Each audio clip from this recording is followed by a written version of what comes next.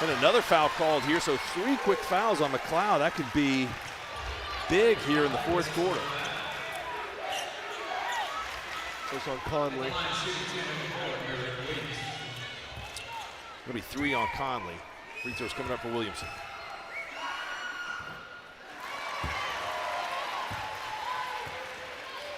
Missed the first.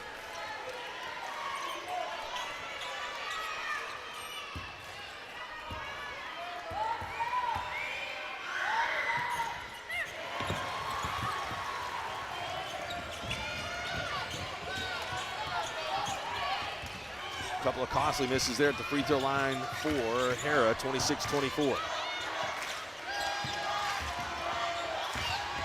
Lapira started to gain some confidence on offense. Esslinger. Lapira will try another 3, and it's good.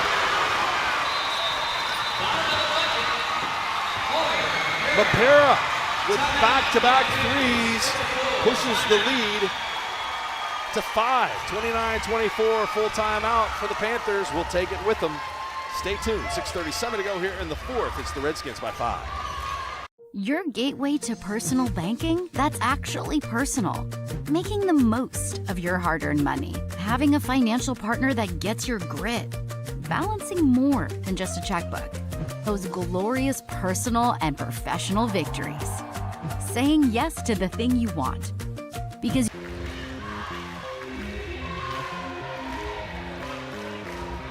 your gateway to personal banking that's actually personal. Making the most of your hard-earned money. Having a financial partner that gets your grit. Balancing more than just a checkbook. Those glorious personal and professional victories. Saying yes to the thing you want. Because you have been smart with your money. Feeling like you got this, all under control. Gateway, a better banking experience.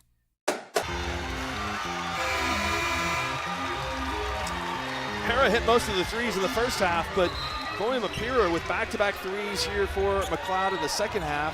She's had the ball in her hands quite a bit, not spotted up for those open looks, but she has delivered when called upon.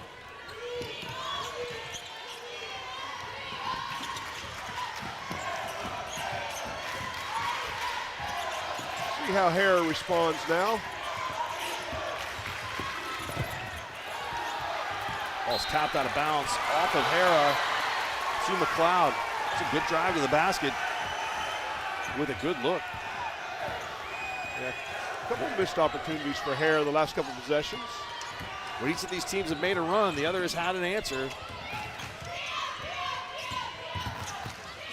Lapira, corner, Connley into the paint. Lapira underneath back to Connley.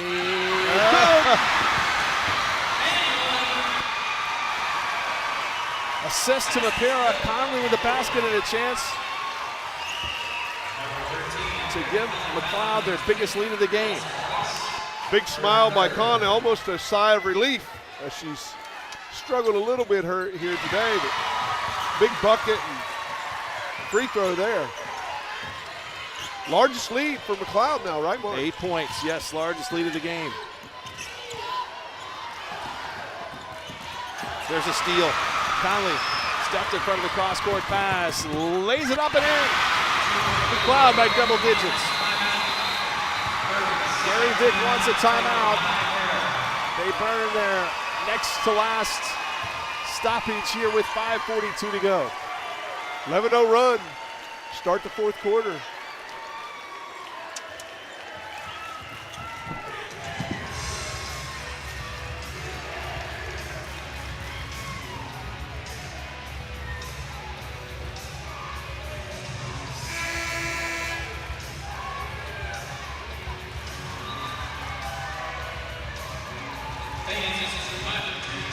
Here's a look at how this lead got extended. Chloe Lapira showing her range from both sides of the floor. And then a nifty pass inside for Connley. Connley's going to step in front of a pass here on the press, put on the Jets, go coast to coast for the layup.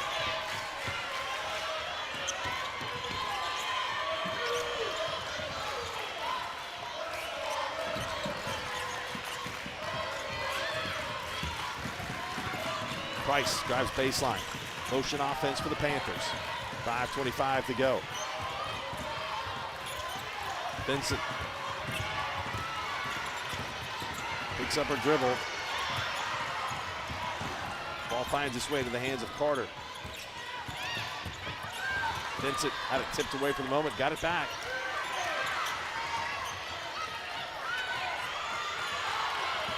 Rob resets the offense. This Mloud defense has really been good here in this possession.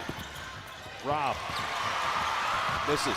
Connley, 4-on-1. Clara Mapira with the basket.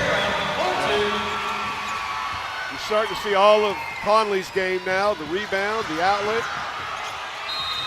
Steal by Esslinger. Yeah.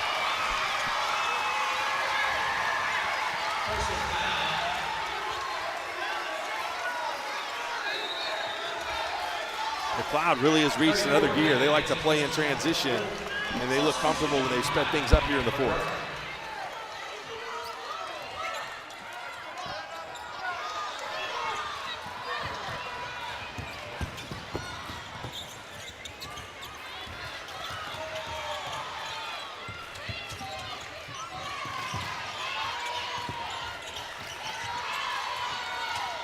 That's good defense. Yep. Burkhart tipped it out of bounds. If you're Mloud, you don't want to settle right now. You want to continue to push the action, I think. I mean, that's where they've been successful. Mloud trailed by 1 coming in here to the fourth quarter, and they've outscored Hara 13-0.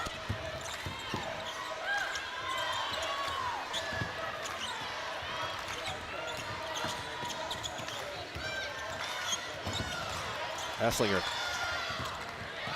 picked up a dribble, and we're going to have a foul called over the back.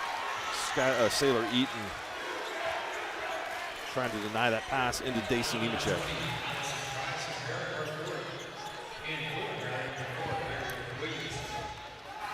Mark, I always get the one official that blocks my view here, and he stays right there. He's there we go. He backs up a little. Connley drives baseline and gets it to go. What a quarter this has been for Mloud. 15-0 run for the Redskins. Carter pulls up from 17 feet and scores. Hare needed that basket bag. Now they jump into a full court pressure. Oh. Pira gets it back and timeout. Lindsey Myers wants to talk things over here with a 12-point lead. 3:26 to go. We'll take it with them. Mloud 15-2 here in the fourth.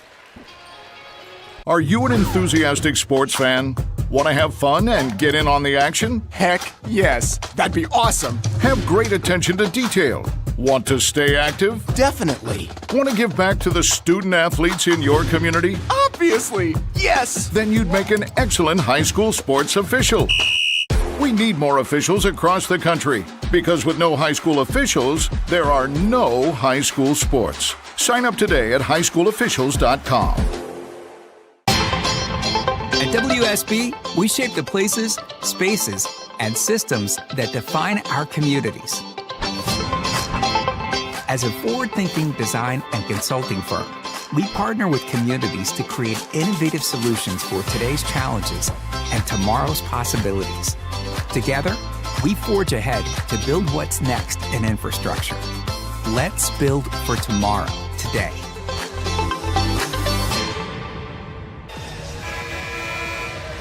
All right, Mloud is met to talk things over. Possession arrows in favor of the Redskins. 3:27 to go. And the 12-point lead.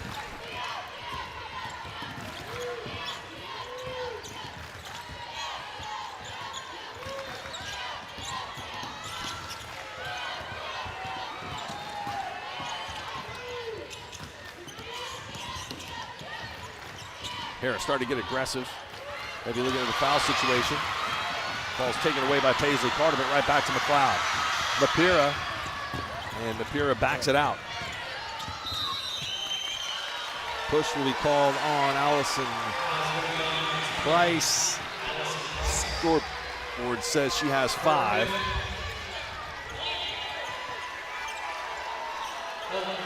That is not what my score sheet shows. We'll see here. I think that will be it.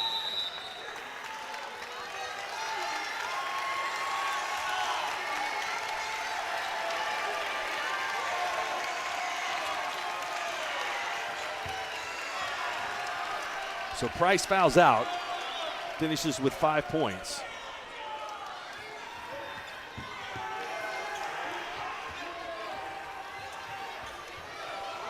She'll be replaced by Brooke Robb.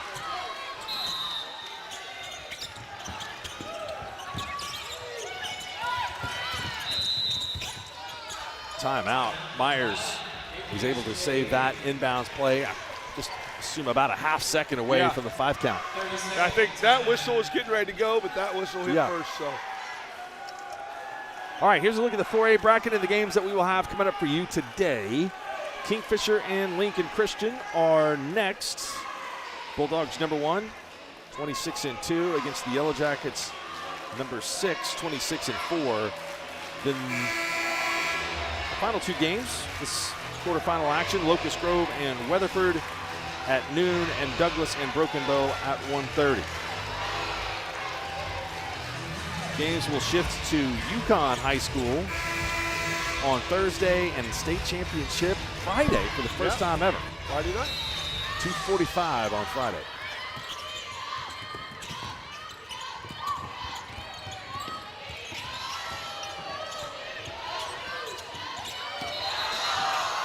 Tie up. There's good defense by Meredith Williamson.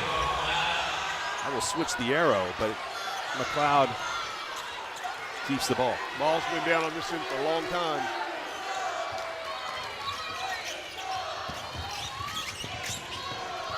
Martin, is that the first ever Friday? Yes, it is. Championship.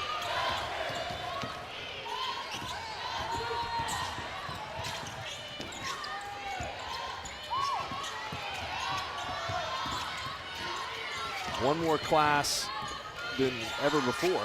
Yeah. This second week. Wasn't that long ago that we just had 2A, 3A, 4A in the second week. 3, Carter. Air ball, Mapira.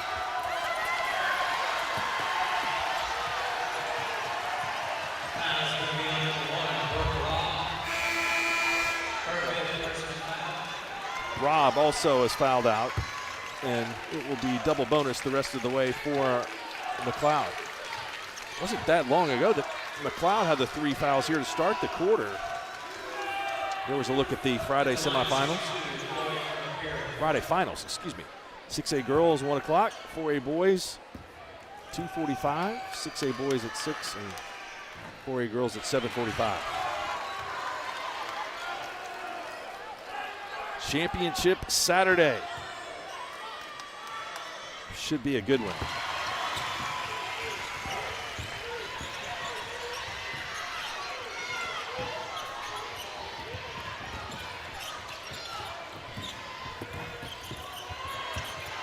Big rebound, pulled down by Nemechek. Under 2 to play. Esslinger. And another timeout by Myers. 13-point lead, 1:48 to go. We'll take it with him here. Mloud looking to advance to the semifinals. Stay tuned. Your gateway to personal banking that's actually personal. Making the most of your hard-earned money. Having a financial partner that gets your grit. Balancing more than just a checkbook. Those glorious personal and professional victories. Saying yes to the thing you want. Because you have been smart with your money. Feeling like you got this, all under control. Gateway, a better banking experience.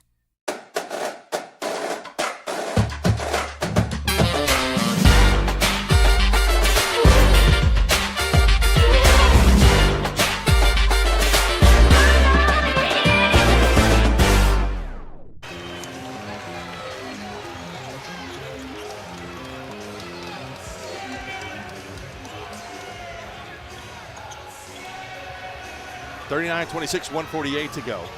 Each team now with one timeout.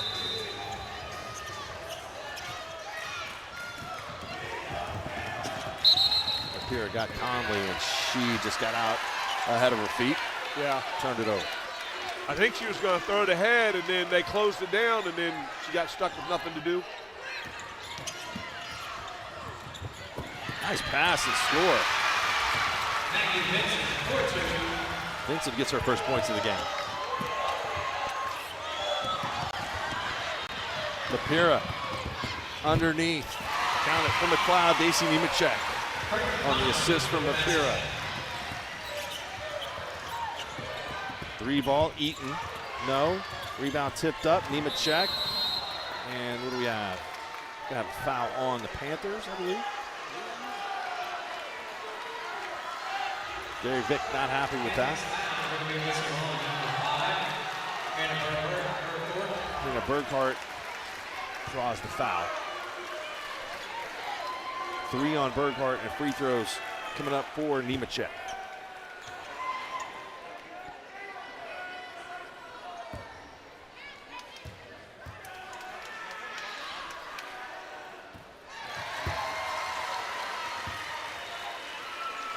It's been a great quarter from Mloud.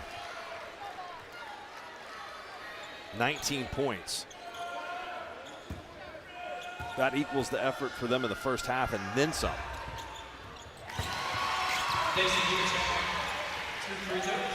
And we're nearing the margin of victory for Mloud in the first meeting between these two teams, which was 16.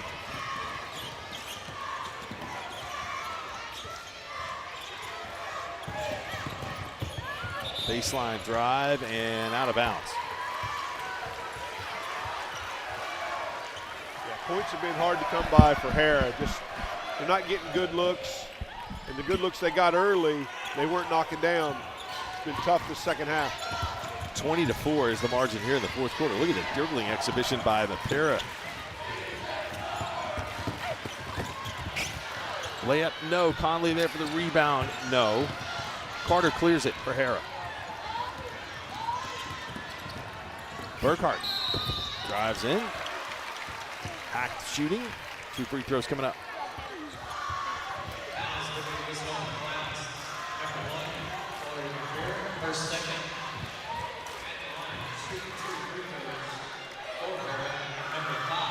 Something interesting about Hera, this is their 21st state tournament appearance. And in all of those appearances, it appears including today, Hera has either made the finals or they've lost in the first round. Oh, wow. Huh.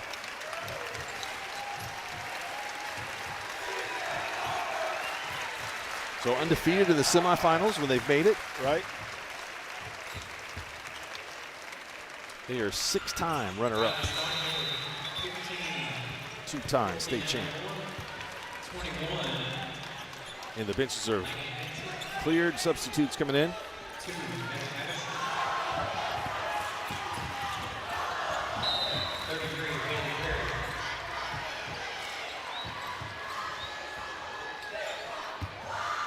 Great careers for the seniors.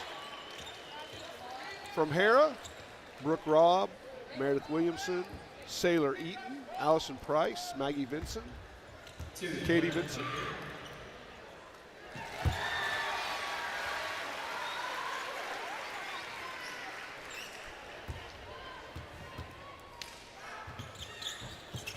Claire Mapira makes 1 of 2.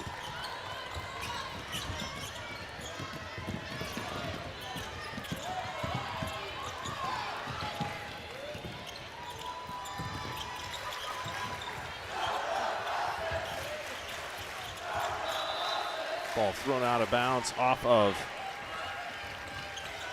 Lainey Hansen, sophomore.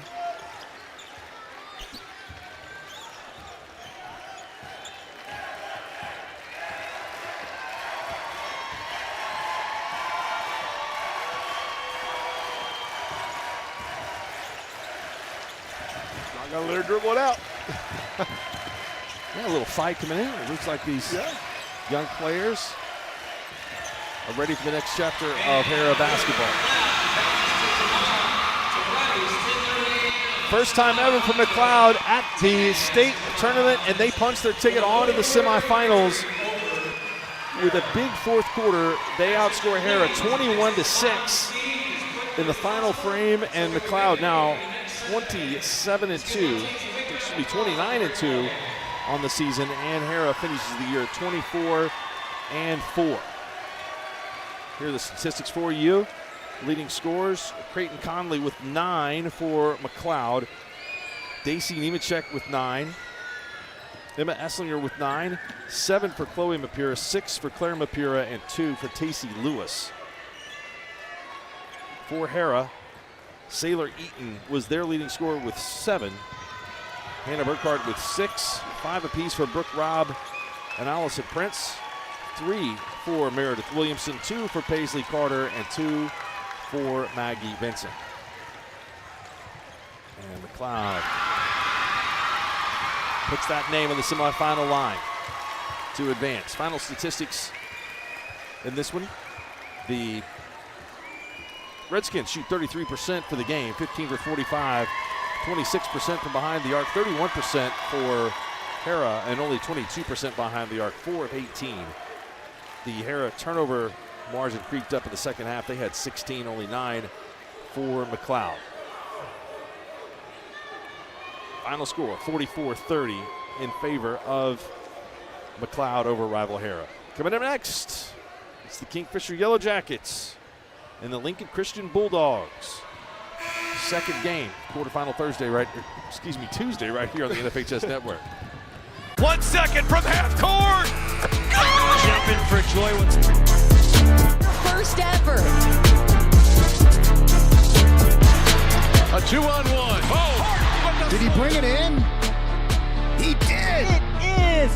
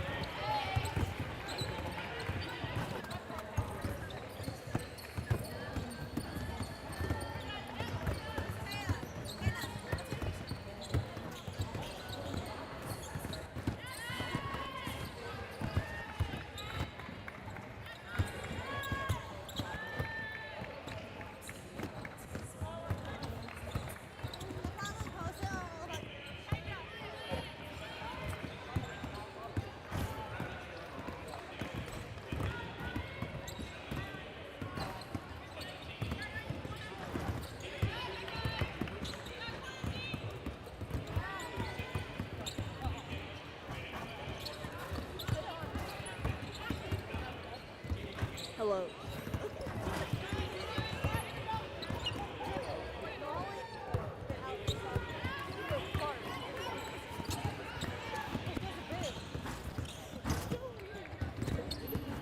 Say something. It's you like recording. Hello. La. 6, 7.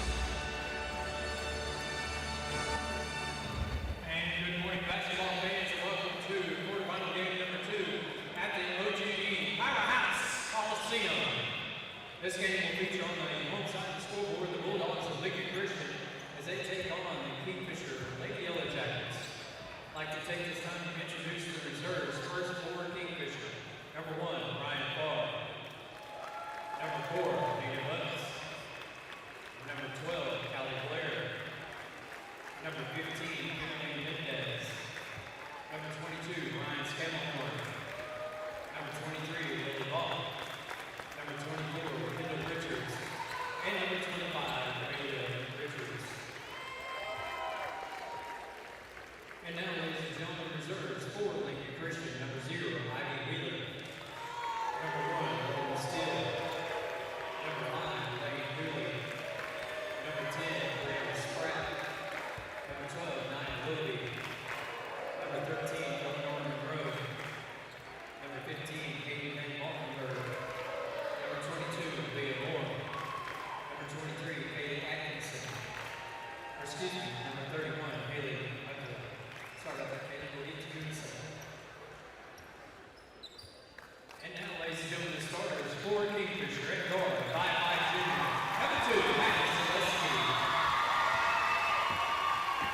Forward, 5'10" senior. Number 3, Abby Myers. At guard, 5'7" senior. Number 10, Reese Rook. At guard, 5'11" sophomore. Number 11, Ella Hartman.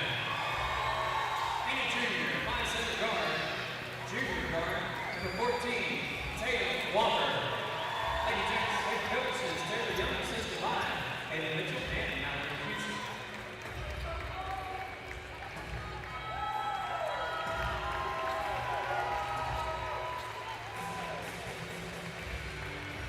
And now, ladies and gentlemen, the starters for Lincoln Christian.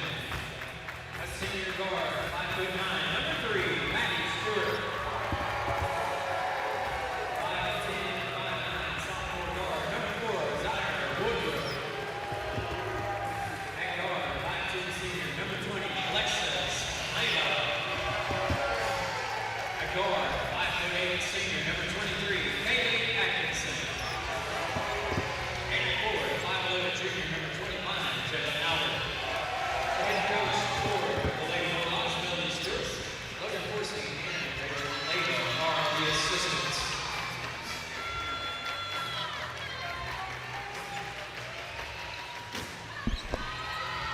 Here's officials for this quarterfinal contest, Mr. Jay Pratt, Mr. Chip Scott, Mr. Aaron Hughes. Congratulations on your assignments, gentlemen.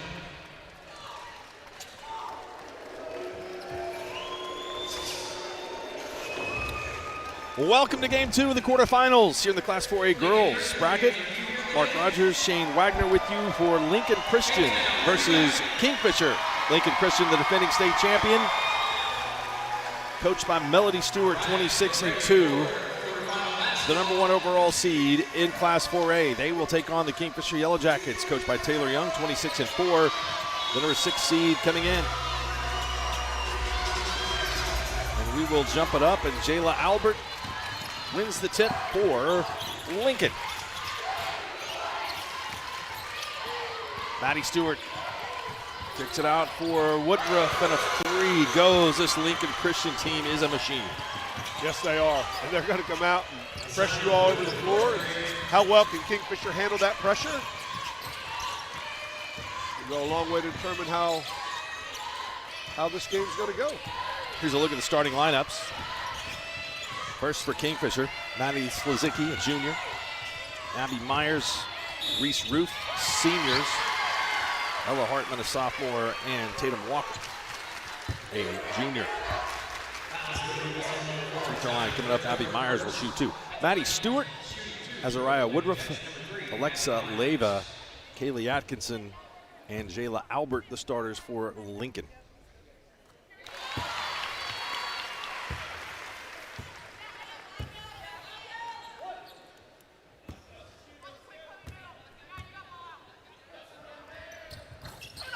Myers gets 1 of 2, and Maddie Stewart has a rebound and quickly will get Lincoln into their offense. Step back 3, Leyva is good.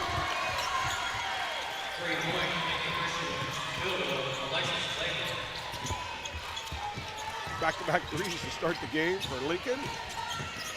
Almost like they've been here before.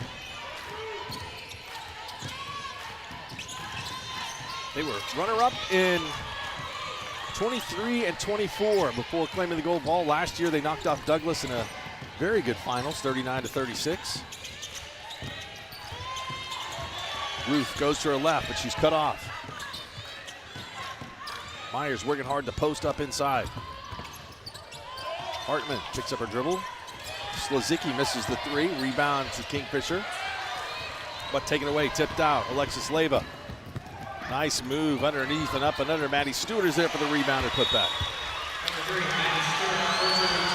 And a quick timeout for Taylor Young and Kingfisher. One thing about Lincoln, you don't see the 6-footer, but everybody has length across the perimeter too. So they don't have that dominant big, but they got good length, they got good size, good athleticism. They're just a hard matchup across the board. 26-2. Their 2 losses this season were to Class 6A teams. Lost to Bixby in the Tournament of Champions and lost to Union. There's Melody Stewart. Came to Lincoln from Bixby in 2014. Great player herself.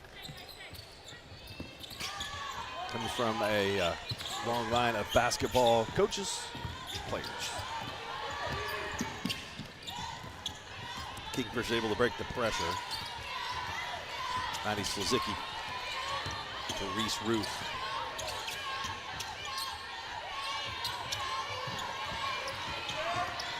Ruth is the daughter of Reagan Ruth, Kingfisher football coach. And Abby Myers, the daughter of former football coach Jeff Myers at Kingfisher. Yep.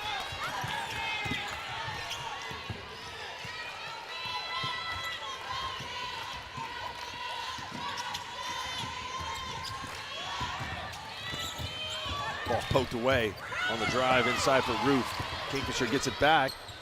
And Ella Hartman scores. First field goal for the Jackets.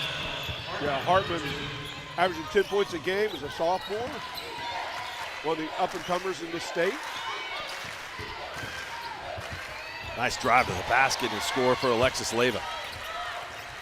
Alexis Leyva.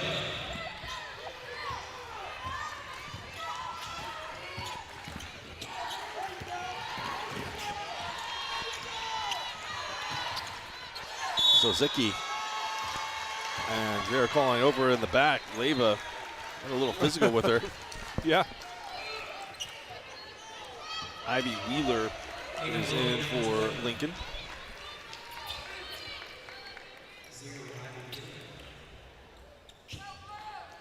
Nia Willoughby also in. First substitute for the Jackets, Lily Both.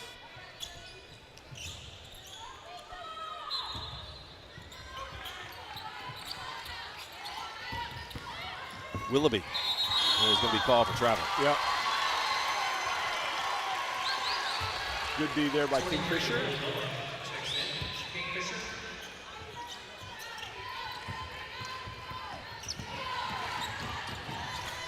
Kingfisher had a 17-game winning streak ended by Locust Grove in the area winners bracket.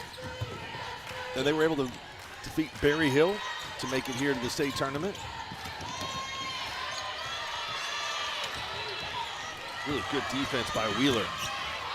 All over Hartman, but Hartman turns it into points. Yeah, nice job by Ella Hartman there.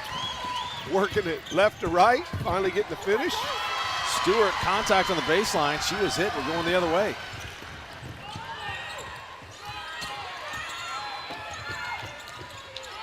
Lob pass inside and bucket. Abby Myers scores. 10-7, Kingfisher has rattled off 4 straight points. Stewart open for 3, rebound Hartman.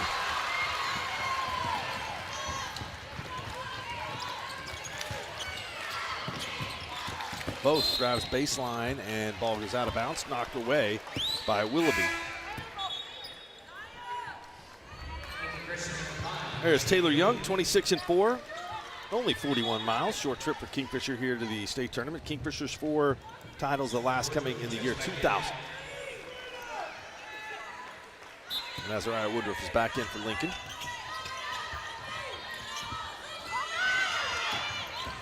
Slizicki. Roof. Lost it. Lincoln, 4-on-2. Can't convert. Pass back underneath. Stewart scores, and she's fouled.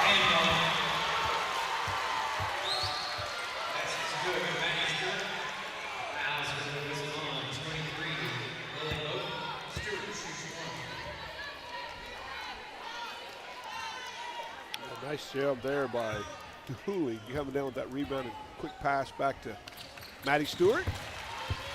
Nebraska signee commitment. That's 5. And that pass goes over the head of both and out of bounds.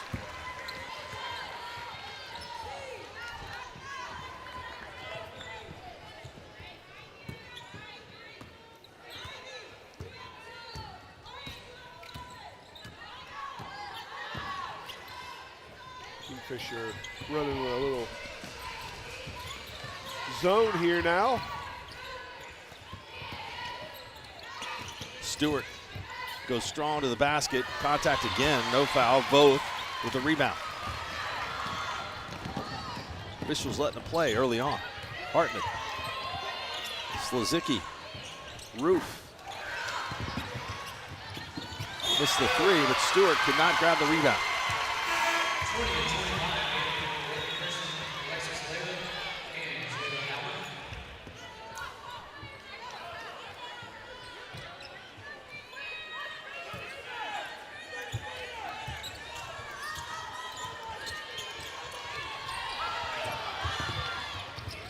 I don't know if that was a designed play.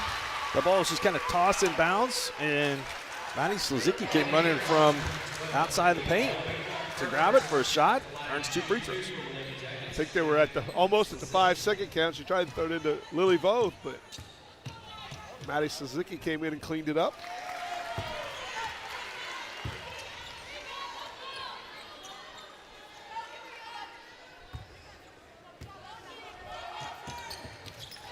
And 1 of 2 for Maddie Slazicki.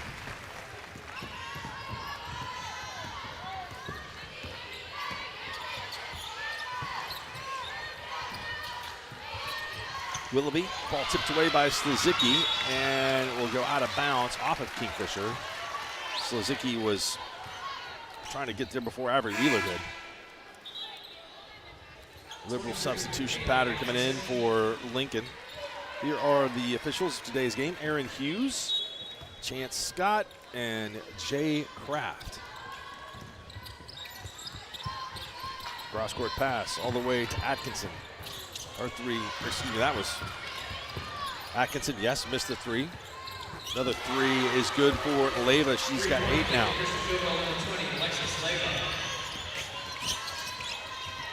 Lincoln now with 16.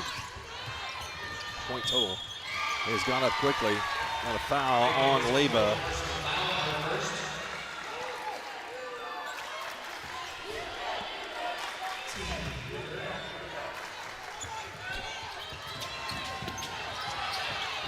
Kingfisher had Myers going to the basket, but they lose it on the inbounds play.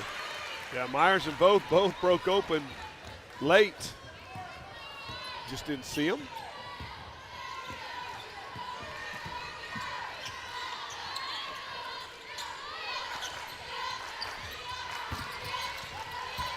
Good ball movement. Finds in the hands of Wheeler, and Wheeler goes into the paint. Hoists a shot, and she'll go to the free throw line for 2. She's fouled. Second foul on Lily Voth.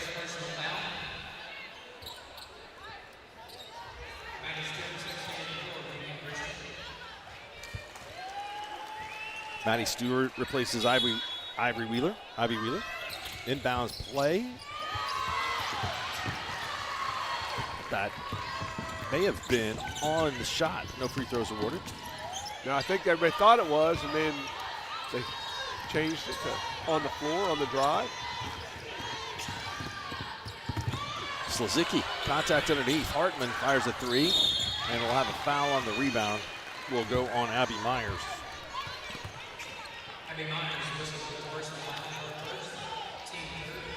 13th foul, minute 33 here to go in the first.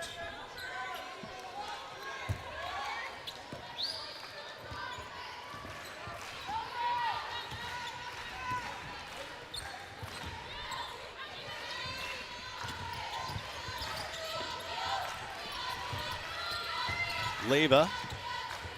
Cross-court pass ends up with Woodruff. Long rebound back to Leva. Stewart off a screen. Stewart got back in there to poke it free and got it right to Jayla Albert. Yeah, nice job, Maddie Stewart there, keeping that ball alive. Couldn't rebound it herself, but tipped it. Stewart pokes it away. Great pass for Woodruff is over her head, too much to handle, and into the hands of Reese Roof. Kingfisher comes back with a 3-on-2. Roof, Myers drives baseline, and she is tied up. Possession arrow, though, does point to Kingfisher.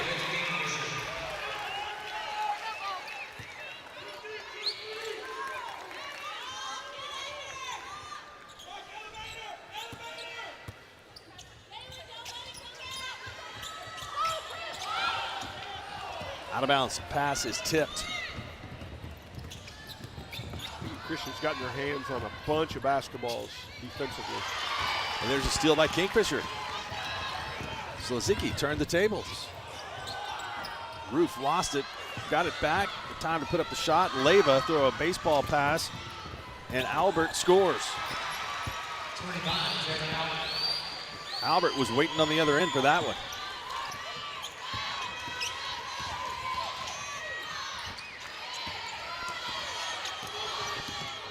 Five seconds for Kingfisher. Both. Turnaround jumper. No, and that will do it. Lincoln Christian showing their marksmanship from the outside. They lead it by 12 after one here in the Class 4A quarterfinals. Your gateway to personal banking that's actually personal.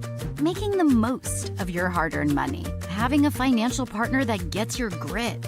Balancing more than just a checkbook. Those glorious personal and professional victories. Saying yes to the thing you want. Because you have been smart with your money. Feeling like you got this, all under control. Gateway, a better banking experience.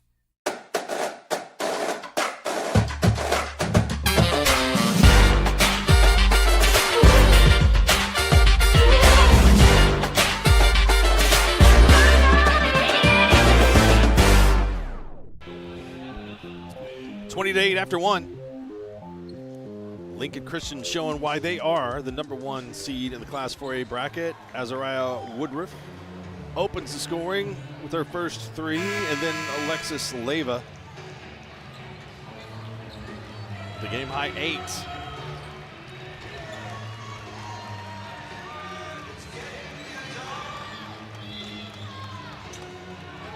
Lincoln Christian beat a nationally ranked team with a ton of Division I players on it earlier this year in December. Kansas City Staley there in the Missouri Class 6A state tournament this week with only 2 losses this year, one of those to Lincoln Christian. And they have been dominant so far in the playoffs. The regional tournament, they beat Verdigris 88-31, 57. Then beat Weatherford by 58 to win the area tournament. Kaylee Atkinson will inbound right in front of us.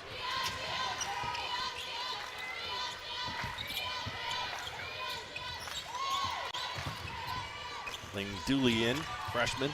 There's a 3 ball, and Atkinson couldn't get it to go. The ball the other end of the floor. Atkinson got knocked down after the shot, kind of looked over at the referee, but hey, they're letting them play. They are. There's some contact going on out there. Yep, they're letting them play basketball today.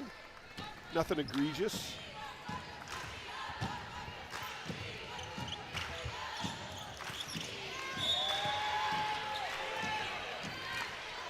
Hey, it's consistent. That's what you asked for. That's exactly you right. know what you're going to get.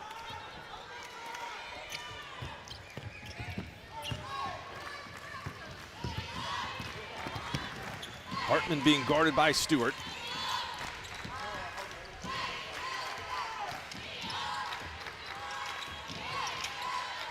Nice backdoor pass. Lazicki found Stewart. Rebound comes to Abby Myers. Kingfisher resets. Boy, that ball's tipped away. Going with it is Dooley, who lays it up. Great ball pressure by the Bulldogs. And timeout. Kingfisher wants to talk things over. Not only is the front starting five talented for this Lincoln Christian team, but they are very deep and bring in players that I think would start in almost every place in the state.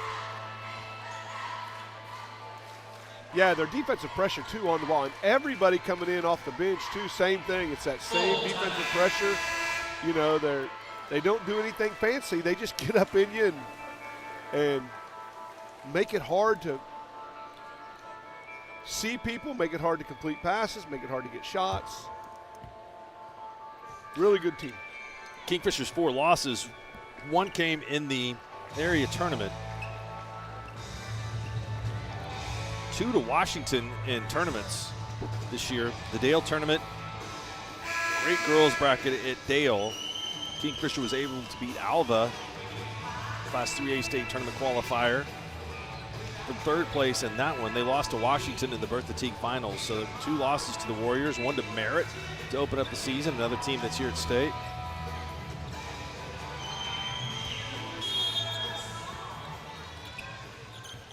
And Lincoln goes back into this man press.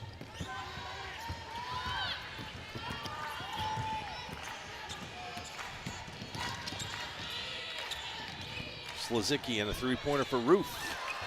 Rolled in and out, and the rebound goes off of Kingfisher.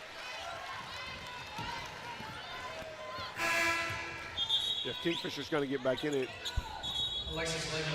one of the things they're going to have to do is find Roof. Roof, a 3-point marksman.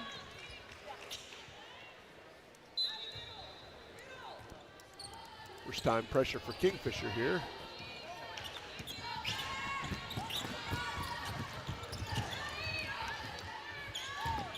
Great ball move with that pass is tipped away. Lily Voth. And ahead for Kingfisher, and scoring is Tatum Walker. Yeah, nice shot. Nice run out by Walker. Good job by Slazicki to find her.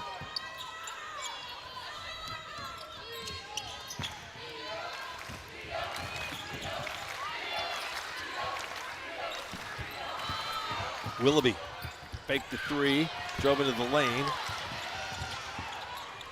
Leyva came away with a rebound. Slazicki tried to get the steal.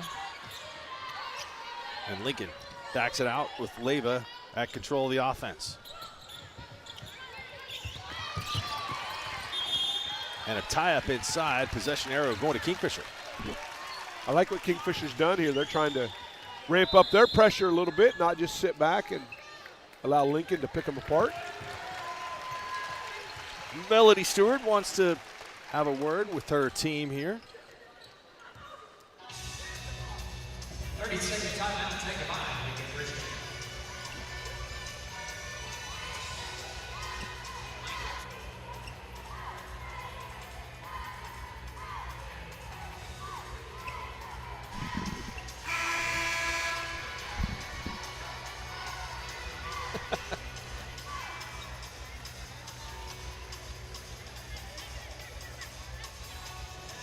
Benche Ivan has come down to tell us that Lincoln is on a 22-10 run. He would be correct. He's great at his job.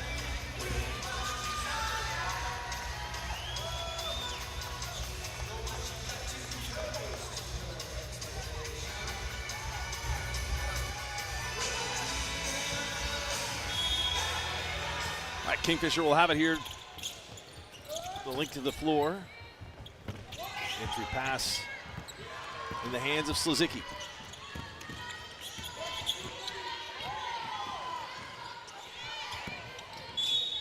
And a foul as Lincoln's Willoughby, Leah Willoughby, is going over the back of Slazicki. Abby Myers returns after a brief rest for Kingfisher, along with Jayla Albert for Lincoln.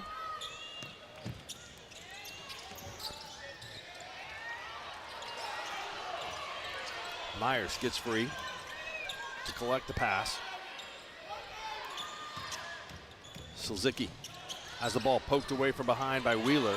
The ball's loose on the floor. It'll be another tie-up. This time, the possession arrow pointing in favor of Lincoln. Yeah, it looked like Suzuki even had a lane there, but once again, the ball gets poked out by Lincoln.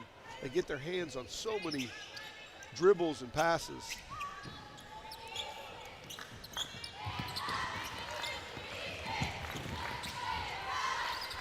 Wheeler back up top for Alexis Leyva.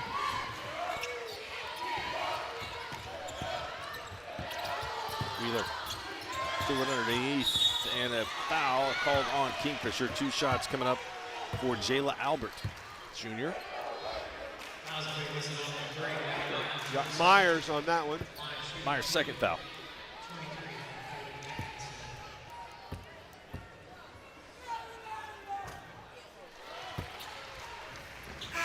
Lincoln Christian substitution number 4, Azariah Woodruff returns, subbing in for Kaylee Atkinson, and both free throws are good by Jayla Albert.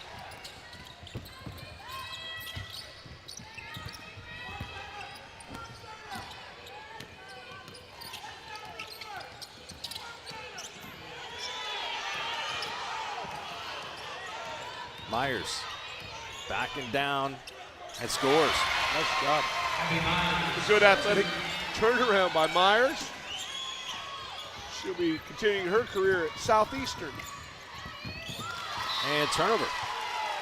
Ball is lost as Woodruff couldn't connect with Leyva. And here's one more look at Abby Myers, showing some good handles. Tough turnaround.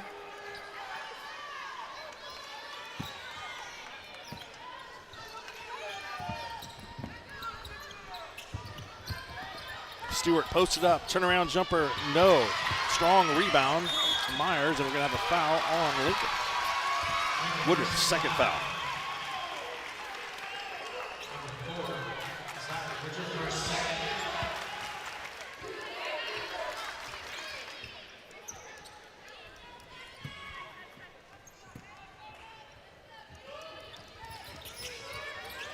Kingfisher is most dangerous when they're getting their threes to fall, and they just haven't had a whole lot of looks in this game so far. They have not connected on a shot from downtown.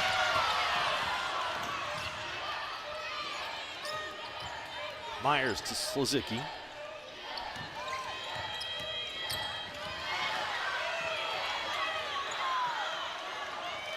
Well, they make it so tough on you. Yeah, a tie up, and it'll be Kingfisher basketball. Azariah Woodruff defense, intense. I mean, people are probably asking, why can't Suzuki, why didn't she just get rid of it? Well, there's nobody getting rid of it, too. I mean, they're covered up everywhere. And an offensive foul here on Kingfisher. I don't think Taylor Young likes that call very much.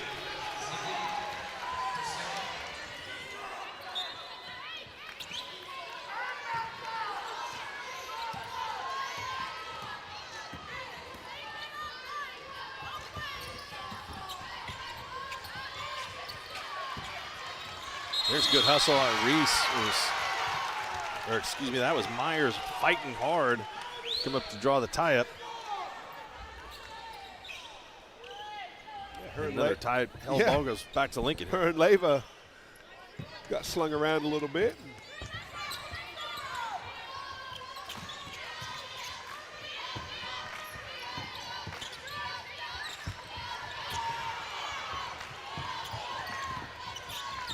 Kingfisher turning up the intensity on the defensive ends, trying to bring some of that physicality back at Lincoln. Stewart with baseline, how to pick up a dribble. Slozicki, and what do we have here? I didn't hear a whistle. I didn't either. It looked like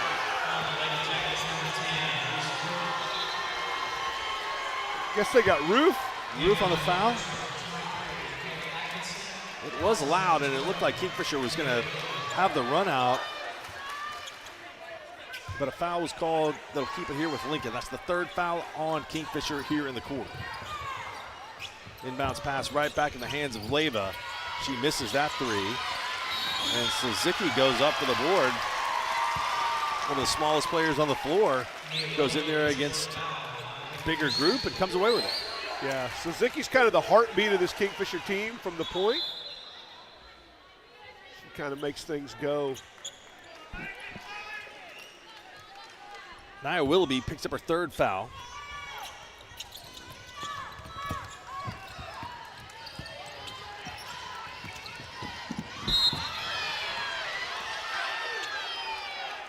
Jayla Albert tipped it away.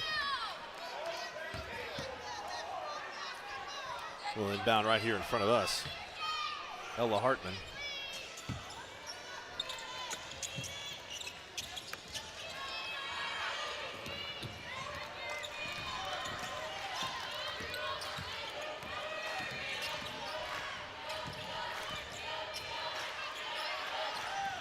So Zicky gets the handoff back from Myers. Just can't hold that ball out in front. No, another tip pass.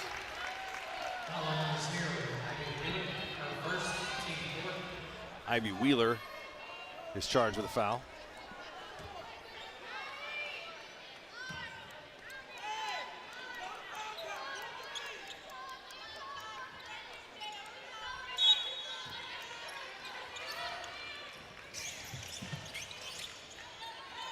Roof thought about a 3. So Zicky into the paint. Ball tipped up. Lincoln got players out in front. Stewart, cross-court pass for Atkinson. 3 is good. Yeah, nice find there by Maddie Stewart. 3rd Lincoln player to hit a 3-point shot. 27-12. Man, Kingfisher playing really, really hard, but the offense is hard to come by. And that'll be a foul on Jayla Albert. Free throws coming up for the Jackets.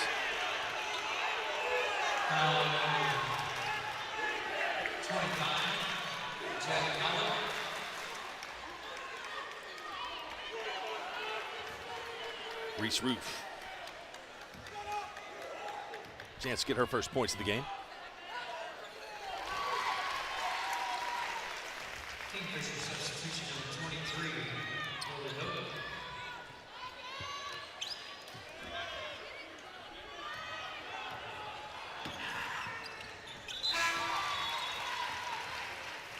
Zion Woodruff checking in for Lincoln Christian.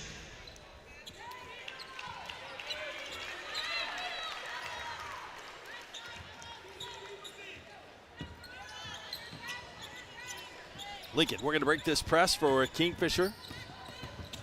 27-14, and a foul on the floor. And Leva is limping. She's going to be okay.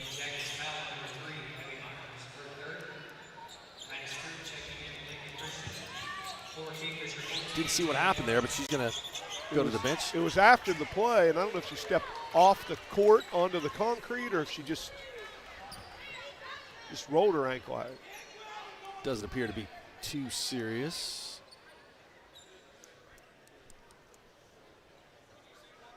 And they're now checking the court.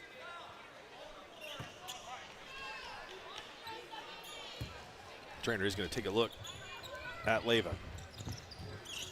Atkinson misses everything on the 3-point shot. Rebound saved, inbounds to Kingfisher to both. Hartman goes to the hole. Scores and is fouled. Yeah, good strong move by Hartman. Good break there by Kingfisher. She's got to get a chance for the 3-point play.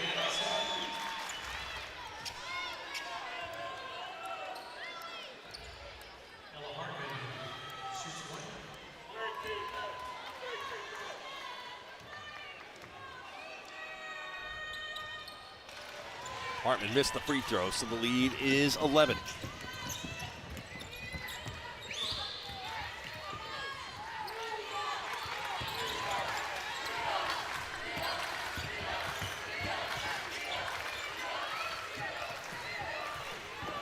Bulldogs working the ball against the zone.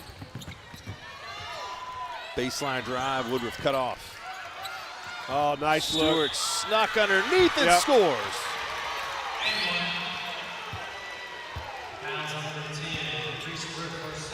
Great ball movement. Albert from the high post. Nice look there to Maddie Stewart.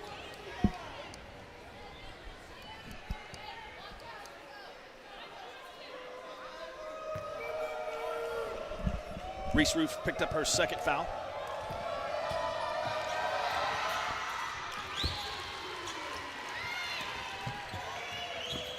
Stewart now has 8.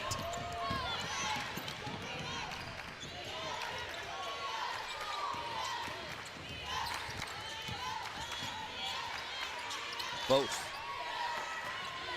Walker.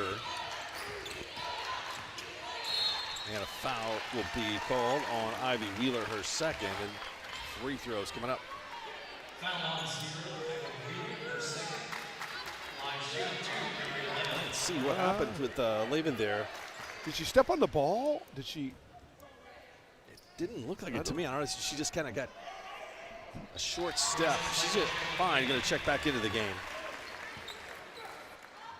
Oh no, she stepped on her foot. She stepped on both's foot.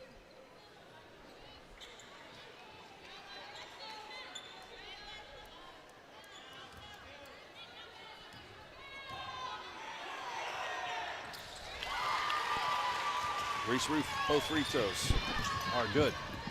Kingfisher hanging around. They're doing a nice job here. 30-18, 1:22 to go. Slezicki try to get that pass, just went over her outstretched arms. Inside, Stewart playing the short corner of the zone.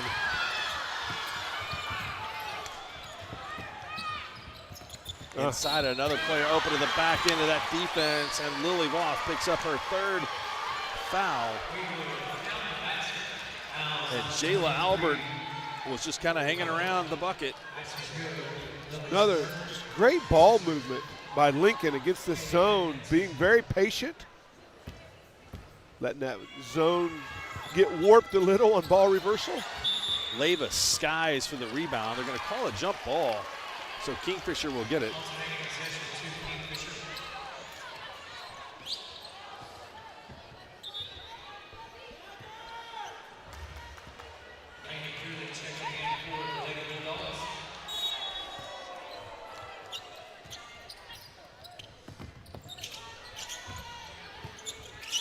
Minutes to go here in the first half. 32-18. Bulldogs on top of the Yellow Jackets. Roof dribbles to her right.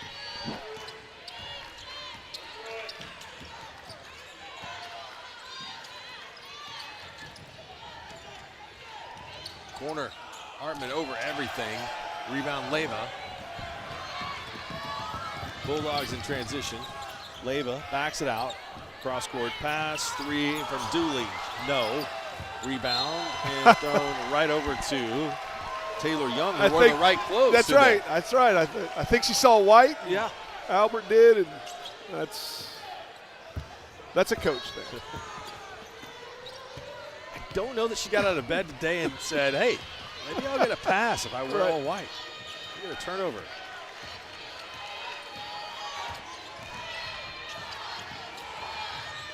Slezicki. Jacket's going to have to hurry. 4 seconds left. Slezicki. Roof. Oh, she got it. Should be a 3. She was well behind the line. It was off 1 foot. They gave her 2. See. All right, I said I need to go see Dr. Bilardo earlier today. That was right in front of us. Let's see here.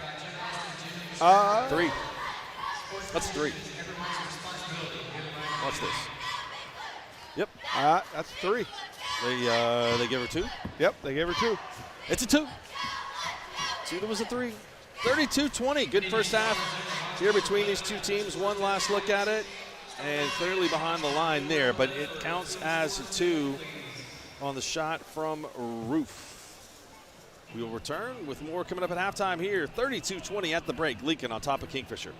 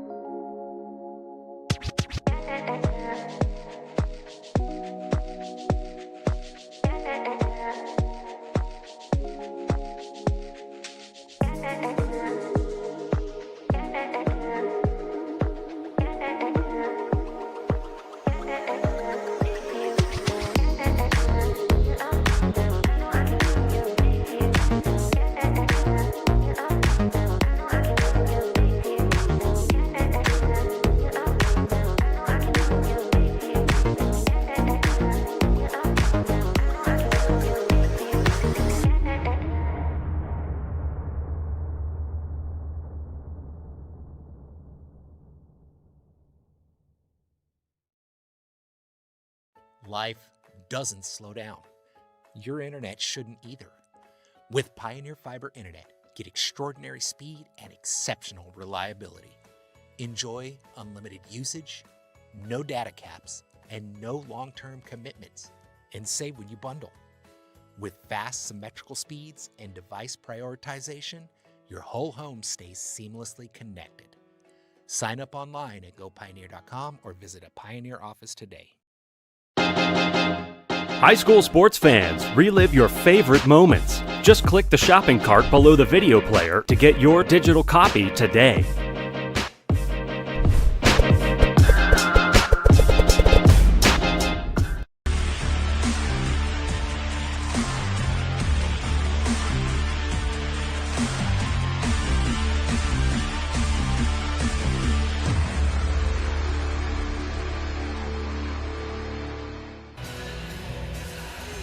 (32-20) is your halftime score here. Kingfisher played Lincoln Christian even in the second quarter, 12 points apiece.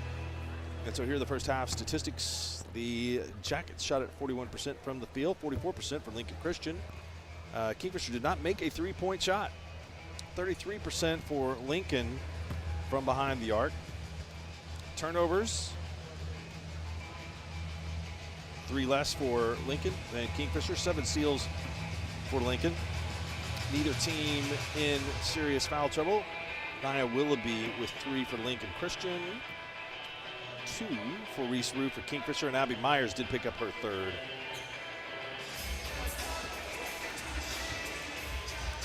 And that is the score, 32-20. Leading scorers Albert and Stewart and Leyva all with 8 for Lincoln.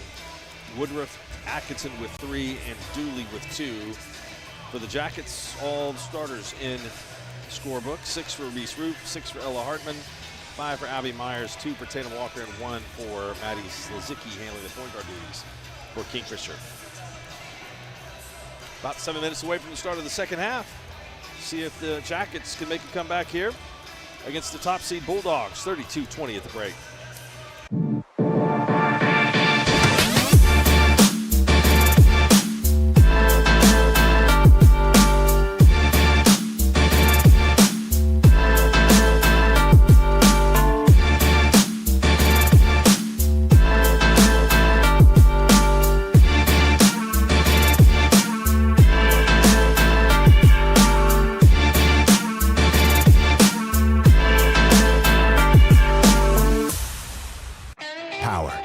It's more than what lights our homes. It's what you do with it, and you do wonders. That's why we work every day to make the way we bring you power even better. Because every moment matters, so we're making your power even more reliable. The way we live is changing, so we're making your power even smarter. And as your energy needs change, we're working to keep your rates as low as possible. All to make your power go further. At OG&E, we energize life.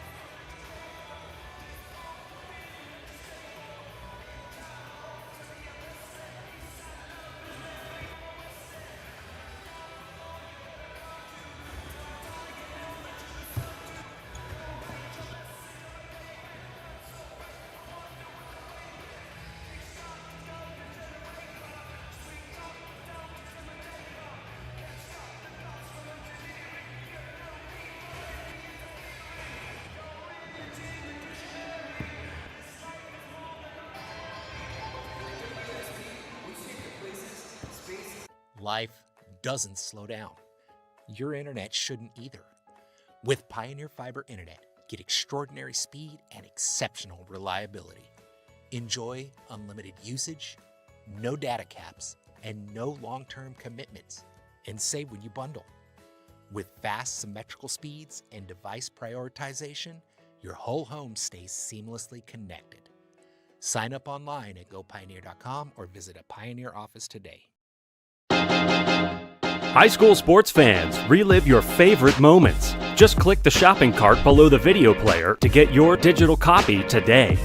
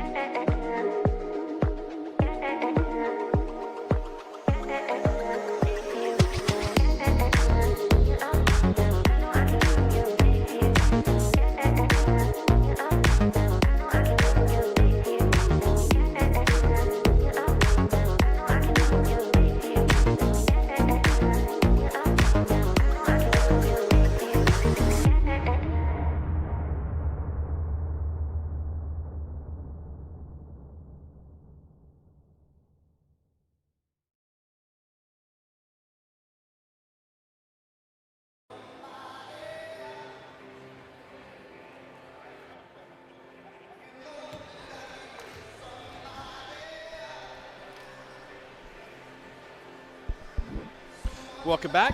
Hope you enjoyed some of the art features there. Halftime. Get a little screenshot, make a donation to your favorite drawing. So Kingfisher scored the last bucket of the first half. Lincoln Christian will get it to start the third quarter. Atkinson, Leyva, Stewart, Woodruff, and Alberts in the starting lineup.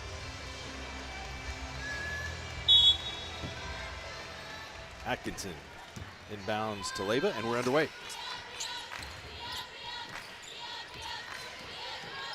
Stewart off a screen.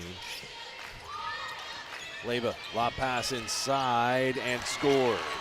Jayla Albert on the receiving end of the Leyva pass. It's again great ball movement to start the half by Lincoln. Get an easy look.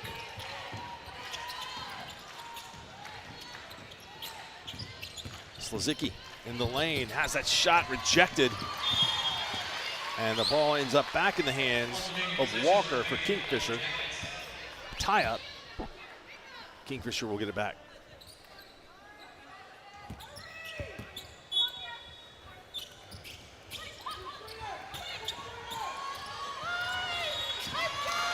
Five-second call, and Kingfisher turns it right back over after forcing the jump ball.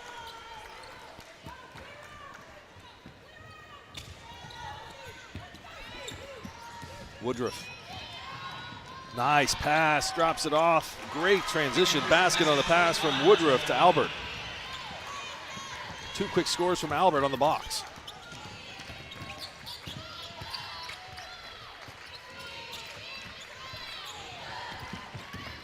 Ella Hartman, hesitation dribble.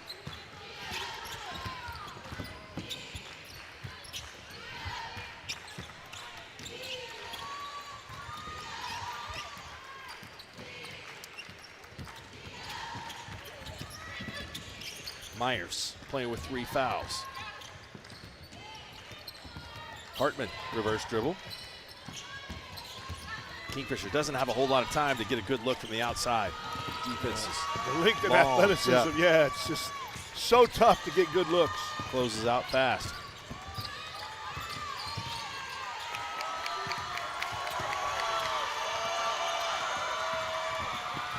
Lincoln crowd rises in support of this defensive effort. And there's a steal.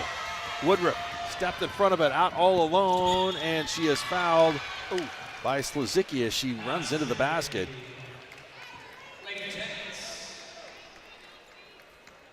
2 shots coming up here for Woodruff.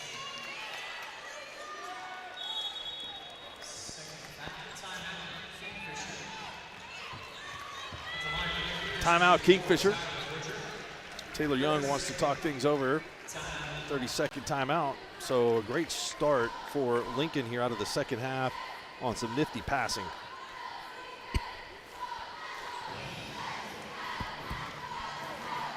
Albert, the beneficiary of 2 really good looks. Start the second half.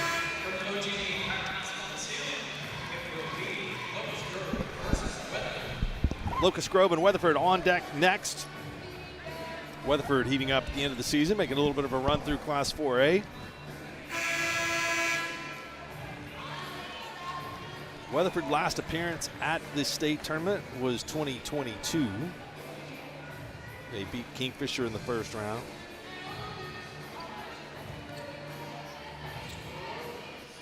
Locust Grove all the way to the state semifinals last year where they ran into this Lincoln Christian buzzsaw.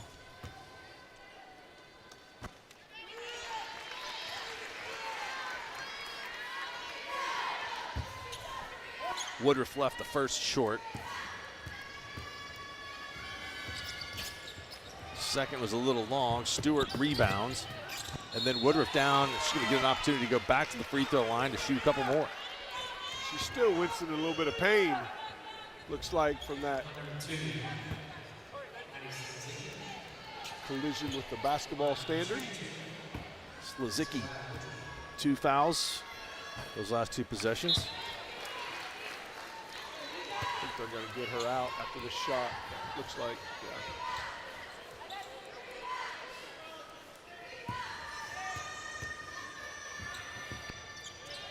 Got the 4th. To go. And she'll be replaced by Ivy Wheeler.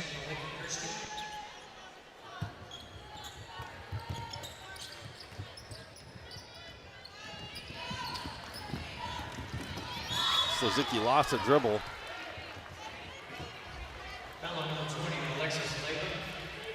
They're going to call a foul on Leyva.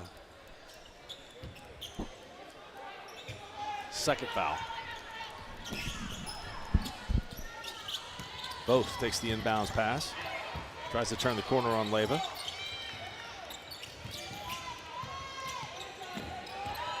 Slazicki. Ball tipped. Hartman now has it. In the corner. 3 ball. Rebound to Albert. Kingfisher's yet to hit a 3 in this match. Maddie Stewart in the lane and will fire it to Albert, and she'll go to the free throw line. Kingfisher foul on number 10, Reese Roof has her third foul, so she's the third Jacket to have 3 fouls, along with Slozicki and Myers. Lincoln's not able to convert at the free throw line.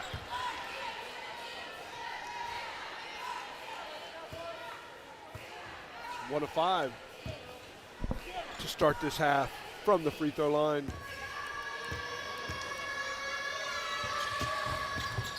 1 of 6. This is them both there. Stewart's got her second offensive rebound on a free throw, and she dribbled off of the inbounds line.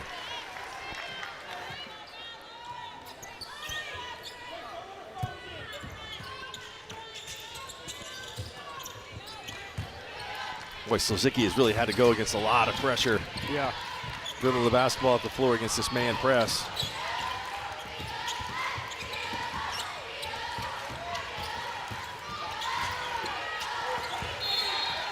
And we have a foul called on Leyva, reaching.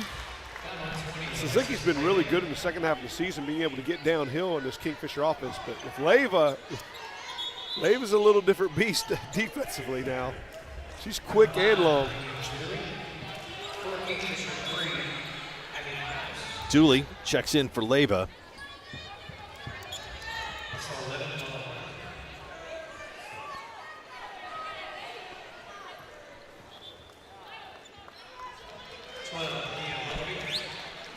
Willoughby replaces Albert in the Lincoln lineup.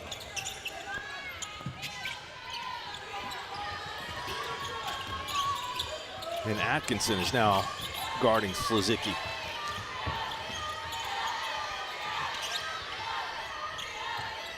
Both and Roof. Cross-court pass. Hartman working off a couple of screens. Stewart on the floor, and her foot is on the line, so Kingfisher will keep it. Low-scoring start to the third quarter here. 3 minutes, 17 seconds gone by. Lincoln Christian has 5. Kingfisher has yet to score.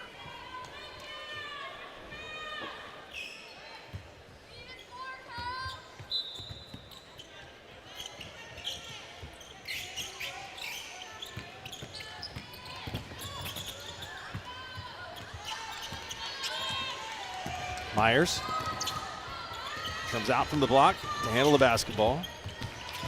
Trying to work on Willoughby. This worked well back down to the first half. She was able to convert for a basket.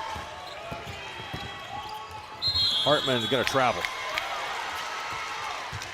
Just lost her footing a little bit.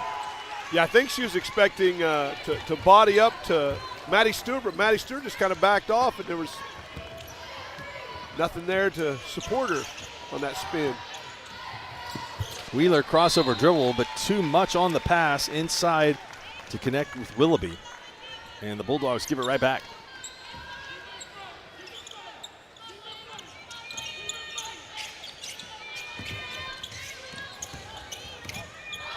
Good dribbling by Roof.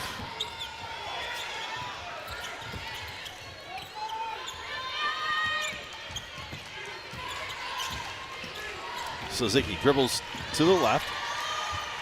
Myers picks it up. Goes baseline to the basket. Left it just a little short. Rebound Willoughby. And a steal. Slozicki was waiting on that pass. She'll drive in on Stewart. Misses the shot. Hartman trying to grab the rebound. It comes away to Lincoln. Stewart. Baseball pass. Intercepted. Roof picks it up. Slozicki for the first Jackets 3. No. Rebound. Ping ponged on the floor. 2 Kingfisher players were fighting over it, but you can't tie up with your own player. And Lincoln was kind of like, oh, do we stick our heads in there or not? It was one of those, well, it's like, okay. Okay, now we'll tie it up. That's not something you see all the time. No. Lincoln was waiting on that to be called a travel, right. Maybe? Yeah.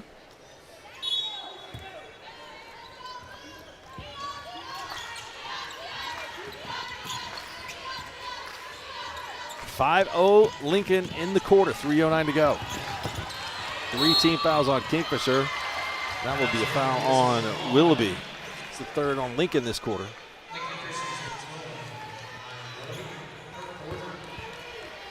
I think Albert deflected that, and I think it was going to Willoughby. I think that was not meant to go to Albert, and she got a piece of it, thinking it was to her.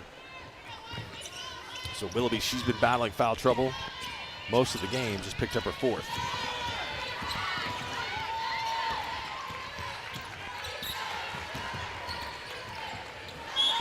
Slozicki tipped out of bounds. Defense by Dooley.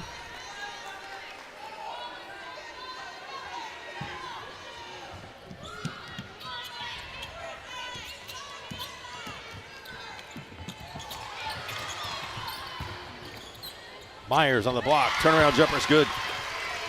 It's her go-to move. Seen that a couple times now this morning. First Kingfisher points of the second half. Shot thrown up by Woodruff. Doesn't go. Slozicki. Roof. Cut off baseline. Now Myers.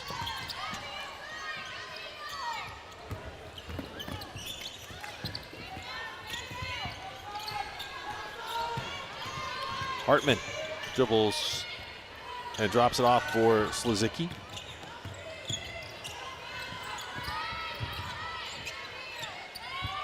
Pass inside, good entry pass into Myers. It'll go out of bounds off of Lincoln. Stewart checks back in along with Atkinson.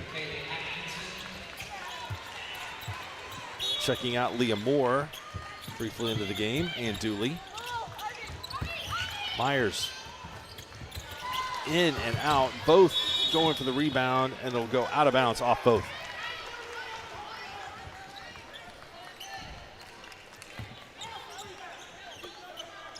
Under 2 to go. 5-2 Lincoln Christian in this quarter. Both teams could really play some defense. Yeah, they can.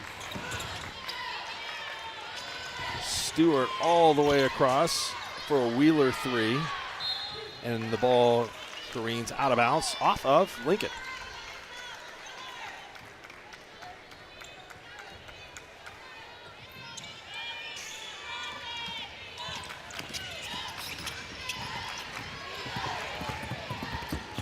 Roof, both drives into the lane, puts up a wild shot. There was a little contact there, no foul. Albert leads the break. Wheeler, count it.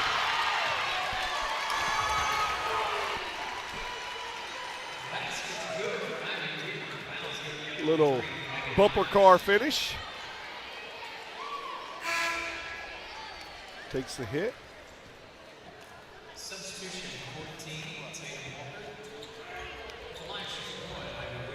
Scoreboard shows 5 fouls on Abby Myers. Yeah, that was on both, though, I believe. I think you're right.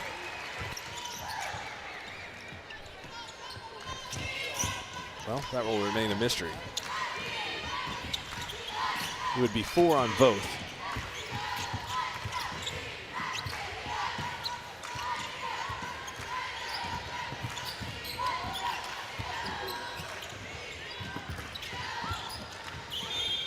And let's see, jump ball, tie-up call for Kingfisher.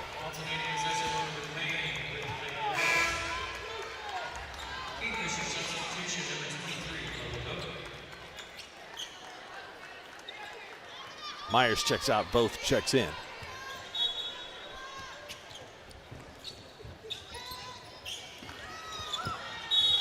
Five-second call once again. That's great denial. Yeah, that's 2 this quarter. They just cover you up so well. And they make it hard on the inbounder to see.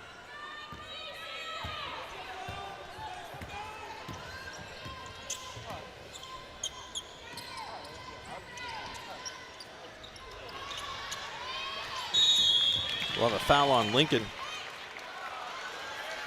Oh, check that. Yeah, I think that's a jump. Jump ball, tie up. And the possession arrow is going to the Bulldogs.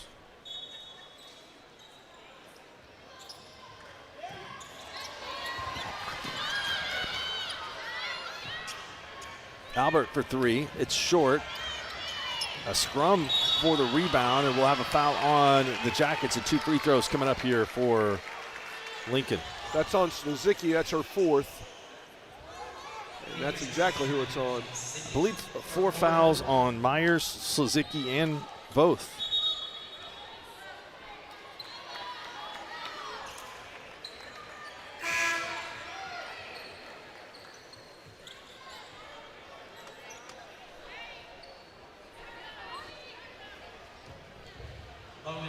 Yeah, that's the 5th foul, so we'll have a couple of free throws coming up.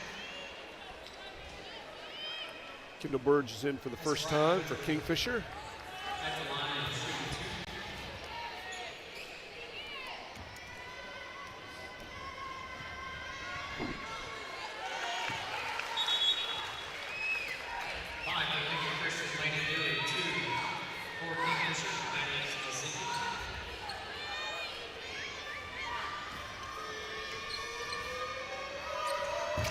Woodruff got them both.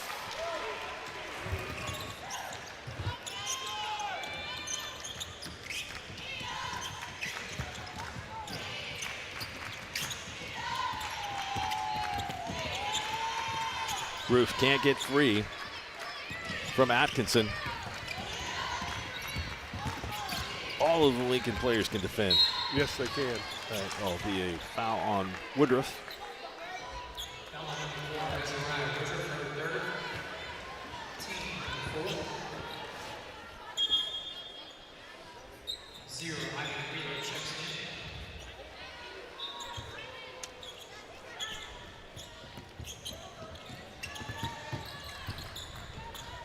Walker now to Slizicki, under 10 seconds to go.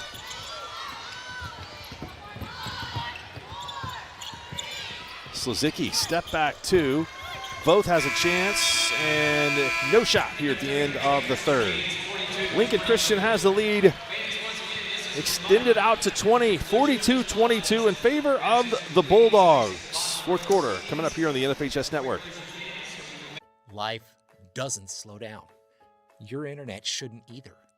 With Pioneer Fiber Internet, get extraordinary speed and exceptional reliability. Enjoy unlimited usage, no data caps, and no long-term commitments, and save when you bundle. With fast symmetrical speeds and device prioritization, your whole home stays seamlessly connected. Sign up online at gopioneer.com or visit a Pioneer office today. High school sports fans, relive your favorite moments. Just click the shopping cart below the video player to get your digital copy today.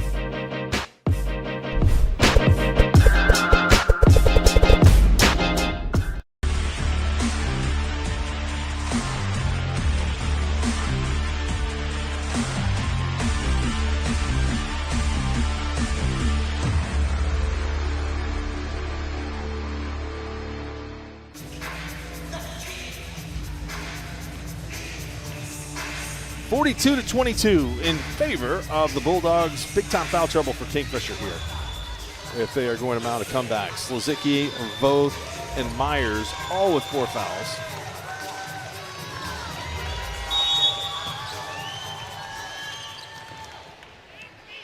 Impressed with Slizicki off the dribble. She really got a good quick first step. Atkinson ends up with the errant pass.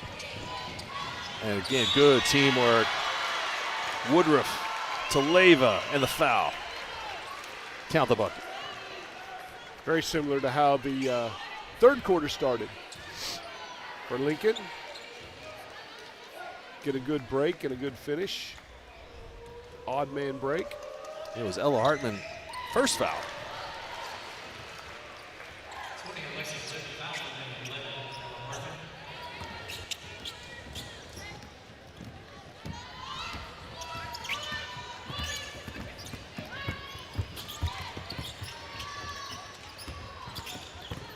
Myers. Hartman into the paint. Myers gets the rebound, scores.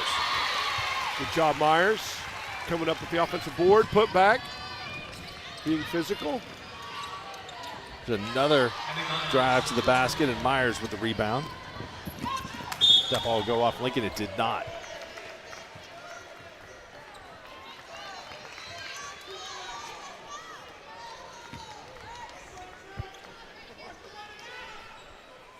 I see.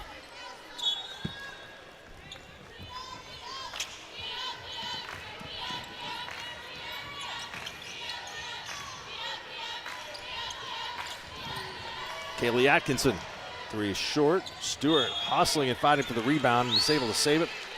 Save possession for Lincoln. Stewart really is not having the most prolific scoring half of her career, but she has hustled and just been a menace down here. She does a lot of things well, just all the little things that a coach's kid would do. She's had several offensive rebounds here in the third quarter. Hustle plays.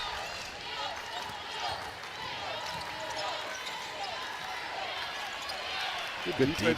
Yeah, by Tatum Walker. Same thought. Tatum Walker giving up some size inside, but stayed in there tough. Rebound Hartman off a missed 3. Myers, pull up. Never got above the rim.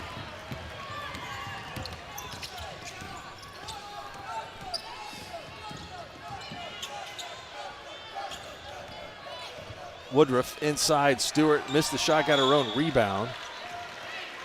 I don't know that you can do that.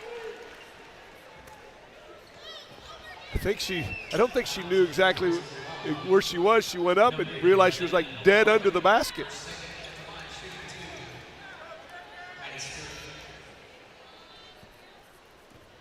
Hartman picks up her second.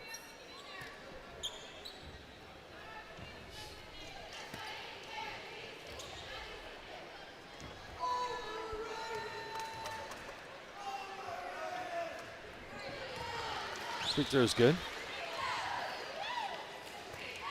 Did it hit the rim? I don't know if it scraped the rim or not. Missed the second free throw.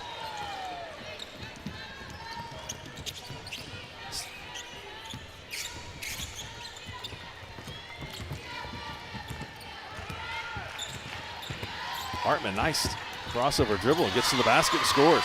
Well, good take there by Ella Hartman.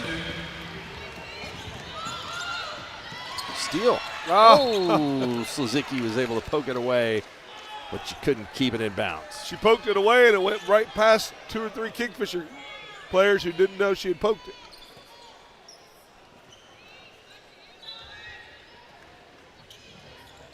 Stewart just caught the pass in amongst everybody.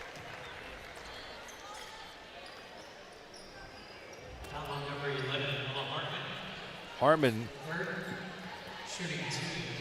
has had 3 quick fouls here. Ryan Scamahorn set to check in for her first action of the game.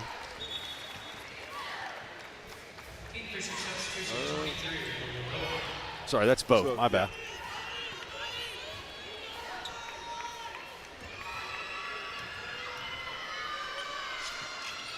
Stewart got them both this time. 48-26.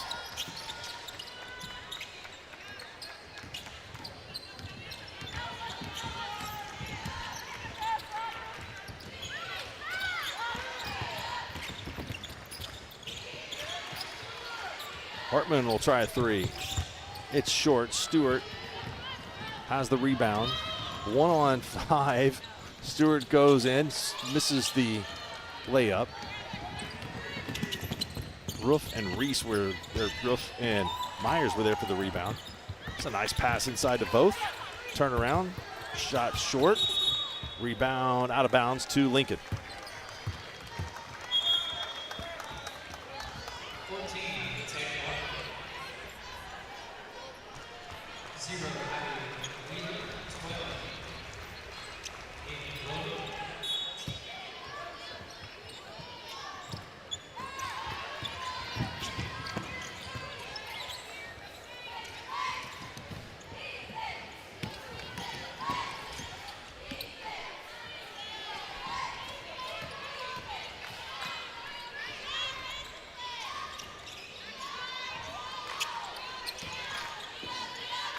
Leyva has it up top for Lincoln. She's in charge of the offense.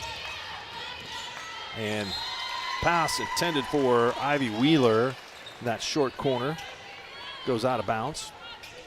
Turnover for the Bulldogs. It's not been a very clean game at all for Lincoln Christian. And a lot of that, I think, has to go to the Kingfisher defense. But Kingfisher really has been solid today. And that says a lot about Lincoln. Yes, it does. With a 22-point lead. That's right. Kingfisher calls a timeout to save possession. We will take it with him here. 4:31 to go in the game. Lincoln Christian on top, 48-26.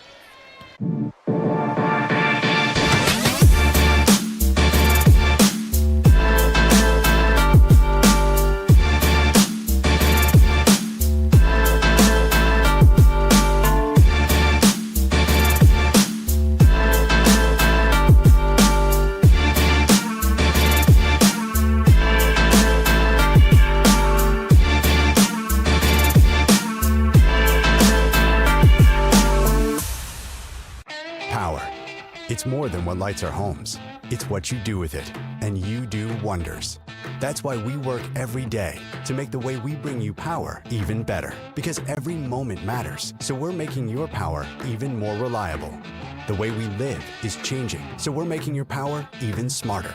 And as your energy needs change, we're working to keep your rates as low as possible. All to make your power go further. At OG&E, we energize life. 48-26, 4:31 to go. Two more games coming up here in the Class 4A girls quarterfinal action. Weatherford and Locust Grove. Up next, final game of the afternoon session will feature Douglas and Broken Bow. Broken Bow team that was seated second in Class 4A but had to battle their way through the area consolation bracket after losing to Hera in overtime. And there's a turnover for Kingfisher. Earlier this afternoon, Mloud balanced scoring, led by Creighton Connley with 11, and they defeated Hera 44-30. A game that was close through three quarters. Myers. Good steal there by Suzuki. Myers' miss was rebounded by Tatum Walker, and she is promptly fouled and have a chance to go to the free throw line for a couple.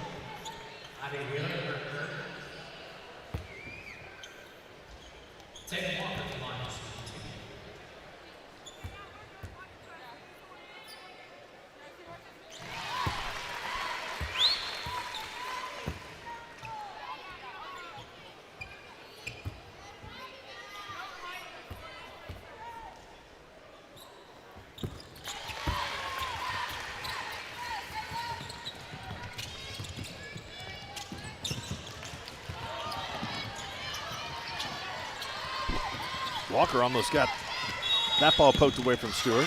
Yeah, good second call.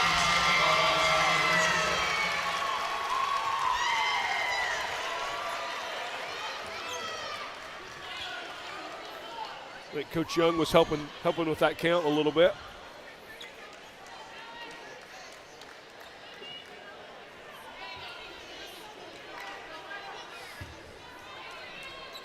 They're trying to say that was a quick 10 seconds. Seemed to be a little. Was it?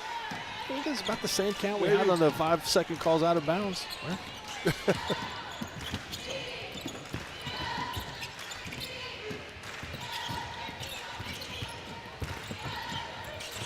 Roof in the paint. Had it taken away a couple of times. And the rebound cleared for Lincoln by Atkinson.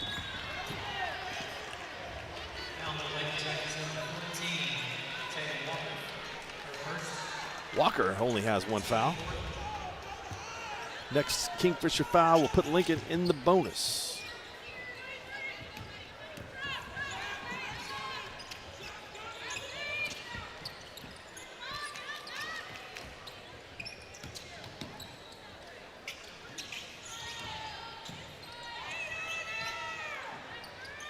Ball hadn't touched the ground on this possession. There it is, the first time.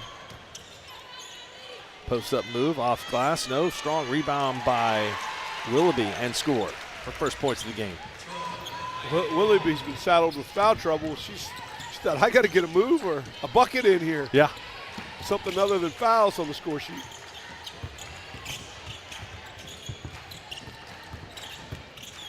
Roof on Atkinson, scores.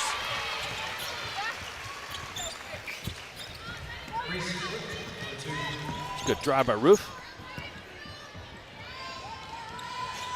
Wheeler slipped. Hope she's okay.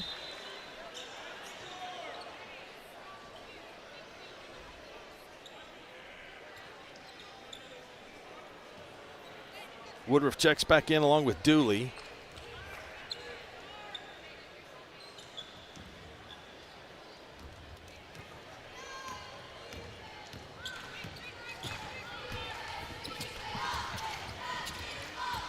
Slazicki, baseline. Myers, tough shot. She's good in the post. Yeah.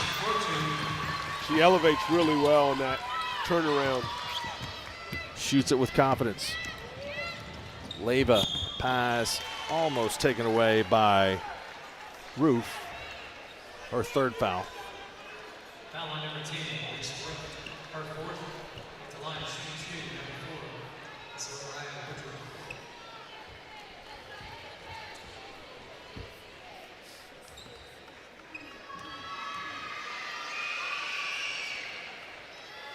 Woodruff got the shooter's touch, rolled it in.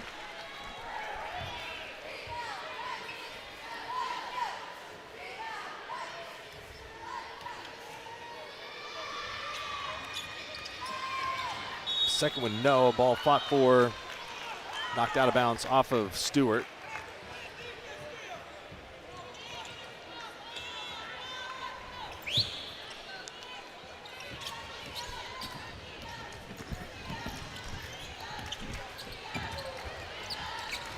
Slazicki was hoping to pass that to Hartman, but she had other ideas, was going towards the basket.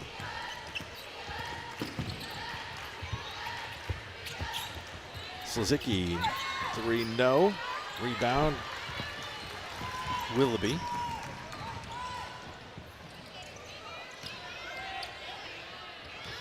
Stewart catches on the block, and oh man, I don't know how that one didn't go down.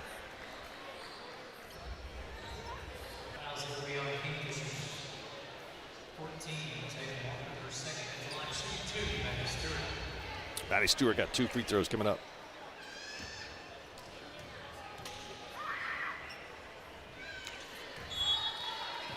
Stewart with 12. That ties Jayla Albert for a team high.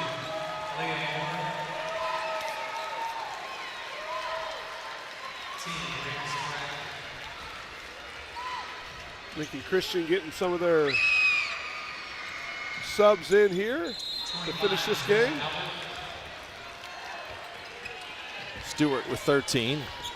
And here's what we got on the floor for Lincoln. Ivy Wheeler, Leah Moore, Jayla Albert, Brianna Spratt, and Lauren Still. 3-point shot for Roof, and a rebound fought for between Myers and Albert. The possession arrow is pointing Lincoln Christian's way.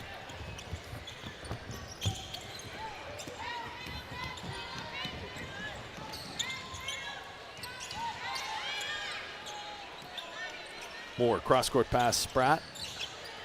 Inside on the block. This shot, rebound, no. Myers fighting for the rebound and a foul. Only the second team foul on Lincoln Christian. Will have 2 more substitutes coming in, and now Kingfisher will do the same. 11. Excuse me, 15. Getting the 2 seniors out. Abby Myers, Reese Roof, wrapping up great careers at Kingfisher. Kendall Farrar checks in for Kingfisher.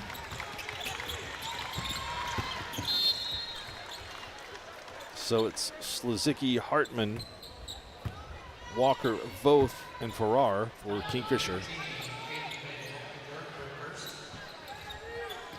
Got some subs here coming for Kingfisher. Hayden Van Valkenburg in for Lincoln, as well as Haley McCulloch. And there's a 3 that's short.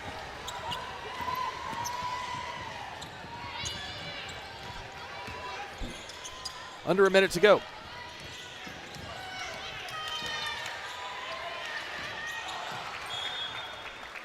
Entry pass is fumbled out of bounds.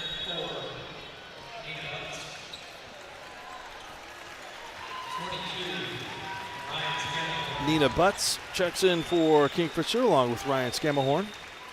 Callie Blair. Callie Blair also in.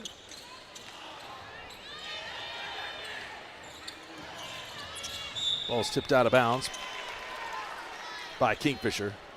Big hugs over there on the sidelines for the Yellow Jackets. A lot of tradition in that program.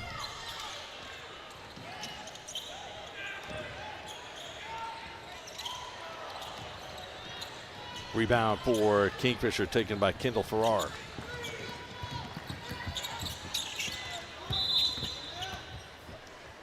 And substitution, dead ball, timeout, allowed. 15 minutes, 1, 25, Emily Mendez, Camille Richards, and Ryan Farrar. Get some playing time for Kingfisher.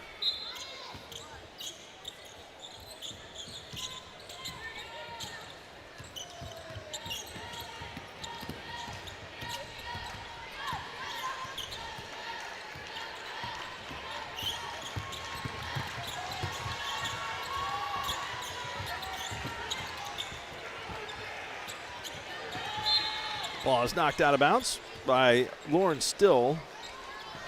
4 seconds to go.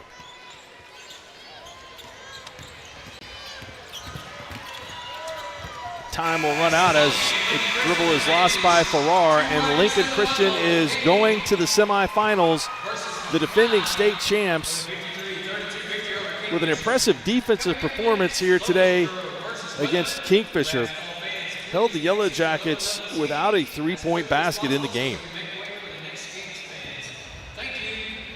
For Lincoln, their leading scorer, Maddie Stewart with 13. Jayla Albert had 12. Alexis Leva with 11. 7 for Azariah Woodruff. 3 for Ivy Wheeler. And a bucket apiece for Nia Willoughby and Lainey Dooley. For Kingfisher, all 5 starters in the scoring books. 11 from Abby Myers. 8 for Reese Roof, the 2 seniors. And then 8 for Ella Hartman. 4 for Tatum Walker. And 1 for Maddie Slazicki, who did a great job of handling the pressure at the point guard position. So Kingfisher finishes the season at 26-5. The bracket has been slapped, and Lincoln Christian is moving on. The Bulldogs 27-2, and will face Mloud in the semifinals coming up on Thursday. Another game on deck. Weatherford, Locust Grove, about 10 minutes away, right here on the NFHS Network. 1 second from half court. Jumping for joy. First ever. A 2-on-1. Oh! Did he bring it in? He did! It is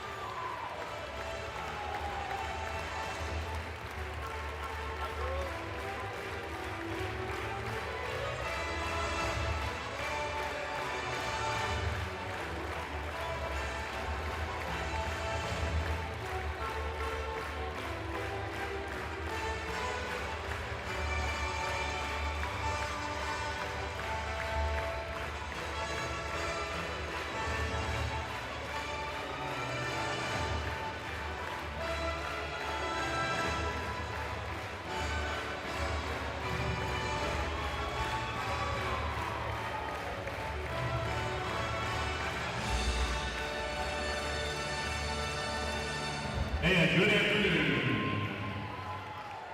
And welcome to the OGD Coliseum to the players, coaches, and fans. Congratulations. You have indeed made it to championship week at the Coliseum. Our next game, the Weatherford Lady Eagles with a record of 21-9. And the Locust Grove Lady Pirates with a record of 23-4. Let's meet our lineups first for the team members and then the starters. For the Lady Pirates, McKinley Trammell, Riley Brown, Mackenzie Hauser, Natalie Brown, Lexi Silker, Kyle Phillips, Kylie Phillips, Flo Russell, Kinsley Wolf, and Brindley Big Horse. Now let's meet the team members for the Lady Eagles. Lane Navarre, Caitlin Schmitz,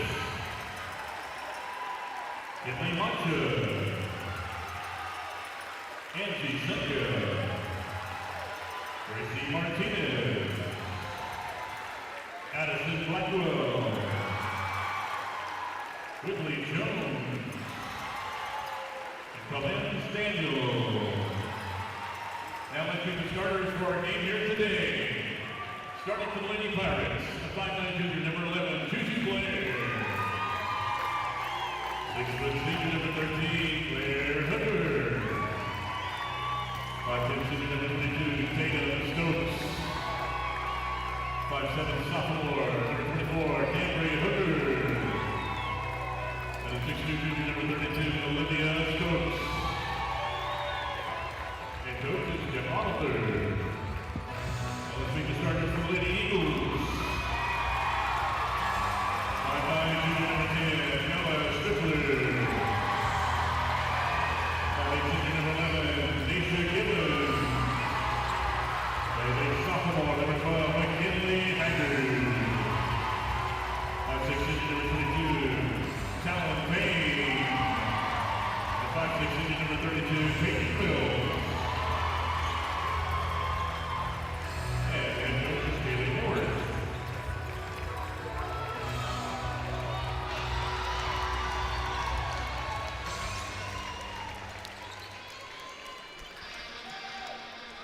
Welcome back. Third game of the day here in the Class 4A girls bracket. It's Weatherford 21-9 taking on Locust Grove at 23-4. Mark Rogers, Shane Wagner with you here as we prepare to punch the third ticket to the semifinals. Weatherford, coached by Callie Hayworth, earned their way to the state tournament by beating Bethany 39-30. In the area consolation. Locust Grove came through the front door, knocked off Kingfisher 51-39 to win the area tournament. We're set to go, and it will be Daisha Gibbons jumping it up against Olivia Stokes. And we're underway. Locust Grove with the basketball.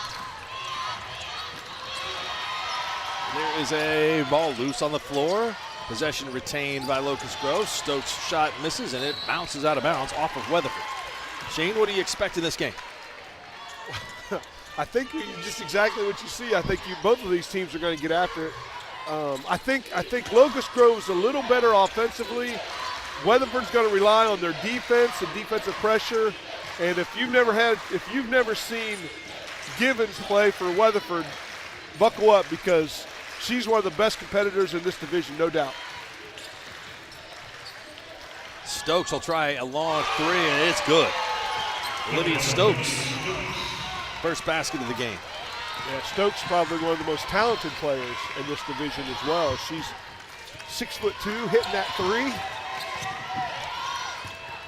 Gibbons had to pick up the dribble out front, and the ball is lost out of bounds by Haggard. Defense provided by Claire Hooker. Let's look at the starting lineups. First for Locust Grove, Julia Blair and Olivia Stokes, juniors. Claire Hooker, Tatum Stokes, seniors, and Camry Hooker, the sophomore. Inside, outside, Stokes left it short. Quick hops, gets her own rebound. And there is Givens with the rebound to send it the other way. Starting lineup for the Eagles, Ella Strickler, a junior, and then 4 seniors. Daisha Givens, McKinley Haggard, Talon Payne, and Peyton Mills.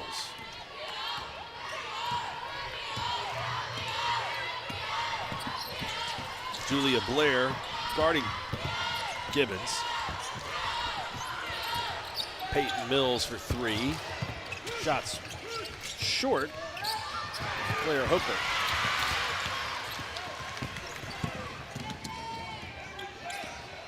Stokes. And the ball knocked away. Showing some handles. 6'1". Yeah, Paige Stokes can really play. I mean, her inside-outside game is, like I said, as good as you'll see. Jeff Oliver, head coach of Locust Grove. Pirates won the state championship in 2015, and there's a 3-ball for Camry Hooker. 6 quick points for Locust Grove, 2 minutes into the game. Givens just being hounded by Blair. Doesn't have much room to operate at all.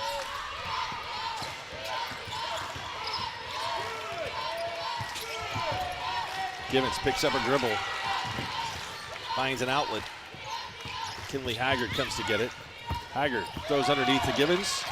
Ball being fought for, and it's Blair there to earn the tie-up and possession for Locust Grove. Yeah, good job by Locust Grove there defensively, making it hard on the Lady Eagles. Callie Hayworth is the head coach for the Eagles, 21-9. Weatherford has a state championship to their credit. 2007, they won the gold ball. Stokes set up Blair for a potential 3, and the loose ball has to be retrieved by Hooker.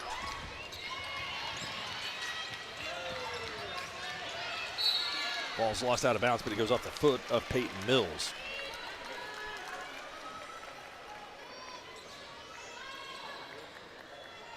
Weatherford was just 18-12 last year, so they have shown some improvement this season to make it to the state tournament. They were a game away from state last year and lost to Oologah. Stokes misses a 3, and the rebound is taken by Peyton Mills and handed off to Gibbons.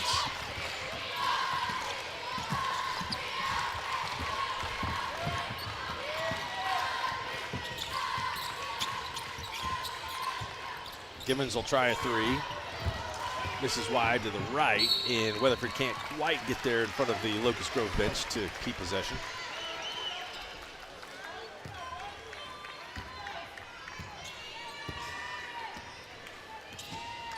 Julia Blair. Camry Hooker. Tatum Stokes misses the 3. And a good rebound taken by Talon Payne for Weatherford.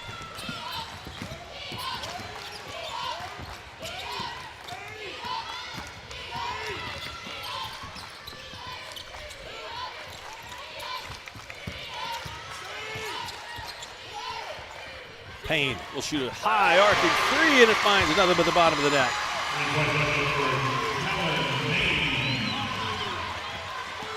Big shot to get Weatherford on the board.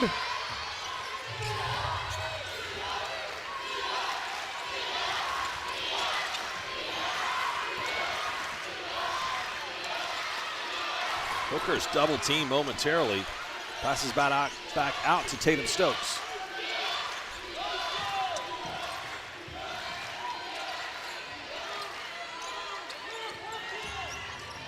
Nice baseline move, and it rolled around the entire rim, and Julia Blair scores.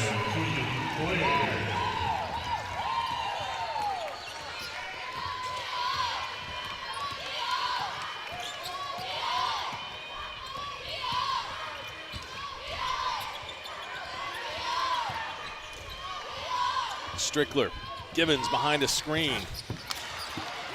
Good look at 3. Just couldn't find the bottom of the net. And a turnover.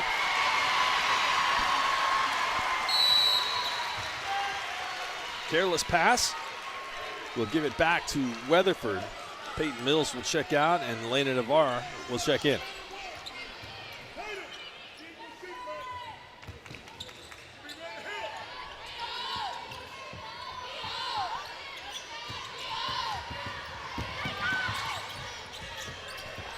Three set up for Payne again. That one hits the back of the rim.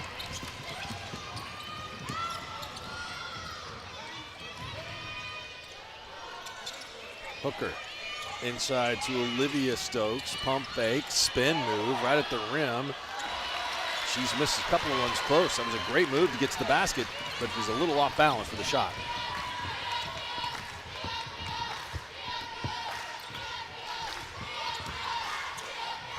.232 to go. Locust Grove on top, 8-3. Stokes had it pushed away. Blair picked up the loose ball. That's a deep three by Olivia Hooker, and she got it. She didn't hesitate. She didn't hesitate out there either. No. 3 threes from 3 different Locust Grove Pirates. 2:11 to go. Timeout, Weatherford.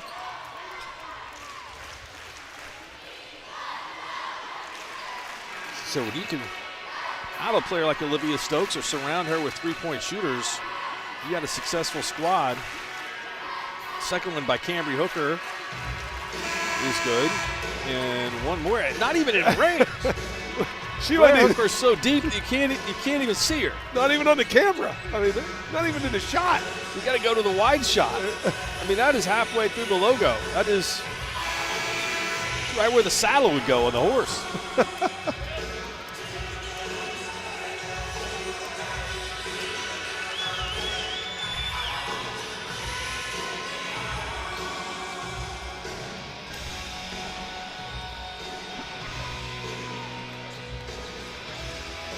Much like Lincoln Christian, Locust Grove lost a couple in the Tournament of Champions to Bixby and Carl Alberts.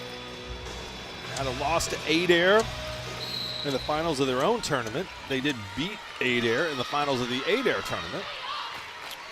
Then lost a matchup to Lincoln by 18 points in their gym on February the 12th in that classic 4A showdown there. Players hitting the deck. Ends up in the hands of Payne, and Payne scores again from deep. That's her second three. The senior came in averaging 9 a game. I like her chances of getting there. Yeah. Foul called, 2 free throws. Coming up for Hooker. Fellas up McKinley Hendrick.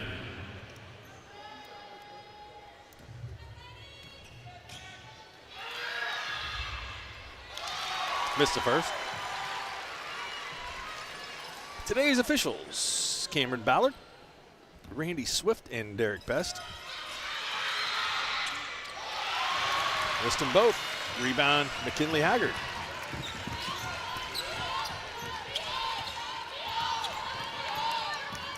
You think school is optional today for the Weatherford student section?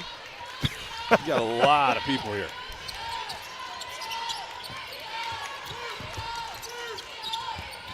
Optional or not, I don't think it was for them. Yeah, there's no option. They're coming.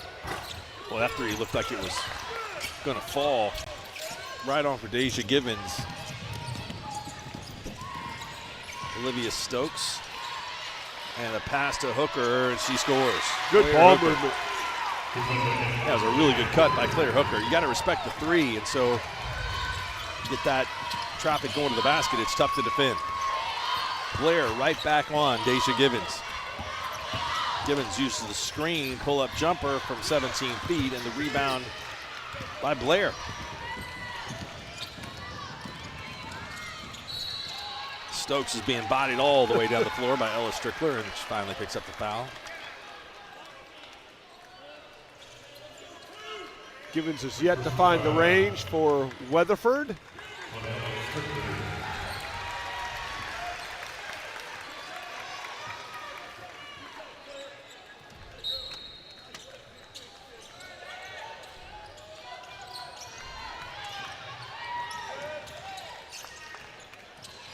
Nice out of bounds play.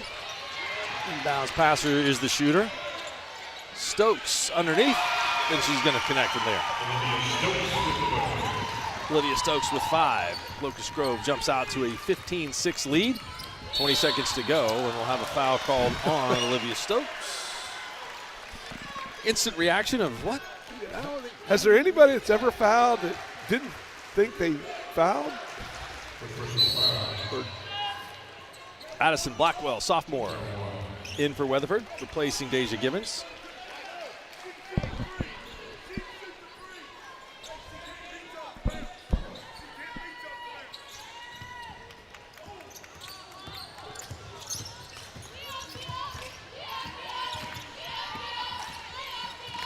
Lena Navarre, 9 seconds. Navarre comes back to get it. Baseline drive, that's a good move to the basket. Blackwell couldn't get it to go. And that will bring us to the end of the first quarter and a demonstrative Jeff Oliver out in his own defensive stance, congratulating his team. They lead at 15-6 after 1. Your gateway to personal banking that's actually personal. Making the most of your hard-earned money. Having a financial partner that gets your grit. Balancing more than just a checkbook. Those glorious personal and professional victories. Saying yes to the thing you want. Because you have been smart with your money. Feeling like you got this, all under control. Gateway, a better banking experience.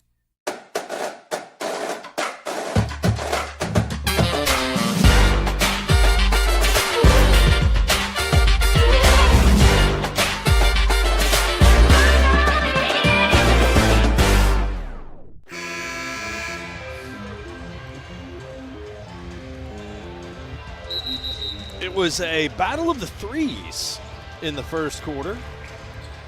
Olivia Stokes showing her outside skills, followed by Cambry Hooker on the other end. Talon Payne, high-arcing 3, and the deepest of all the threes from Claire Hooker, who's going to inbound it right in front of us.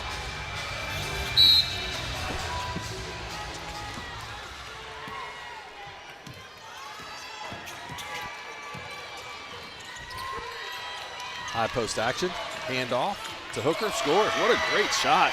Claire Hooker on the handoff from Olivia Stokes. Creative. Yeah, good start to the quarter. Get an easy downhill bucket.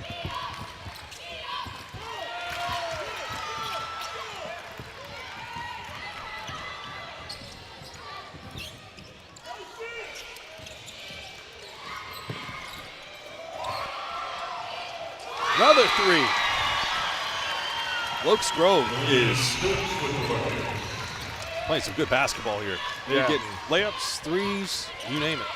Olivia Stokes assisted on the last basket and hit her own 3 on that. Gibbons from deep. Nothing but net.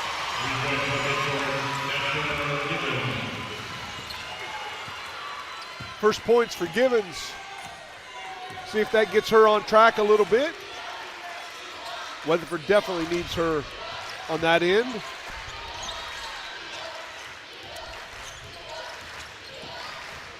Drive to the basket by Blair, shot it over everything, and Hooker gets the rebound. Will go to the free throw line for a couple.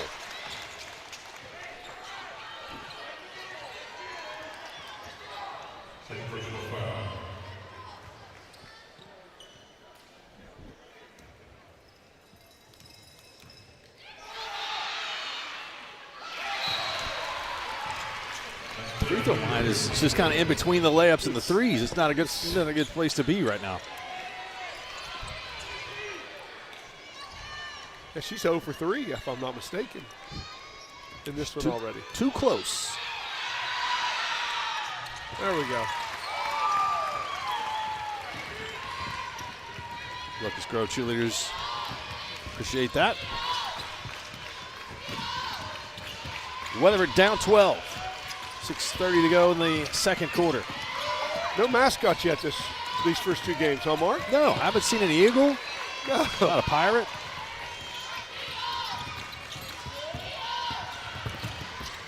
Nice pass. McKinley Haggard converts the basket from Elena Navarre. Mascots just small school? Maybe. I don't know. I thought I'd have seen at least one already.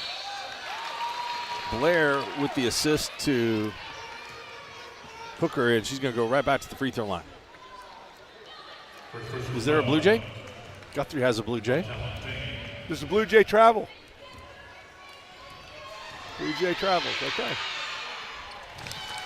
Is it a full body costume or just a head? That's a full body costume.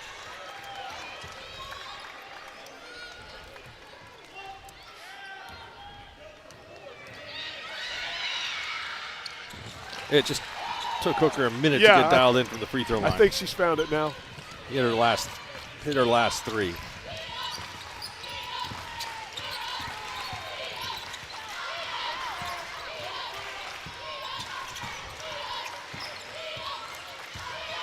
Weatherford trying to run a set, and Locust Grove is not even letting them get into it. Step through, contest, rebound, Locust Grove. Stokes. Double dribble. I couldn't see it. I didn't see it either. I don't think Claire Hooker did as well.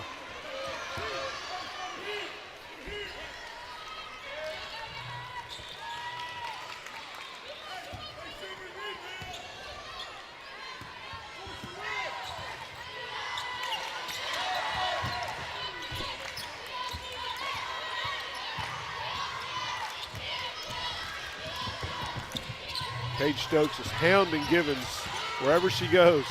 They've taken Gibbons off the ball. There's a three-point shot by Mills, and 32 misses and 32 rebounds. Olivia Stokes.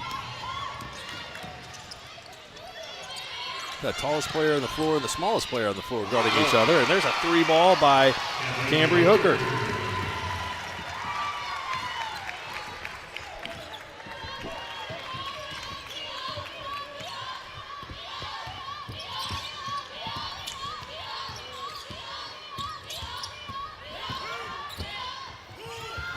Well, that was a tough shot. Rebound for Olivia Stokes. Yeah, once again, Stokes just hounding Givens. Her length and athleticism is causing Givens some issues on that end of it.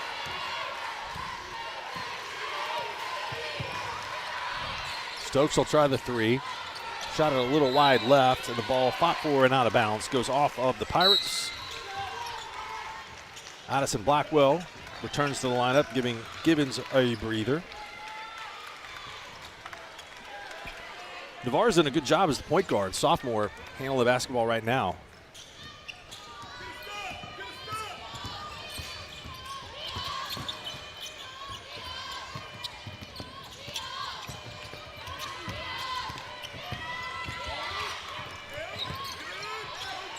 Good look.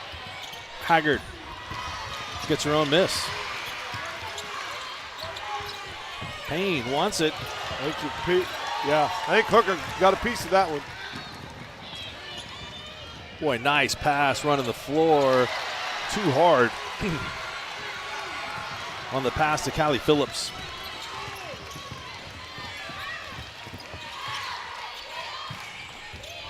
Fake the 3 for Haggard.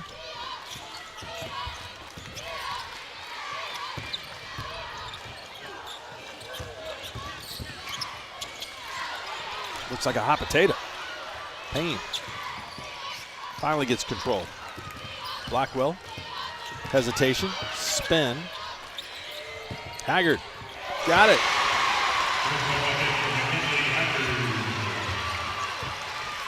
(26-14). 4 of Weatherford's 5 field goals have been 3-pointers.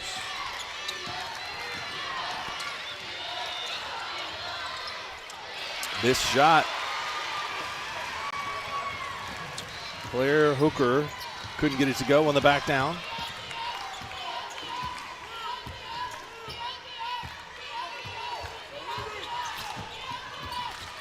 Payne flashes in the paint. Blackwell. Cross to Haggard. Navarre in there amongst the trees. 3-point shot by Mills. In and out. Rebound brought down to the floor by Kylie Phillips, a freshman. And Weatherford's able to get their hands on it, force a tie-up, and keep possession.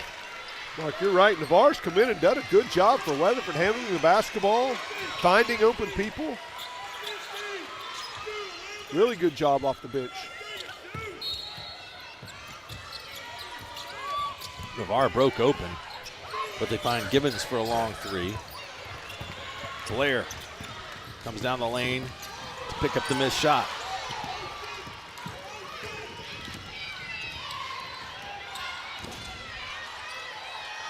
Stokes shut off. Corner three. Phillips rolled around and out. Rebound Weatherford. One-on-one. Payne. 4 players caught up with her. There's a three, and it's short. What a save. Great hustle play by Peyton Mills to get it back to Deja Gibbons. Yeah, nicely done there by Mills.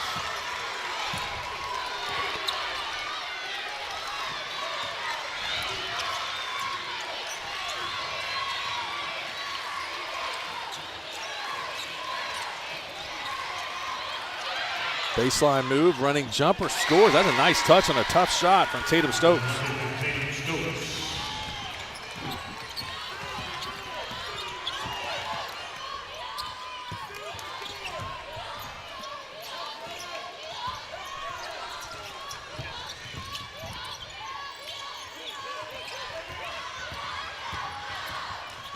Off a screen.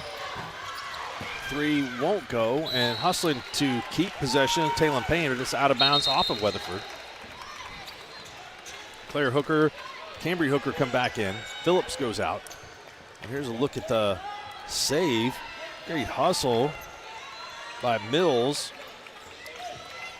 Right to Gibbons for the bucket.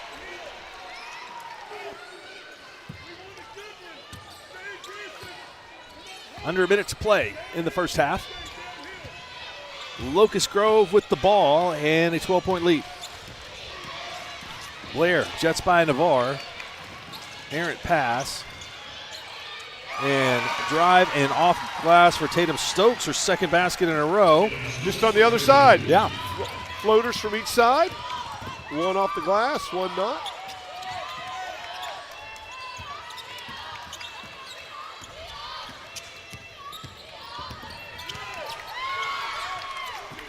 There's a deep three, and it's shot to the right of everything, air ball.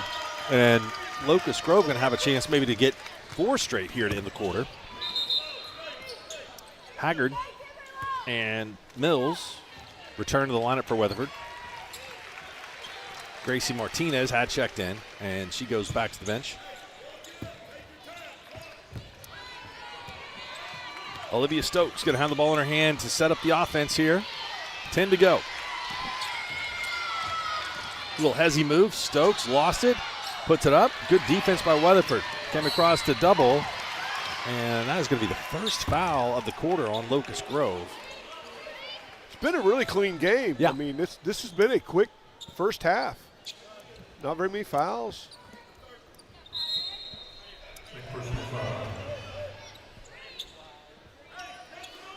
Olivia Stokes got tagged with that foul.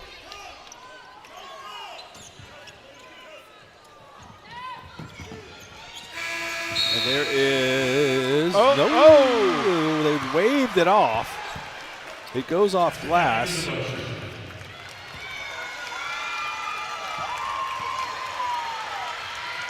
Let's see here. Yep. Light goes off before the ball's out. Good call.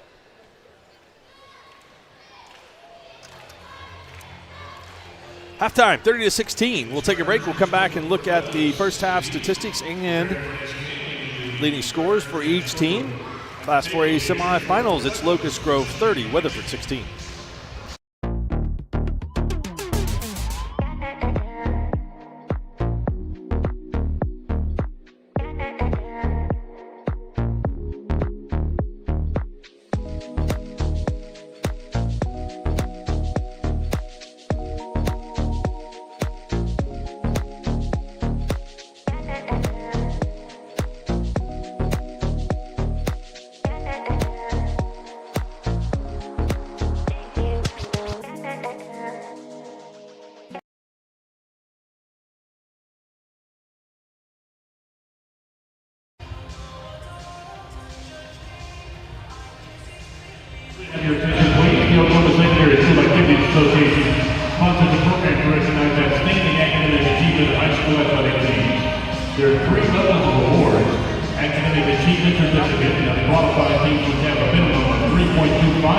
GPA. And ranked in the upper third of their classification.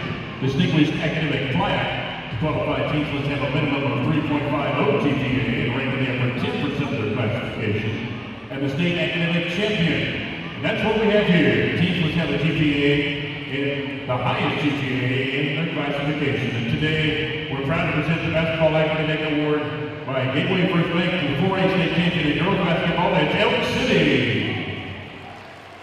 Elk City High School maintained a GPA of 3.987. Accepting the award are team members of Coach Mason Jones, Superintendent is Mr. Rick Garrison, Principal is Mr. Jamie McClure, and Athletic Director is Mr. Brian Hunt. And I stand for Elk City and the student athletes out there. Congratulations to all these fine student athletes, their teachers, and their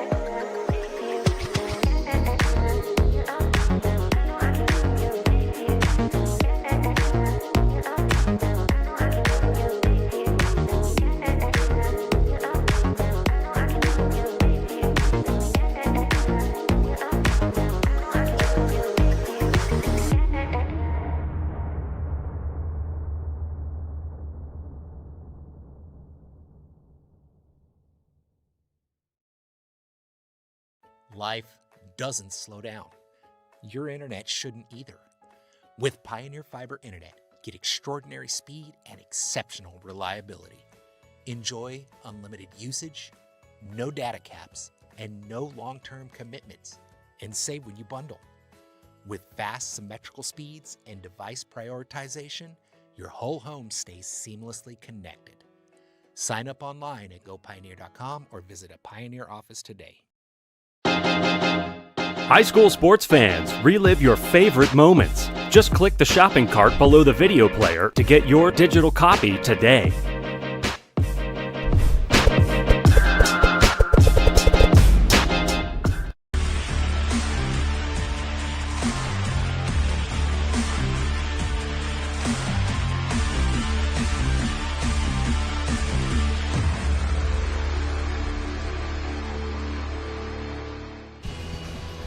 .30-16 is your score at halftime. Locust Grove on top of Weatherford. Locust Grove led in scoring by Claire Hooker with 10, Olivia Stokes with 8, Cambry Hooker with 6, Tatum Stokes with 4, and Julia Blair with 2. Blair did a great job on defense, checking Deja Givens.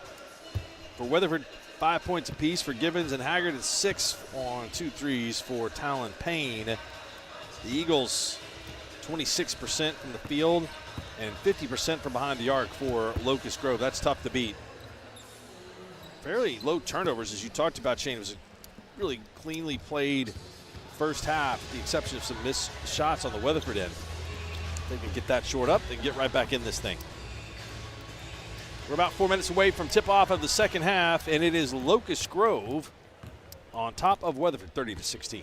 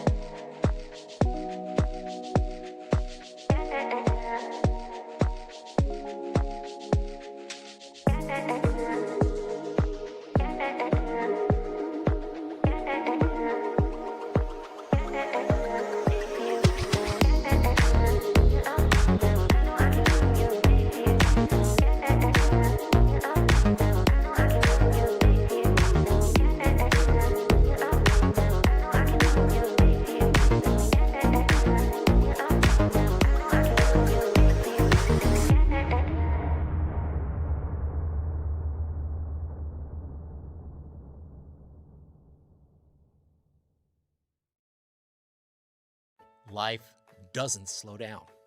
Your internet shouldn't either.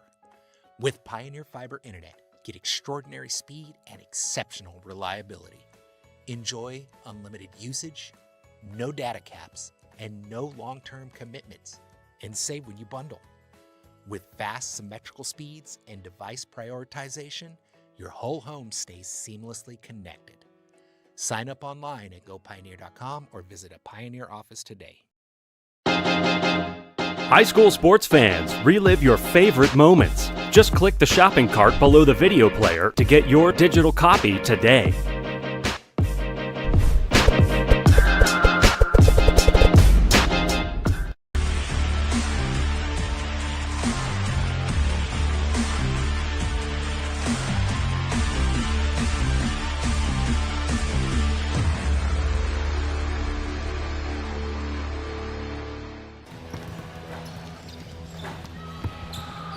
Welcome back. Hard to compete with 50% shooting from behind the three-point line. That's what Locust Grove did in the first half, 5 of 10. And it was distributed across the board. Olivia Stokes had a tough shooting first half. She did hit 2 of her 4 three-point attempts, but only 1 of 6 from inside the arc. And here's a look at some of that three-point marksmanship.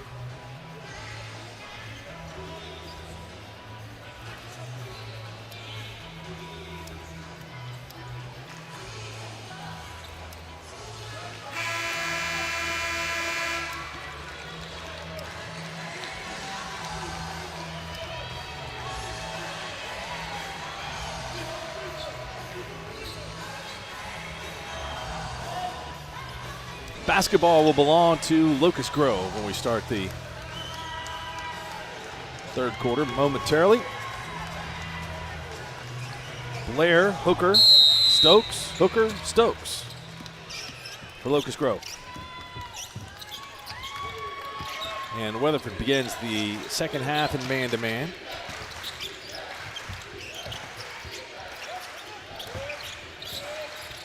Stokes catches it in the post and right to the basket. Olivia Stokes scores in the paint.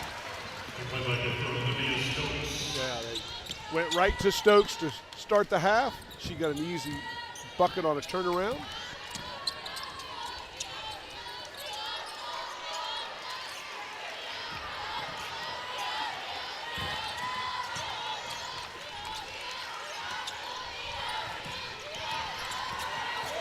Haggard tied up.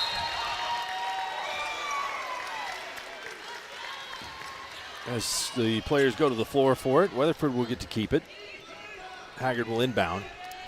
Every time there's a ball screen, Locust Grove jumps that ball screen and traps it.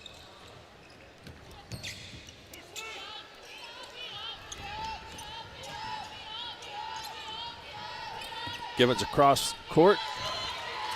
Mills will try a three. In and out. Rebound. Fought for underneath. Payne.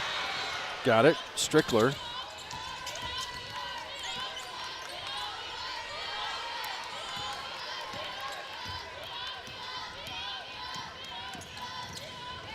Gibbons gets a screen from Mills. Inside. And Stokes' length forces a turnover. Three-point shot. Hooker missed. Blair rebound. Foul.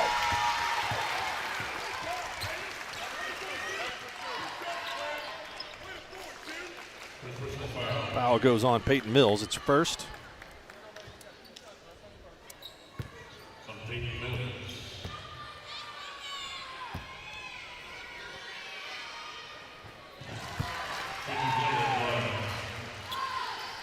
Impressed with this Locust Grove team. They're good on both sides of the floor. They got a little bit of everything you want. They shoot it well. They've got good size. Pass the ball well. Like you said, really good defensively. Haggard goes up to get the rebound on the missed free throw. Gibbons going to be a blocking foul. Blair got in the way.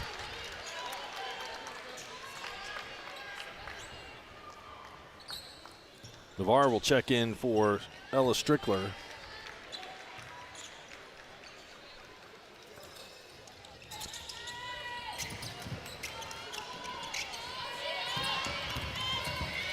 Haggard working on Hooker.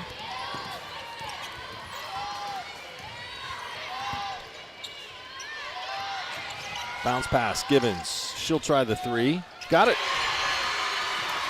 Shakes her head. Showing a display of confidence. 33-19. Yep, little inside out look. Giving second three of the game.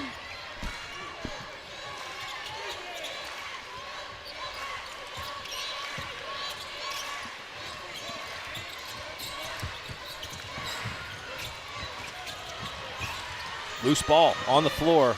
Several players converge and will stay here with Locust Grove.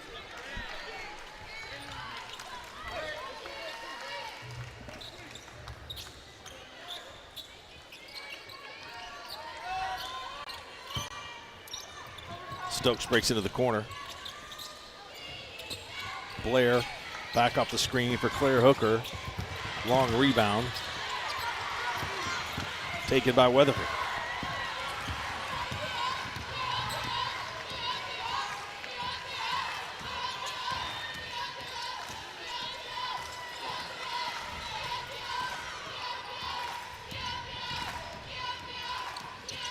Weatherford back here at the state tournament after a 3-year absence. High dribble.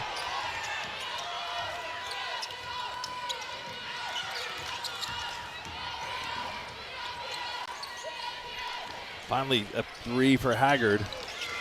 Got a good look after moving the ball for about a minute.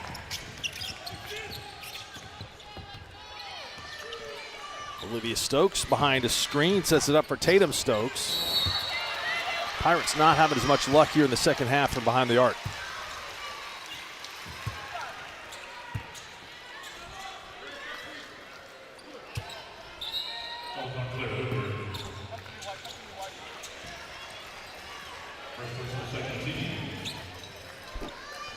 Claire Hooker is charged with the foul. That's her first.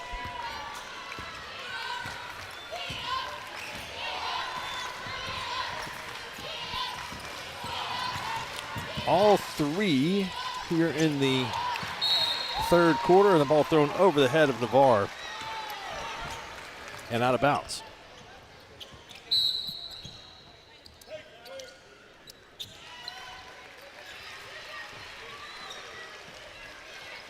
Payne comes back in for Navarre, and the starters are back out there for Weatherford.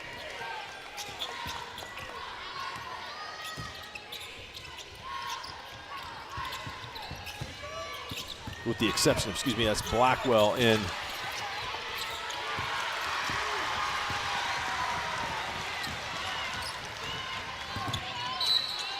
We're going to have a push and a hold. That one will go on Julia Blair. Foul number 2 on Blair.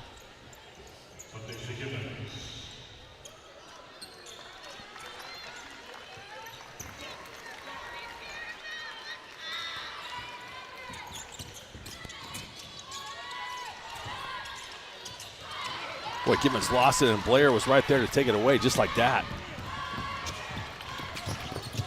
Stokes back to Blair.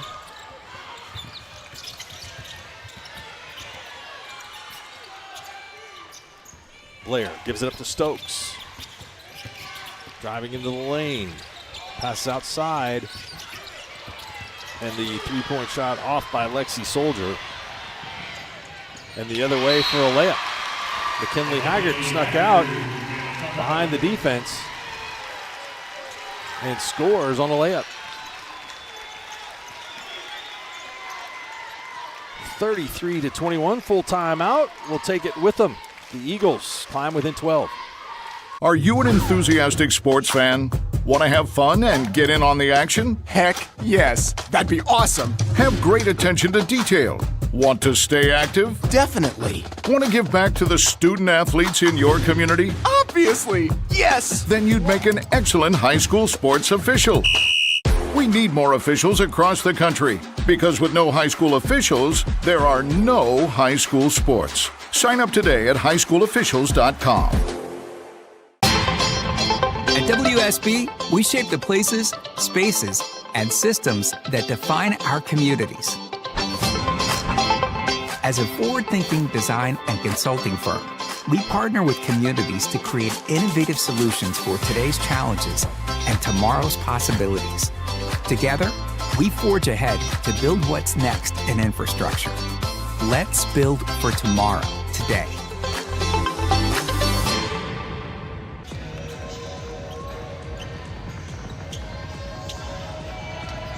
Let's look at the Weatherford fans.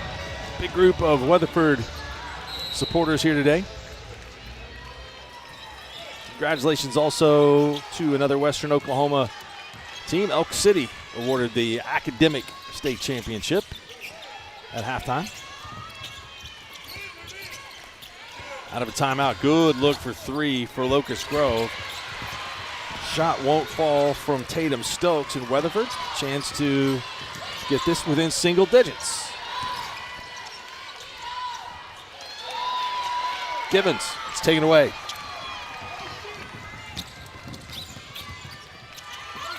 Olivia Stokes to Tatum Stokes.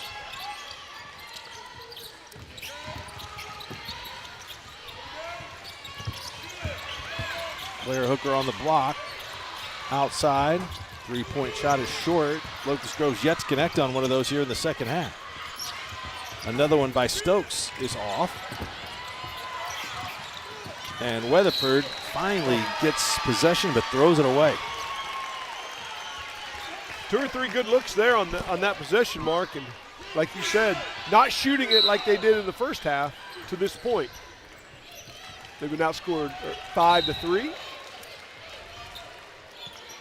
Mills in, Blackwell out, Blair in, Soldier out for Locust Grove. Stokes using her size inside, missed the short one.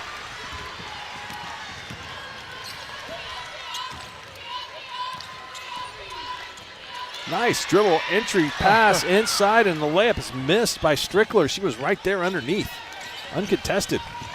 Yeah, nice job. Great look, actually. Haggard to Strickler. Free throws coming up for Claire Hooker. She's been in the line quite a bit today, but there's a lid on the hoop on both ends.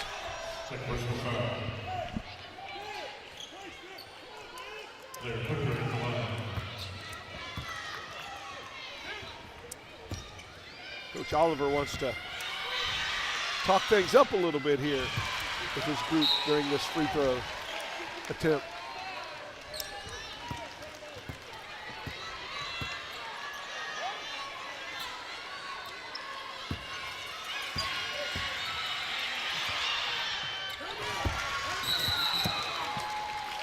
Timeout, second free throw goes for Hooker. She's got 11.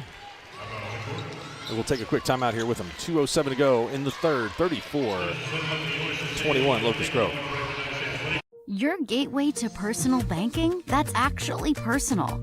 Making the most of your hard-earned money. Having a financial partner that gets your grit. Balancing more than just a checkbook. Those glorious personal and professional victories. Saying yes to the thing you want. Because you have been smart with your money. Feeling like you got this, all under control. Gateway, a better banking experience.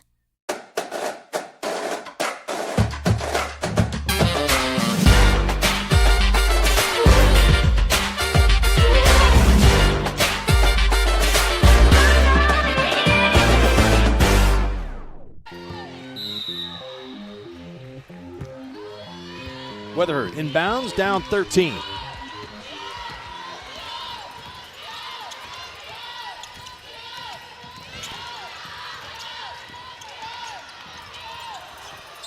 Corner three, Payne. Rebound, Weatherford Mills. Back the other way, Haggard for three. Mills gets the rebound again.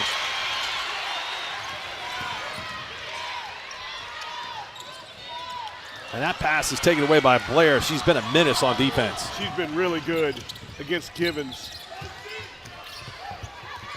Harassing her the entire afternoon here. Wild shot. Rebound, Weatherford.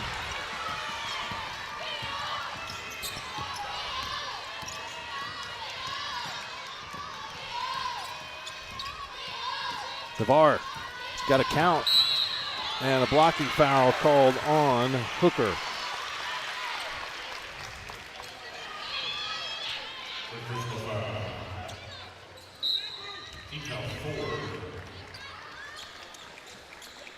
.107 to go, and Weatherford will be in the bonus on the next Locust Grove foul.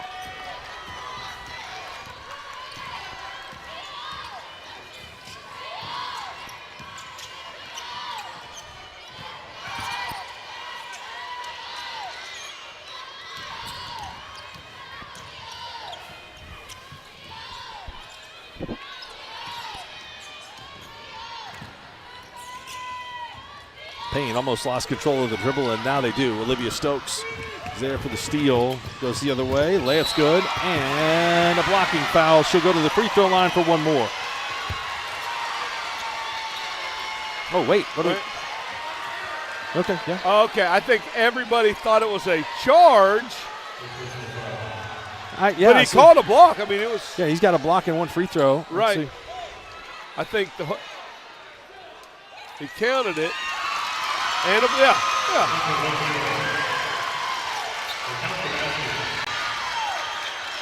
I think when he punched the two, I think everybody thought that was a charge. Yeah, it was Stokes' reaction. I think that was the tell for everyone is the official called the basket good and the block, but Stokes reacted as if it was a charge. Right. I think it was his hand motion when he calls the and one. Watch the hand.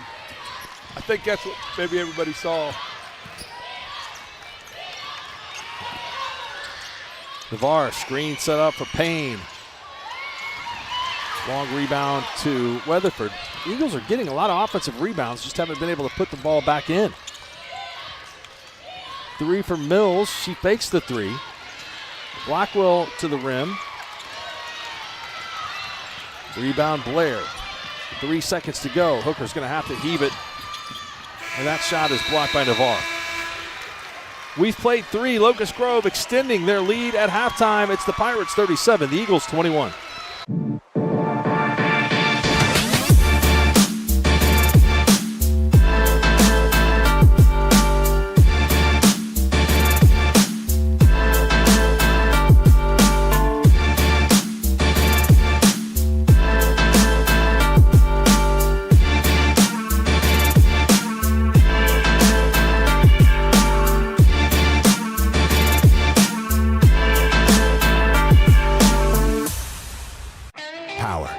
It's more than what lights our homes. It's what you do with it, and you do wonders. That's why we work every day to make the way we bring you power even better. Because every moment matters, so we're making your power even more reliable. The way we live is changing, so we're making your power even smarter. And as your energy needs change, we're working to keep your rates as low as possible. All to make your power go further. At OG&E, we energize life.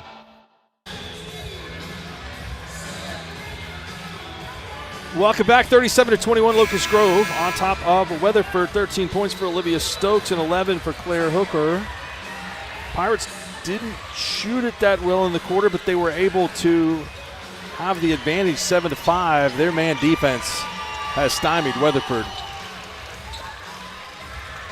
Yeah, if Gibbons isn't scoring, where are you going to get your offense right now for Weatherford? So let's see if they can do something. They've got her off the ball now.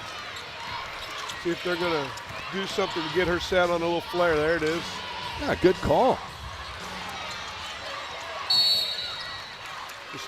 Just didn't finish it, but it's a good set. That's a good set out of the quarter to see if you can get Gibbons going a little bit. Julia Blair only has 3 points, but man, she's been really good today.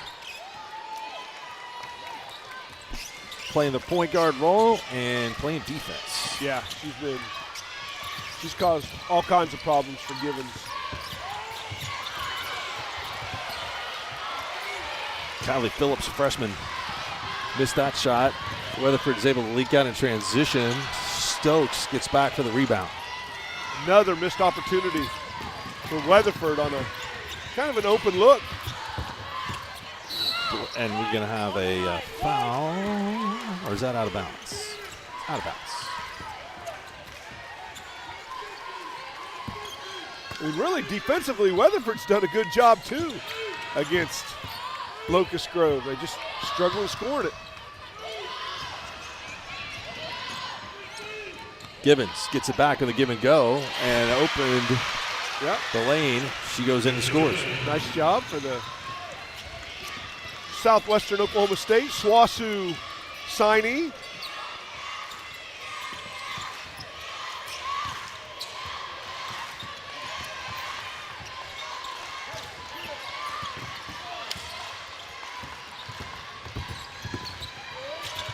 Blair, little Euro step. And great hustle to fight for the rebound for Peyton Mills. She's done that a couple times. Hustle plays. Lawson scores. Back-to-back baskets for Gibbons, excuse me. She gets into the paint. And the Weatherford fans stand up, get behind the team.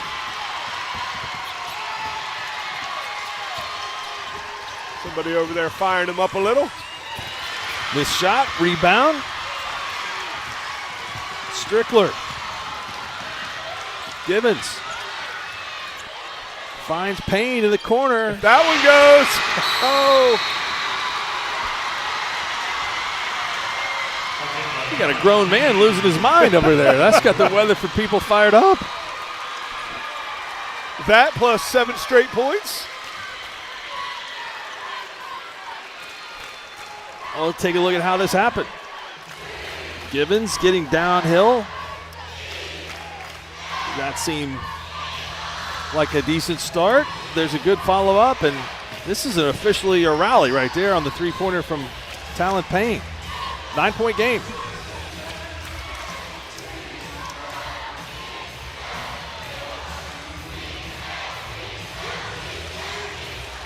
And Mark, it's truly Gibbons on the offensive end that gets Weatherford going, gets those open threes. It's her ability to get downhill, finish around the rim, and then you got this, just like you saw there, the kick out for the open threes. Makes life so much easier when she's rolling. Uh-oh. Well,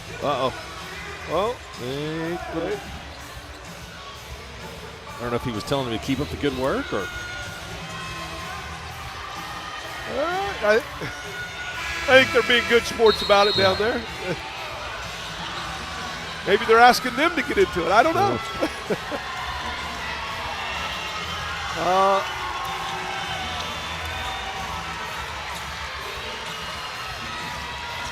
Yeah, he needs a rest.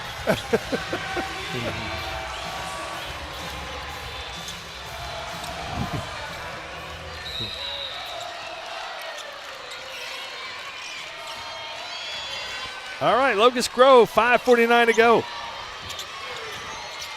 can see the energy has picked up for the Eagles. Yeah. There's a steal. Peyton Mills has been a big part of it, too. Mills again, yeah. Givens.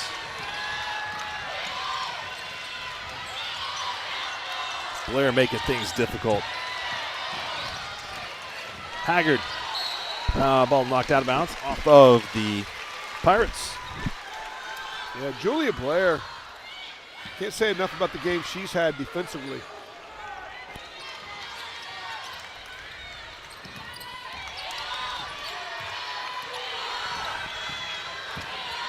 Givens and Blair, like they have in much of the half, and that's that's the third foul on Blair. First team foul of the fourth.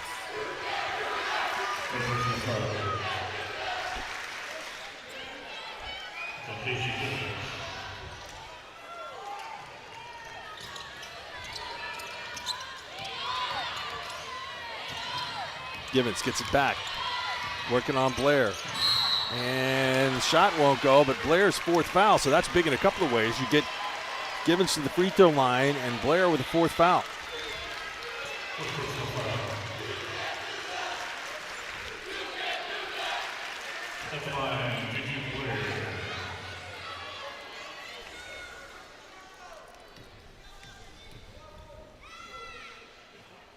Free throw's good for Givens.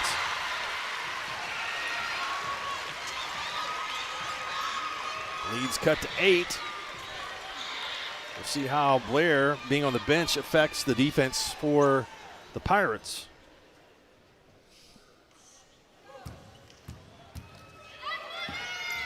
Lexi Soldier is the replacement for Blair. And they're going to give Givens maybe a 30-second break here. Let her sit down for a minute. Weatherford has 3 timeouts. And Olivia Stokes handles off to Soldier. Hooker inside to Hooker, backing down, and basket is good. Waited to see if maybe there were steps, but a huge hoop for Locust Grove, and an attempt here for the free throw by Claire Hooker. Yeah, that's a smart move, going to Hooker, getting her into the post.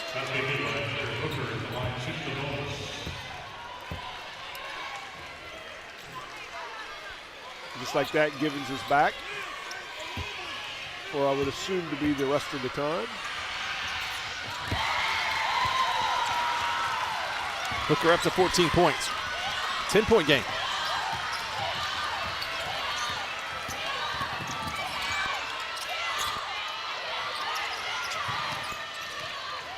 Stokes is guarding Givens now.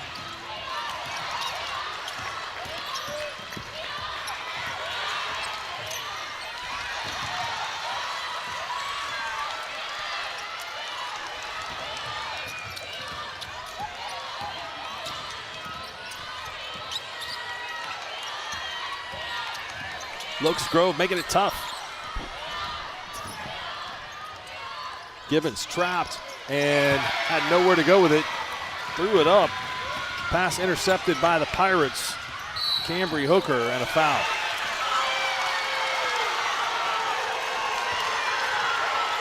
Second foul on Givens.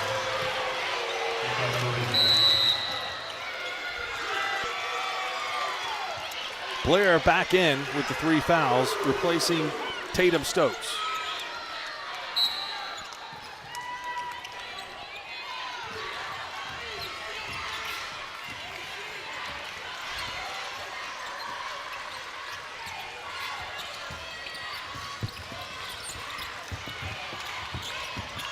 Tough catch for Olivia Stokes to keep possession. Soldier going to be called, well, let's see, that is a moving screen. Yeah. Cambry Hooker Their second foul. 3:42 to go. I'm not sure, but I think she'd already started her move when she went to set the screen. It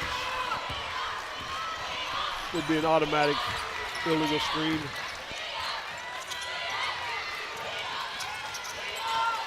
Haggard thought about taking that deep three.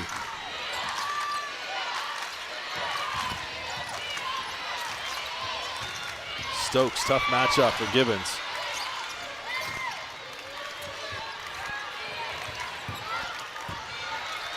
Into the post. Strickler back outside. Three-point shot from McKinley. Haggard. Good inside out. Strickler to Haggard.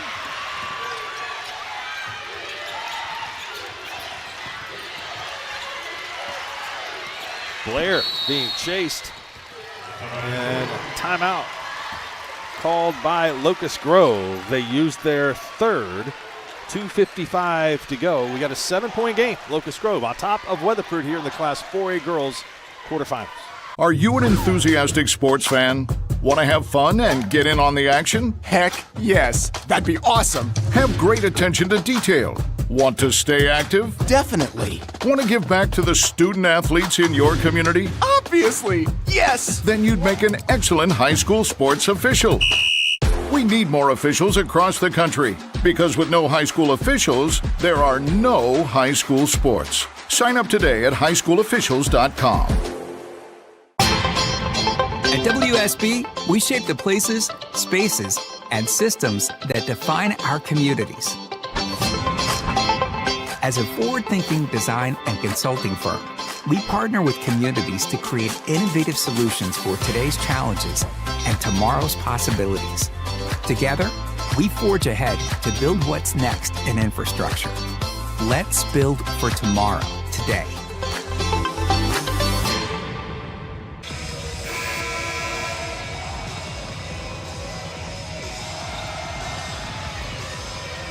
There's a look at the Haggard three that brings Weatherford within 7. 2:55 to go. Each team with 3 fouls. Possession arrow favors Locust Grove.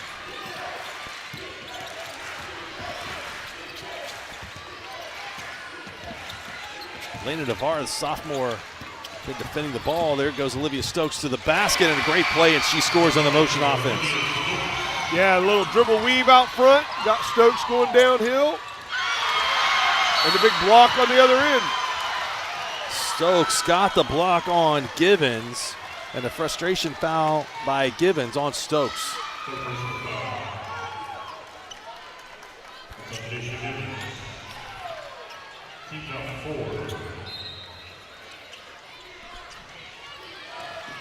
Third foul on Givens. Stokes picks up the dribble. Back up top to Hooker, now to Blair.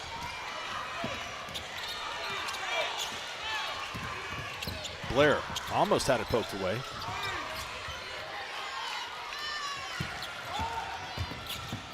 Nice fake by Hooker, but she shot it over everything.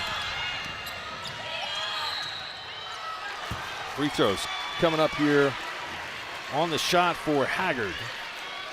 Foul is on Blair. That's her 5th.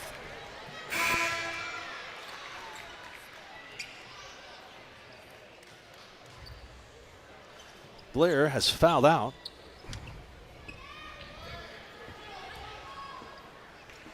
Fifth personal foul. Blair. Fantastic effort by Blair today. She's played a really good game. Yes, she did. Sophomore Riley Brown is in for her first action.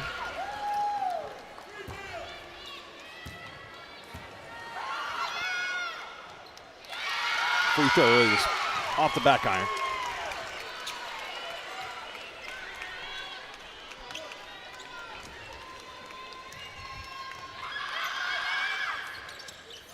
Second free throw also off of the back iron, and the rebound by Claire Hooker.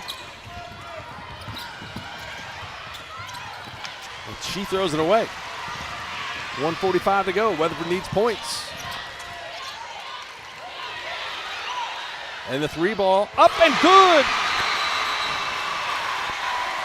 Payne had to think about it twice, but it's a 6-point game. Looked like it was okay. No one to pass to, let it fly. High finish, follow through. I think she's got 12 now. Yeah. 14 for Deja Gibbons, 12 for Talon Payne, and 10 for Haggard. Only 3 Weatherford Eagles have scored.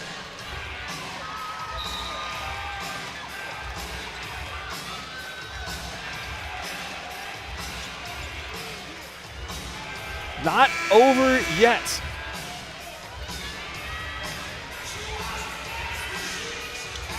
First year at Locust Grove for their head coach, Jeff Oliver. Veteran of coaching in the northeast part of the state.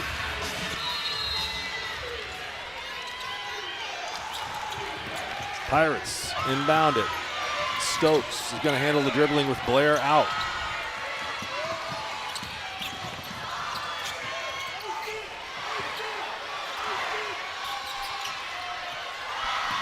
Hooker puts it on the floor. Trap coming. Olivia Stokes is fouled by Ella Strickler. And bonus, 2 free throws coming up for Stokes.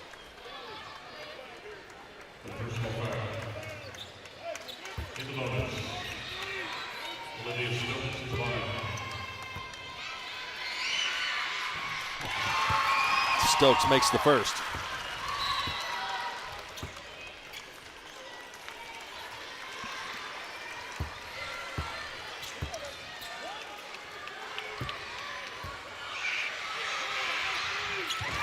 Stokes got them both.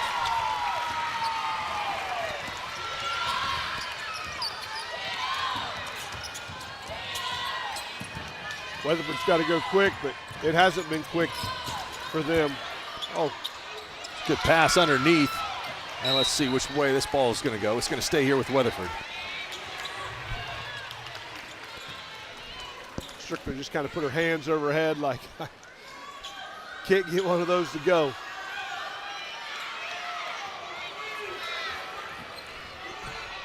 Gibbons gets by Stokes. Oh, can't get it to score, and she's going to foul Stokes. Free throws coming up on the other end, and that's 4 on Gibbons. Yeah, she did a nice job. Got downhill, got by Stokes, but just left it just a little short. Hit quite a few shots for Weatherford that have popped in and out.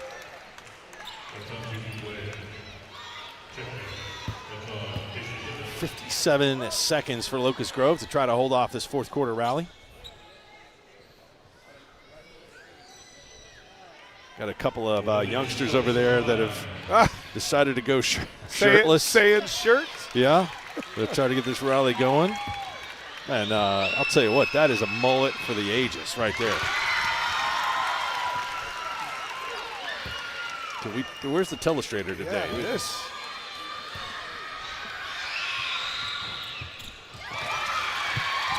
Stokes making her free throws.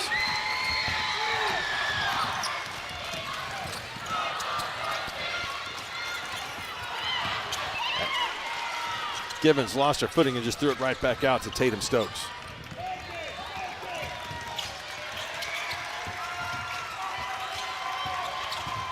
Olivia Stokes. Cross court, Claire Hooker. Locust Grove. Foul going to be on Gibbons, and that'll be 5. Gibbons played a great game today, 14 points. A lot of hustle. Locust Grove made it difficult on her to operate with the basketball in her hands, and a big hug from her head coach, Callie Hayworth. Senior won't be going far.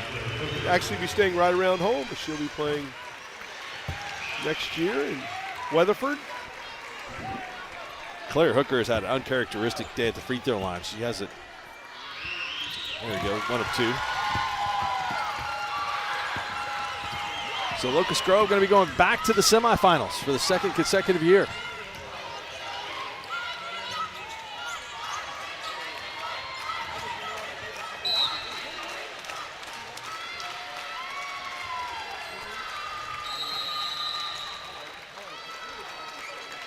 full timeout for Weatherford with 20 seconds left here in the game. Eagles will have it. We'll take a break, get you set for the next game coming up. Should be a very good one. Two teams in the top 5 headed into the tournament, Broken Bow and Douglas. Stay tuned. Your gateway to personal banking that's actually personal. Making the most of your hard-earned money. Having a financial partner that gets your grit. Balancing more than just a checkbook. Those glorious personal and professional victories. Saying yes to the thing you want. Because you have been smart with your money. Feeling like you got this, all under control. Gateway, a better banking experience.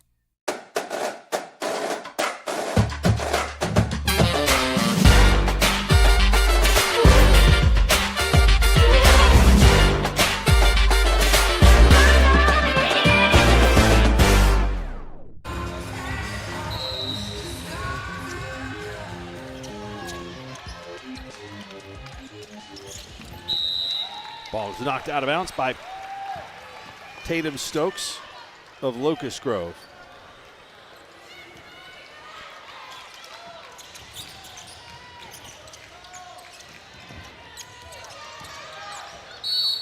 And a foul called on Riley Brown.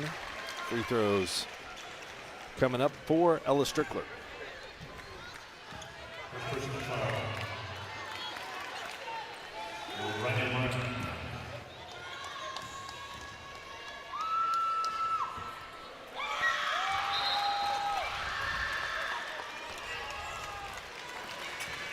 Free throw line's not been real kind to anybody today, actually.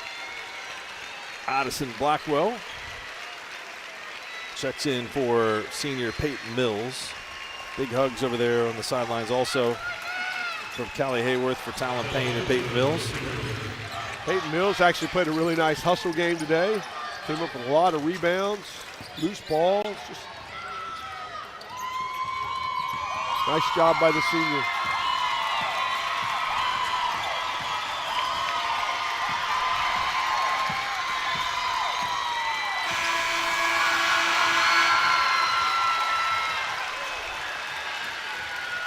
And that'll do it. Locust Grove behind 19 points from Olivia Stokes.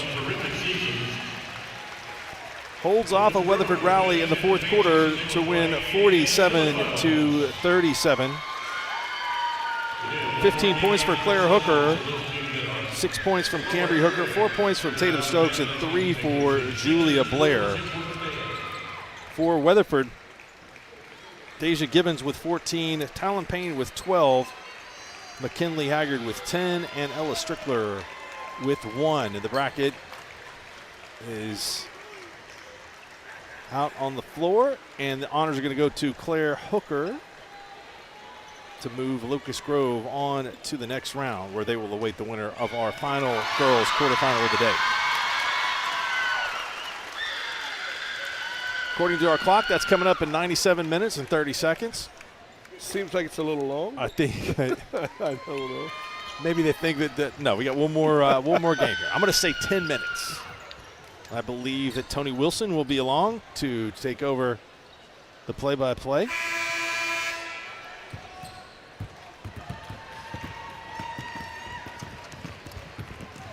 Shane, thank you very much.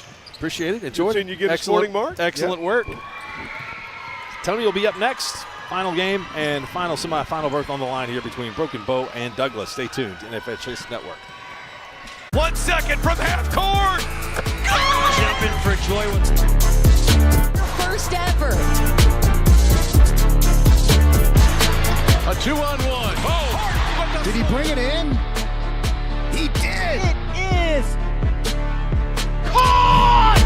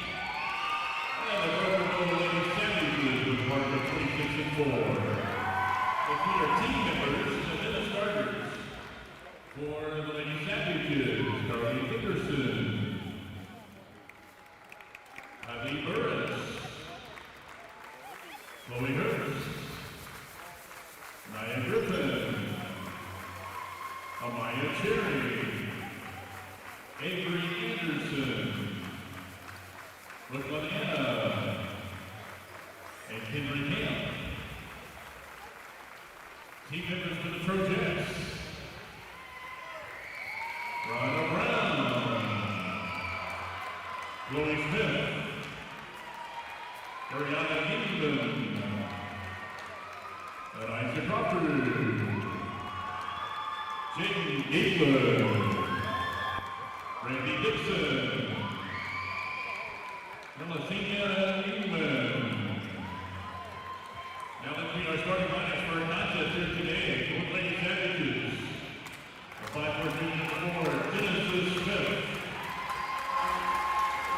6'1" junior number 14, Paxton Woolsey. 5'7" junior number 3, Jalen Cochran. 5'7" junior number 24, Aubrey Hightower. 5'9" junior number 25, Katie Rogers.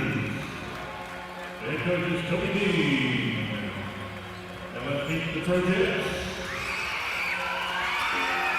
Riley Cosmore, number 0, Justice Wood. 5'10" junior number 4, Aaliyah Jones. 6' junior number 12, Micaiah Berger. 5'9" junior number 23, Camille Nixon. And assistant junior number 24, Ariana Gates.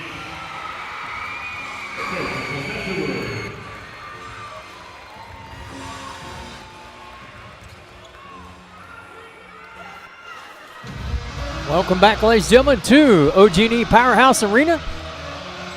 Yes, sir. You heard me right. You heard me right. Powerhouse Arena has been officially accepted. No. 100%. You've officially adopted it. And The that's about it. CEO said do it. For State Fair Arena said do it. It's done. I have to see it that shall tonight. be. Nonetheless, quarterfinal game number 4 here on the NFHS Network. Shane Wagner joining me here courtside as the Lady Trojanettes of Douglas taking on the Lady Savages Brookabo. Got your track shoes on, partner? Get ready to roll. Here we go. This is going to be a good one today. Yep. The Lady Trojanettes in their home whites, black and orange. With the basketball, that's number 0, Justice Woods. Offensive rebound and putback, good for 24, Dariana Gates. Didn't take long, did it, Shane? No. Both these teams are going to get up and down, push the basketball. On the turnover there, that's Jalen Cothran, a junior averaging 19.8 points a game, 7 boards, 2 steals, 3 assists, and steals popcorn at halftime. The do-it-all for Coach Toby Bean. His 7th year at Broken Bow. Where does time go? Well, you said 7 years earlier, and I went, that didn't seem right at all. That was his information, so. I am so old. We. There's a mid-range jumper off. Lady Savages getting blocked out that time. Cothran makes everyone else go. Starters for Genesis Smith, Tyson Woolsey, excuse me. There's the aforementioned 3 in the corner for number 4, Genesis Smith. 3-2, Broken Bow. Yep, good find there by Cothran. Cothran, the transfer from Idabel, has a state title as a freshman. That was a team. That was quite the team. Yes, it was. And then number 25, Katie Rogers, rounds out the starters for the Lady Savages. Ryan Brown, Aaliyah Combs, Nakia Burge, Camille Mason, and Dariana Gates. Burge and Woolsey would be a great matchup. As you got a great guard matchup with Woods and Cothran, but Woolsey and Burge would be fun to watch as well. 23-4 coming into the 26-4. Lost to Hera in the area finals and beat Fort Gibson by 1 in the Consolation Championship. Douglas won their area. Coach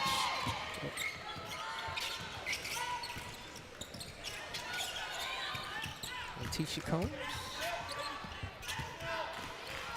Seen OSU and Tulsa women's coaches, assistants in the house respectively today.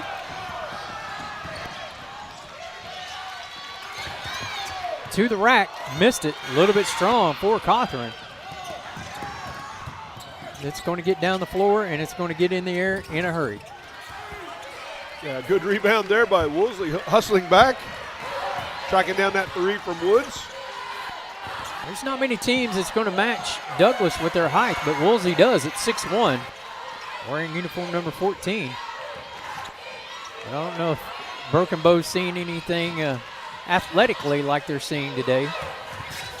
Not a whole lot of teams as athletic as Douglas on the women's side. Three on the way, long. Backside board pulled down there by Aaliyah Combs. Douglas back down the floor, got her in the air. That little slight hesitation pump fake there, shown by Nakia Burge, or Shane rather. Yep, good job there by Burge to get Woolsey up and kind of the flyby. Sure. Game 4 of the first session today of week number 2 here from the Powerhouse. Or the Coliseum. There you take a look at Toby Bean, 26-4, no championships, 241 miles from the bow. Beautiful country down there, by the way. Anybody who's never been to Broken Bow? Extremely. Don't even know you're in Oklahoma, right? Oh, so nice. It's becoming quite the tourist area.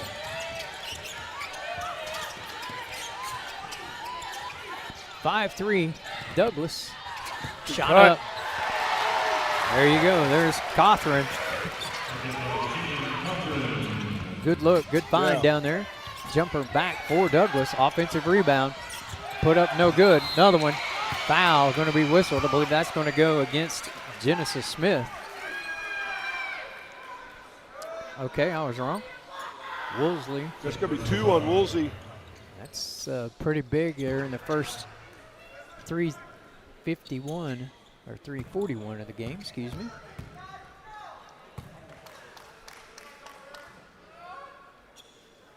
First free throw good.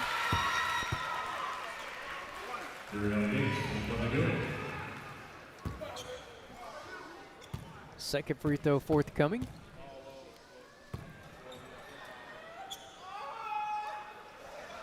It too is good. 2 free throws by Dariana Gates makes it 7-5 near the halfway point of quarter number 1 here on the NFHS Network.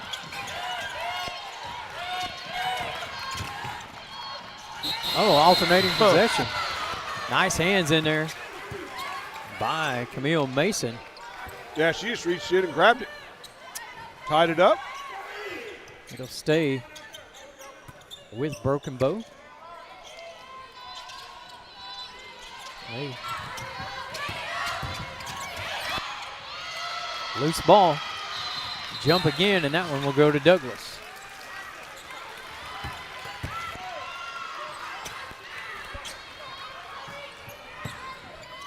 Pretty good crowds this morning. Yeah. Here in the been a good Coliseum. morning. We're now in mid-afternoon. Drive. No good. Come away is Broken Bow. To the rack. No good. Offensive rebound. Put back good. Yep. Or Woolsey. Yeah, good job there by Woolsey. Coming down with that missed shot by Aubrey Hightower. Finishing with the left hand. I think Coach Bean realizes, even though she has 2, that she's extremely important in that middle for Absolutely. them. It's funny, we talked about that, and you know, when he did say there's a drive to the rack and the whistle, count it. Cawthorn to the rack. Have a chance at the three-point play. He said that when she's out, you can definitely, teams will exploit that, Shane. And I said, kind of like Macy Bain? He said, we're stopping at Kiowa to shoot, as a matter of fact. So he said exactly like Macy Bain. Yep. There you saw the replay of the made basket. Free throw falls off the rim. Broken Bow with a 2-point lead, 9-7. Deep three on the way, in and out. Battle for the board. Come away by the Trojanettes. Can't get it to go. Dariana Gates says, why wouldn't that go? Here comes the attack for Broken Bow once again. Cawthorn Three missed by that much.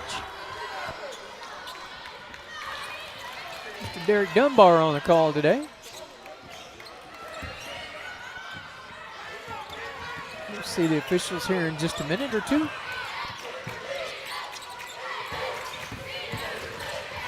Deflected away. Three on the way. Short.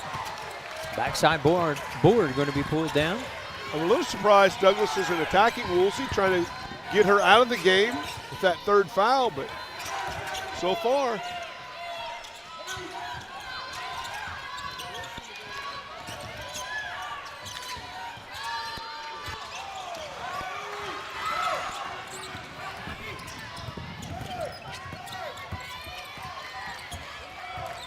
See what they set up here.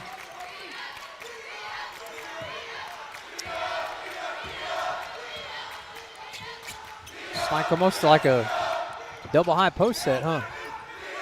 A little lob. Pick and roll. Good D by Broken Bow.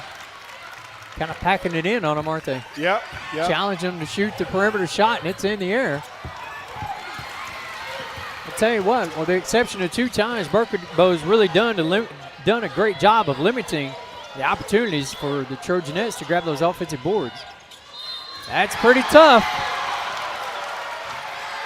We saw how good she was as a freshman. She's now a junior, and she's even better. Yeah, that's a nice pull-up. That's a mid-range. She elevated, got up over the defense. Take a look here on the replay. Got the foul. Bang, and right the on the finish. elbow. Yeah, right on the elbow. Couldn't get the last free throw to go. We'll see if she can get this one to go.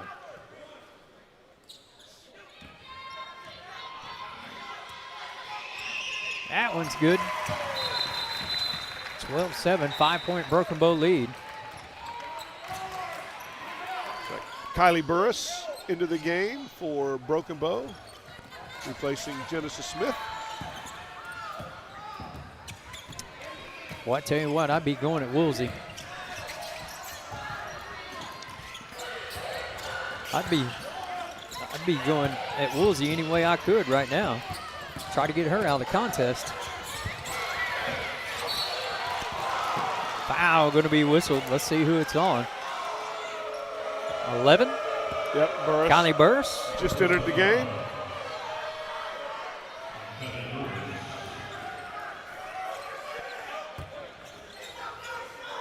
Take a look at Letitia Woods, 17-8, no championships. Miles to the Coliseum, 5. Doesn't seem like very many. No, it's really not. Is this the biggest contrast in miles of any of our matchups? Oh, for sure. Right, 5 to what, 214 or 241, yeah, whatever that was? Yeah, 241. I can't imagine that there would be anything with a greater. Who's St. Mary's playing? Mount St. Mary's. Boys. That's a good question. I'll have to look. Well, I got the brackets right here in front of us. That free throw's good. The Mount plays Catoosa, so no. No. 6 points now for Gates. Fort Gibson's the furthest for the boys. That's not 241. Tell you what, Douglas better find a way to stop that dribble penetration.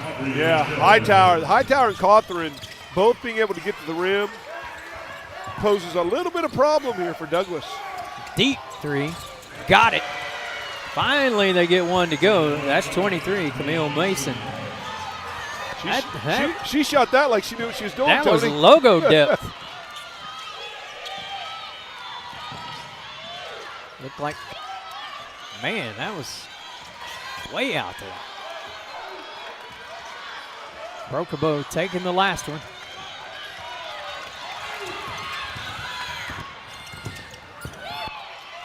Good find. Couldn't get it to go. Douglas can have a heave, and here it is. Off the back of the iron. At the end of one, very entertaining quarter. 14-12, Broken Bow leads Douglas in the final quarterfinal game here on the NFHS Network in Class 4A. We'll be back. Your gateway to personal banking that's actually personal. Making the most of your hard-earned money. Having a financial partner that gets your grit. Balancing more than just a checkbook. Those glorious personal and professional victories. Saying yes to the thing you want. because you have been smart with your money. Feeling like you got this all under control. Gateway, a better banking experience.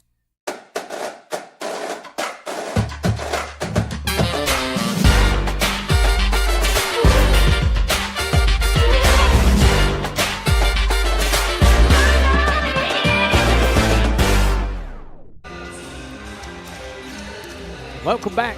Second quarter. Here from the Coliseum. OG&E Coliseum. 14-12 our score. Good quarter, Shane.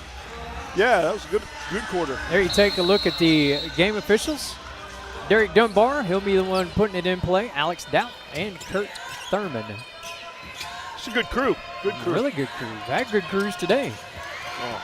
There's a deflection. Wow. And it's going to be out on Brokenbow. Bodies everywhere. I really thought that was out on Cawthorn. Better look than we did. Yep, they're a lot closer to it than I am, and they probably have much better eyes. That wouldn't be hard to do for me.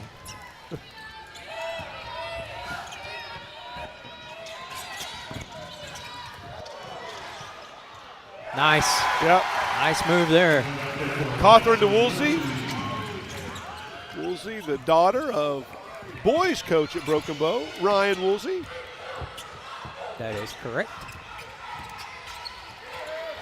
And they were close to being here as well. There's that offensive rebound we were talking about.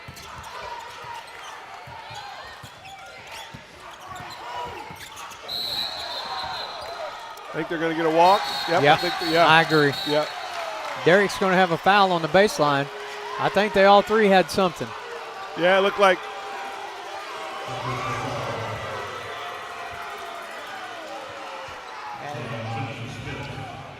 Looked like she was pretty out of control to me, Shane. Yeah, I think Coach Beans pleading his cause here,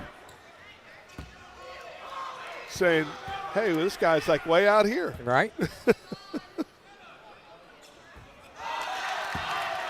As close as they are in proximity, that was almost a walk from Douglas. Maybe.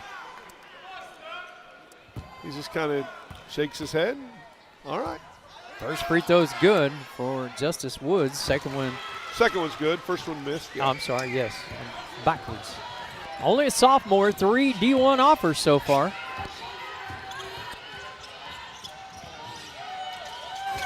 How about that? I mean, you must be pretty good, huh? Yeah, she can go.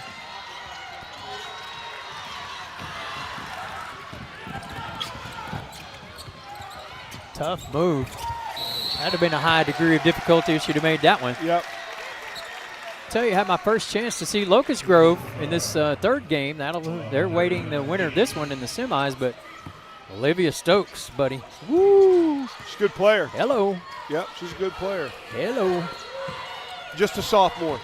That's crazy.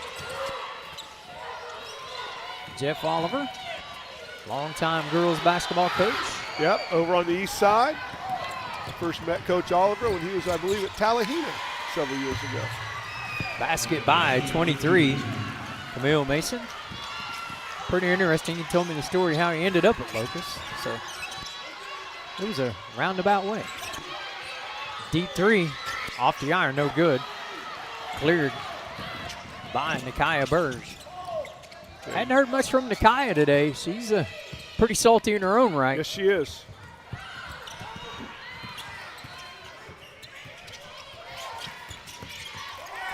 Long mid-range jumper. Good job by blocking out there. Woolsey did, that's something we don't see a lot of getting a body on a body to block out much anymore, right? Yeah, and that's what you've got to do. You got to do that against a team like Douglas who's so athletic. I mean, you got to use your body. Good hands there by Leah Combs. Kick out, corner three, long. Offensive rebound, no. Battle for the board is going to be taken by Broken Bow. Coming down with that one was Katie Rogers, a senior. Yeah, a good look there by Douglas. Doesn't fall. Coach had high praise. Step back Jay, no. It's a tough shot. It's a tough shot over anybody, but when you're going over somebody a little longer than you, that's a really tough shot.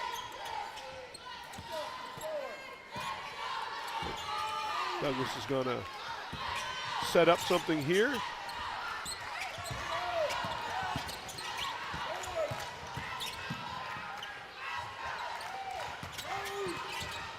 Broken Bow's done a good job defensively on him, in my opinion.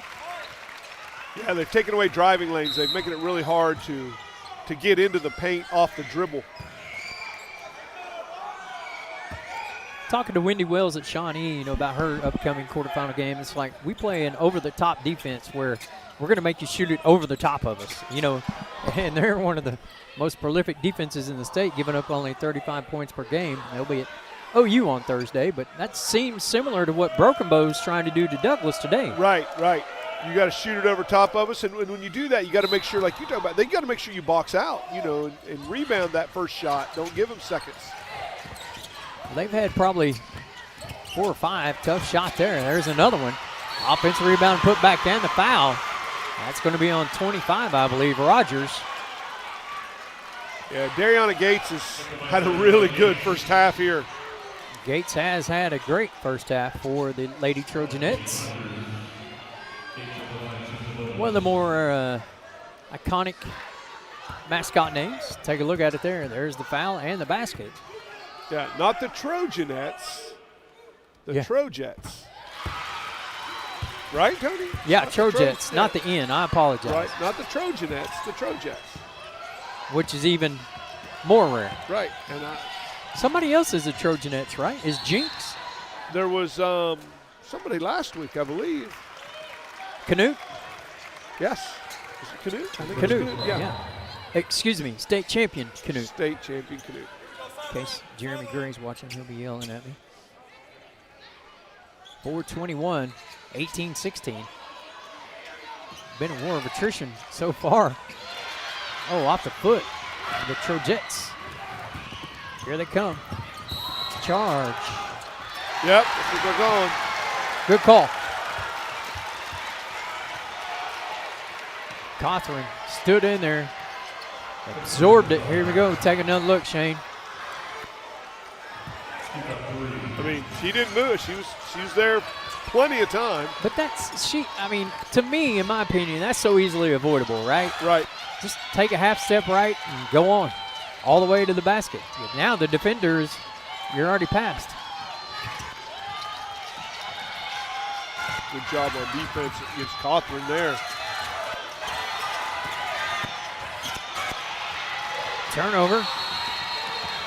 Jump ball. That'll go to Broken Bow.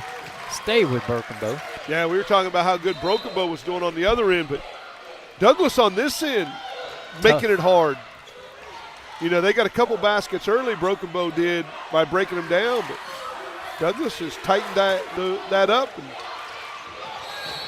foul. Going to be on number 3, Chloe Smith. There's the old throw it off the back of the defender. Get it.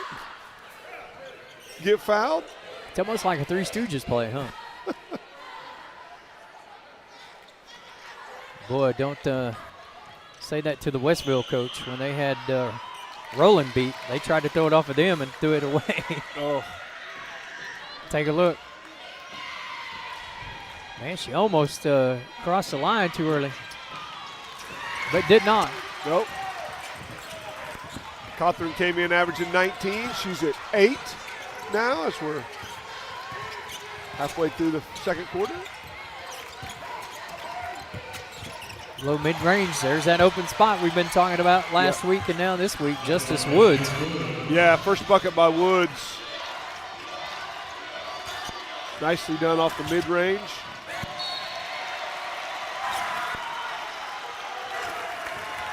Once again, good defense by Douglas. Hightower lost control. 3-point Douglas lead. That's probably the largest lead margin of the game, isn't it? I think it is. Either side.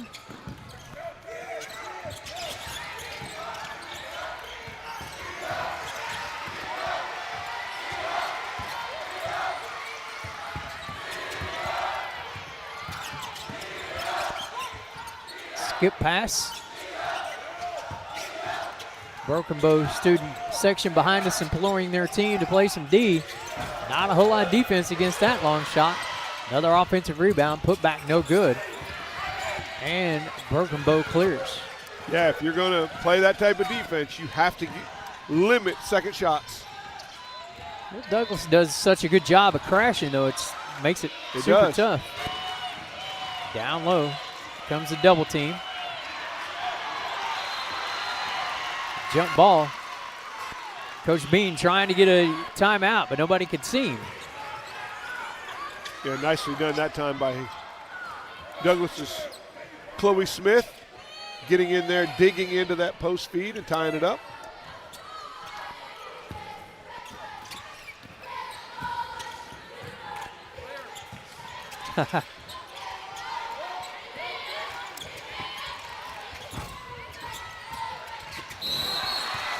Yeah, they're going to get, yep, Chloe Smith that time. We're into the double bonus. We are. It's Douglas's 5th foul. We haven't seen that much today. No, most of the games have been pretty clean.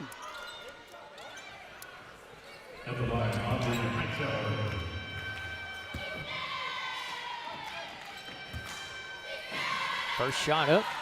Good.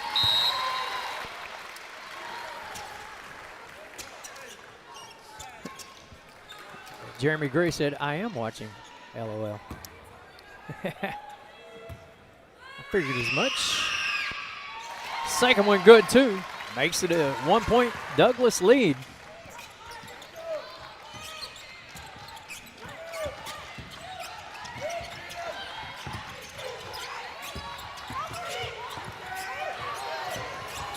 Good kick there. That's the thing about a team like this with Douglas, though, that will take the threes, and we talked about over-the-top shooting. You're so congested in there that the long boards. That's right. Will what really hurt you on the second opportunities. That ball does some funny things off that rim. To the rack, no good. Battle for the board comes away. Here comes Cawthon. Cawthon down the floor, up, block. My opinion. Yes, good call. I was guessing.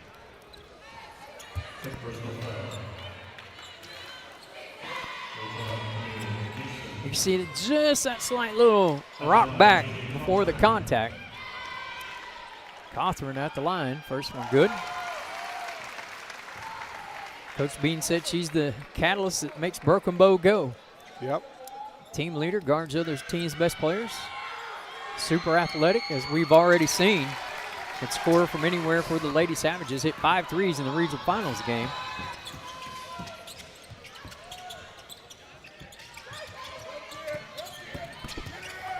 Three on the way. Corner pocket, no good. Offensive rebound. Strong put back there by number 12, Nakia Burge.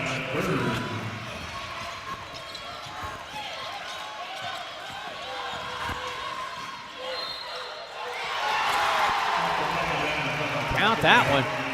Basket's good. Foul's going to be on number 0, Justice Woods. Here we take a look, Shane. Yeah, Hightower just kind of sneaking in and finishing with the left hand. Hightower and Cawthon are a really good guard tandem. Couldn't get that free throw to go. Speaking of good guards. Yeah. And sophomores. Yeah, no kidding. 3, no. That'll go to Broken Bow with 43.2. In for Douglas. Number 15, Jaden Gatewood.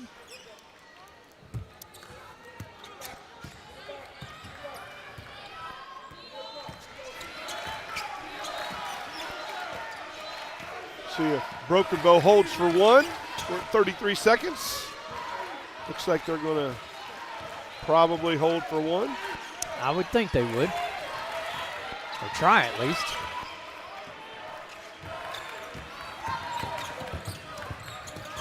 Okay. Tells you what I know. Yep. Nice pass. Oh, can't get it to go.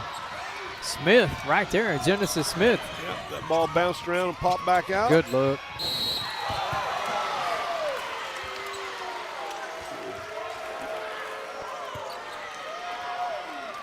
Woolsey. Yep. Her third. Her third. That's crucial. Yeah, she almost got out of the half with 2 fouls, but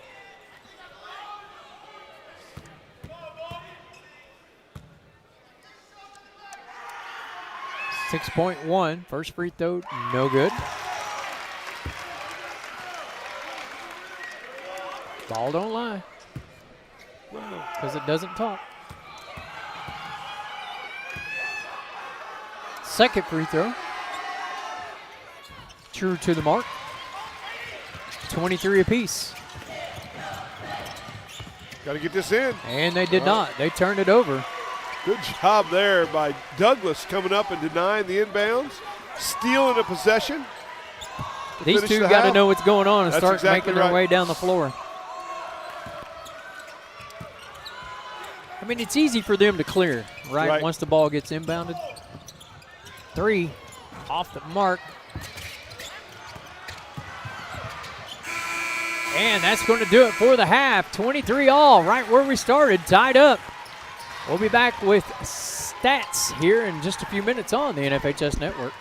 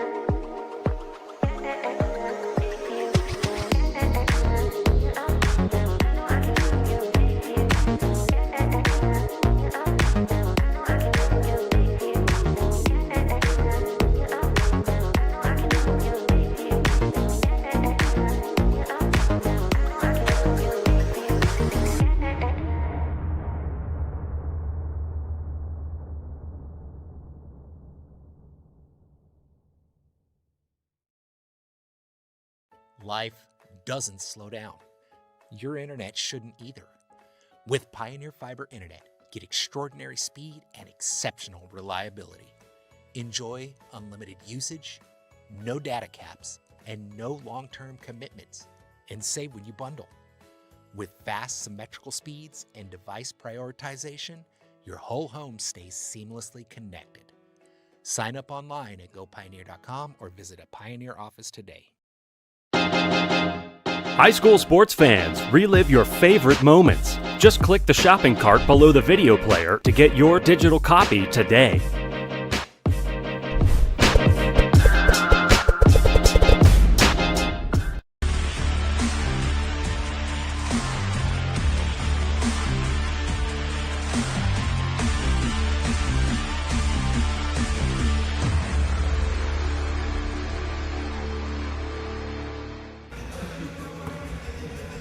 Welcome back to the Coliseum halftime, 23 all.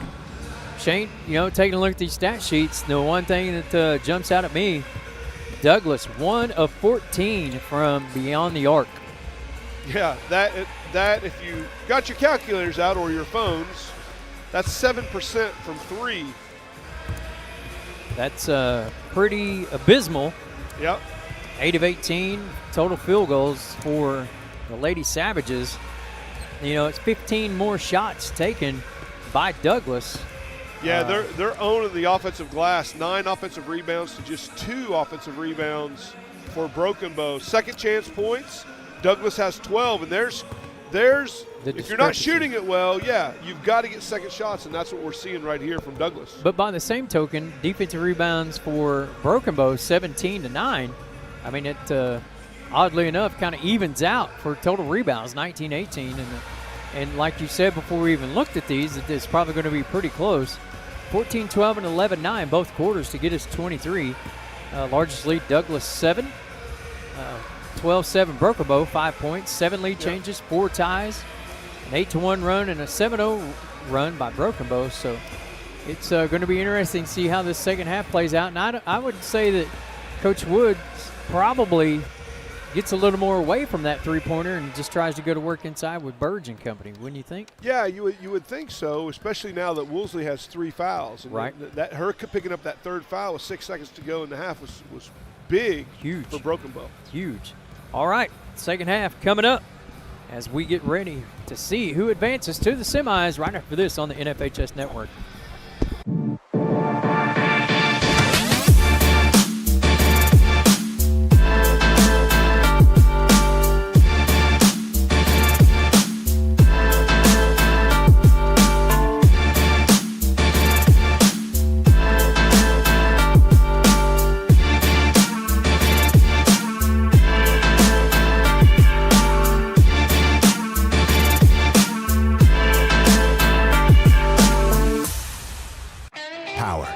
It's more than what lights our homes. It's what you do with it, and you do wonders. That's why we work every day to make the way we bring you power even better. Because every moment matters, so we're making your power even more reliable. The way we live is changing, so we're making your power even smarter. And as your energy needs change, we're working to keep your rates as low as possible. All to make your power go further. At OG&E, we energize life.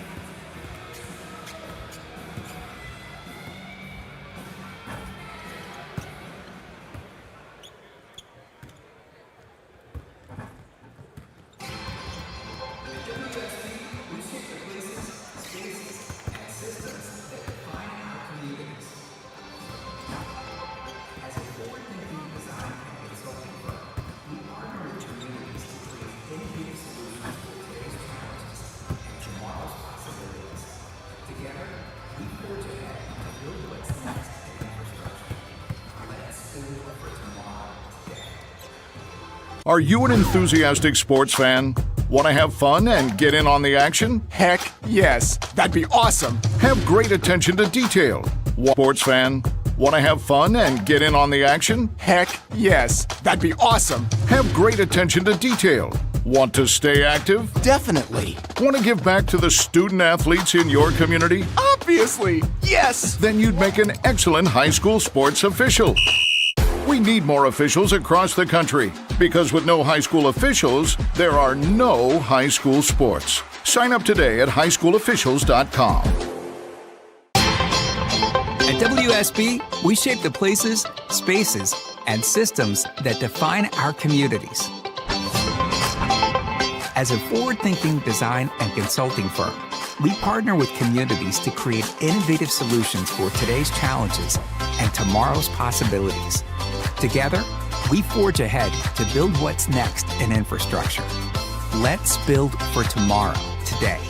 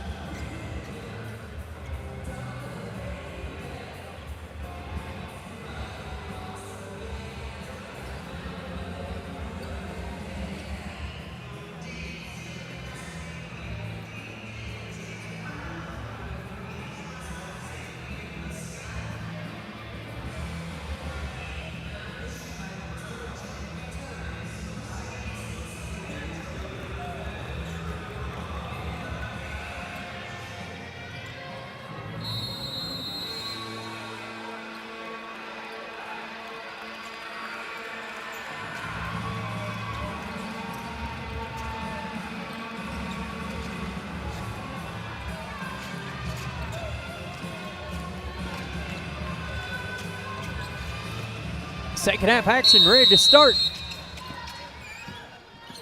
Anybody's game at this point. Who's going to make the plays down the stretch? She was looking, I think, to dump that off. Got caught, but got away from it. 3 on the way, good. From the corner for Genesis Smith. Well, they've matched their first half total. Yeah, I was going to say, that's just a second three-point shot made by Broken Bow. Only one made by Douglas in this game. Could this be 2? I was going to say they may match theirs. Another offensive rebound for Douglas, the Trojettes. Yeah, they've owned the offensive glass. Ooh. Tough D in there. Going to become away with Jalen Cochran. Cochran gives it up. Shot by Hightower. Travel.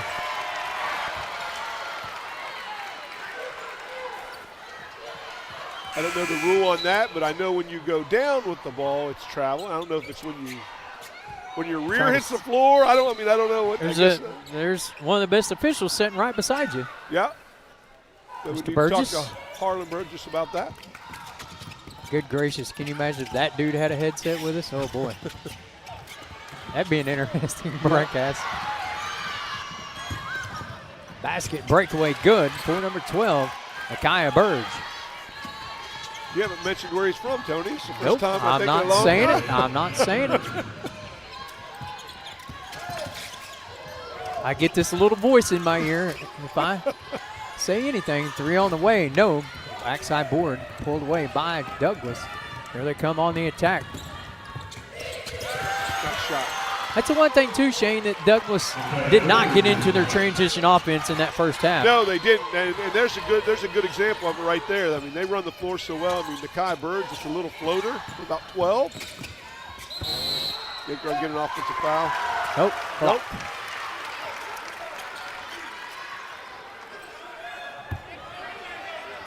Coach Woods is a little dismayed. Yeah.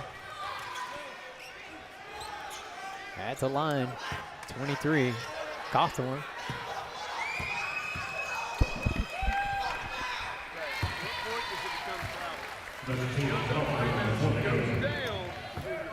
$6.19, 27 apiece.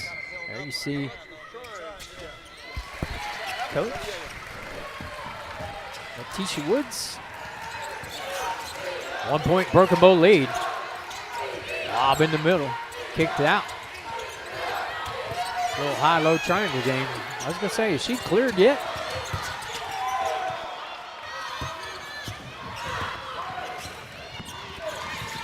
Broken Bow looking to capitalize on the miss. Off the glass, no. Cawthorn with the board, stepped out of bounds, traveled. Yep. And it'll go back to Douglas. Another good look there by Hightower, just left it short. This is definitely the game of the day. Yeah, this has been a good one today. Hera Mloud wasn't too terrible. Hera Mloud kind of opened out late. They're in the fourth quarter, yeah. Midway, I mean, after the third, it was still a reasonable game. 3 on the way. Oh, what I was going to tell you earlier is listening to Johnny Vick over there again. You know, he spent a year in Lincoln County, but you guys sound alike. Really? I think you guys are long-lost brothers somehow. Basket number 12, Chloe Hurst. Don't do that to Coach Vick, please. Don't do that to him. Maybe he says don't do it to Shane Wagner. No. Known Coach Vick a long time. Oh, Johnny. Foul is going to be whistled, I believe, on the Kaya Birds. We'll see how the report goes. Nope, it's 10. Crawford. Take a look there at number 14, Tyson Woolsey. She with 3 fouls, Shane, man. Yep. I just, listening to Coach Bean talk about her and what happens without her. Right. You just roll the dice, right? Right. Yeah, and I've seen, you know, what's good, and I think this is good by coaches. I've seen at the state tournament them allowing their players to play with fouls. You know, we're the state tournament. I mean, you got to play. So I think it's been a good job by coaches this week, last couple weeks. There's more offensive rebounds by Douglas. Uh-oh, that's 4. I think that was on Woolsey. Yep, got Woolsey on that one. Ooh, that's big, so we'll see. Yeah, they're going to try to steal some minutes here, get her out of the game. Let's see at the 4:54 mark. 29 all when she's coming out. They had the made free throw, so Douglas is up 1. And we'll leave it at that. Crucial. Well, I guess the dice came up 7, huh? Yeah. So 1 point deficit when she goes out, Tony. Let's see how that affects it.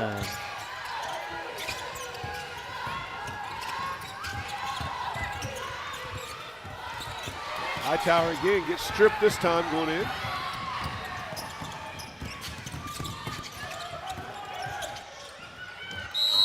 Good D. Good D there by Cawthorn.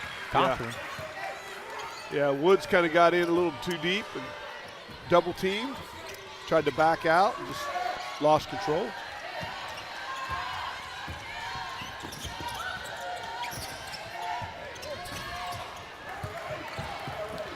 You know, I know that you have to play a certain style. I get it, that you've played it all season long out of 30 games, but without one of 3 probably best players, I'd probably have to be a little more patient as the 3 finds its way home. 4:23, Camille Mason. Timeout, full timeout taken by Douglas. We'll take it with him here on the NFHS Network. Are you an enthusiastic sports fan? Want to have fun and get in on the action? Heck yes, that'd be awesome. Have great attention to detail. Want to stay active? Definitely. Want to give back to the student athletes in your community? Obviously, yes. Then you'd make an excellent high school sports official. We need more officials across the country because with no high school officials, there are no high school sports. Sign up today at highschoolofficials.com. At WSB, we shape the places, spaces, and systems that define our communities. As a forward-thinking design and consulting firm, we partner with communities to create innovative solutions for today's challenges and tomorrow's possibilities. Together, we forge ahead to build what's next in infrastructure. Let's build for tomorrow, today.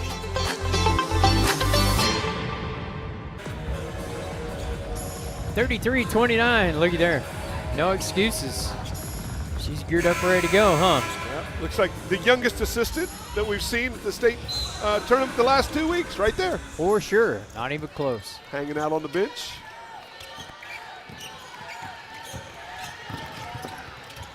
Block. And then a foul. Yeah, Is once again, Tony, you said they come down to quick shots. And, you know, maybe this is the time you want to work it and try to get something. But I mean, that's your best player, too. So, listen, I know there's a lot of things that first-rate coaches, but the 84-foot foul has to be one of them that is just the most mind-boggling thing there is. Good defense there. Yeah, they were trying to go in, looked like that time to Kaya Burge, and Cawthorn came away with the steal.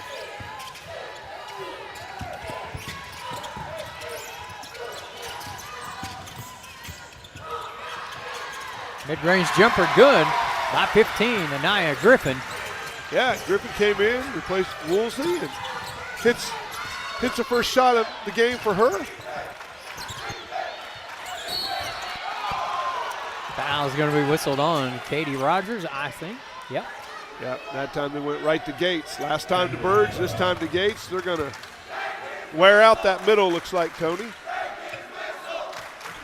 It's good-looking hair. Love it. I need some.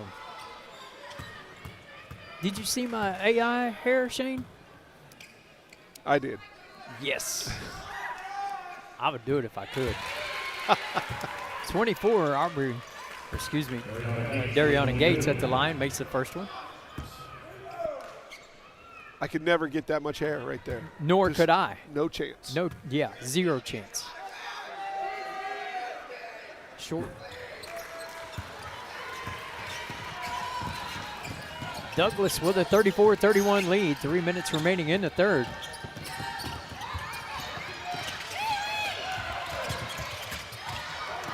Here come the Trojettes. Off the turnover. Ball fake. Shot up, no good. Loose ball on the floor.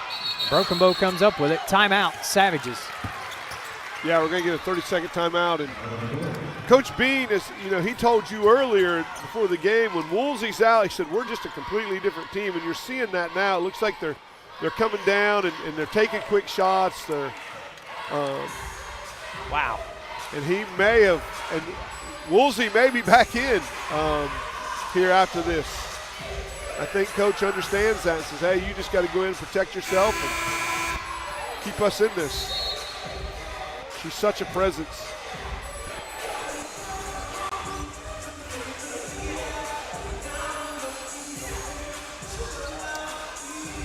Well, I assure you this, sir. If I am Coach Letitia Woods, the next offensive possession that we have, whoever's guarding her, I'm taking it right to her. Yep, there's another turnover by Cawthorn. That's 2 in a row now. And if you're Coach Woods, I mean, oh no, they're playing offense, defense. All right. Still, that's where I'm going. I'm going to Burge or I'm going to Gates. See what they're going to do. There's good defense there. Offensive rebound and putback. Yep. Burge becoming the showing up. Becoming the theme of the second half here. Well, even the first half. Offensive rebound. 14 for Burge.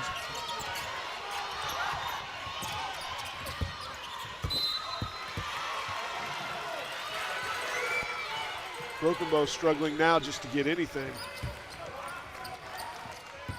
They've definitely been taken out of their offensive sets. Long three. Woo. That one rattled out. Looked good. Just didn't fall.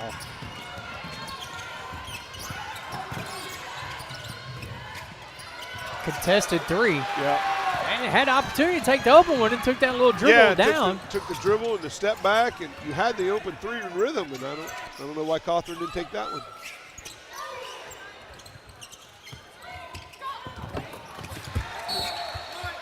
Good help by Hightower that time. They were trying to throw it into Birds that time.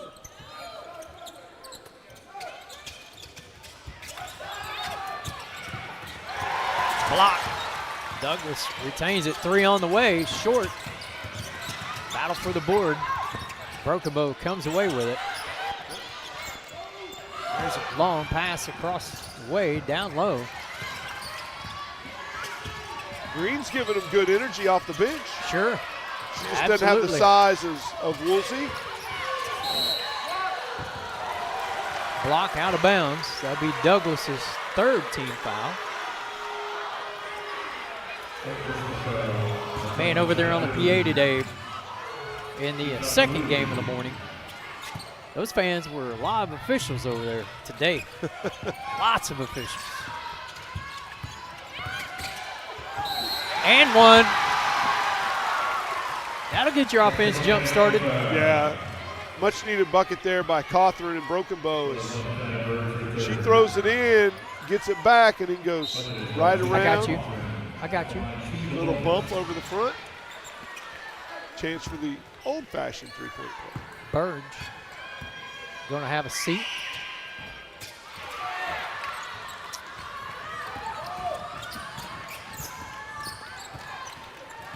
Carly Dickerson, I wonder, she with the knee injury over there, if she was a player.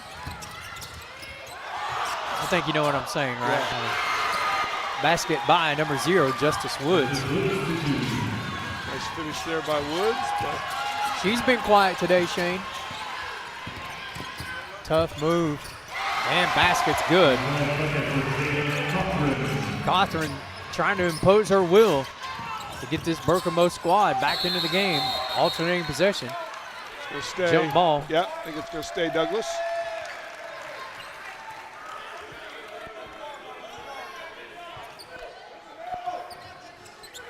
Take a look at that previous Broken Bow basket. 31.7. We'll probably have at least 3 more shots before the end of the quarter. This has been a fun one. Deep 3, short. Battle for the board. Another offensive rebound. And one.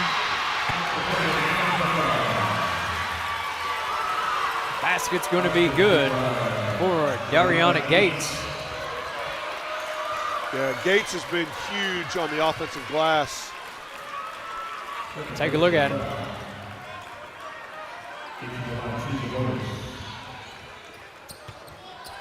Trying to extend the lead to 6 with 16.8.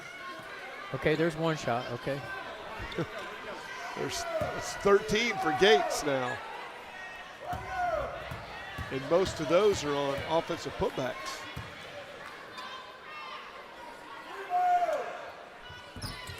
Free throw good. Yep, 14 points now for Gates.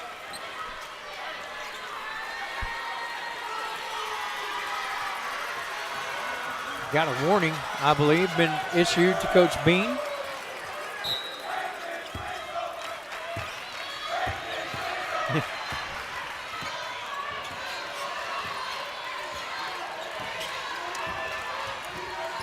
Eight seconds.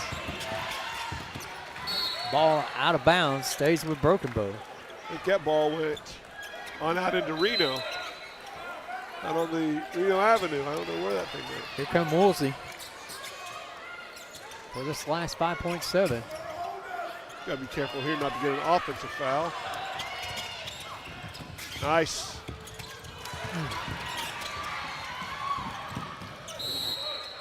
.5, we can catch and shoot. Better be fast. Talking about it, seeing. And it's going to be changed to Douglas. Yeah.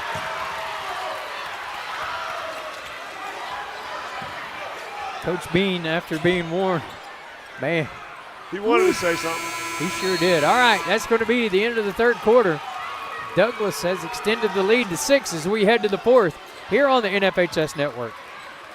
Life doesn't slow down. Your internet shouldn't either. With Pioneer Fiber Internet, get extraordinary speed and exceptional reliability. Enjoy unlimited usage, no data caps, and no long-term commitments. And save when you bundle. With fast symmetrical speeds and device prioritization, your whole home stays seamlessly connected. Sign up online at gopioneer.com or visit a Pioneer office today. High school sports fans, relive your favorite moments. Just click the shopping cart below the video player to get your digital copy today.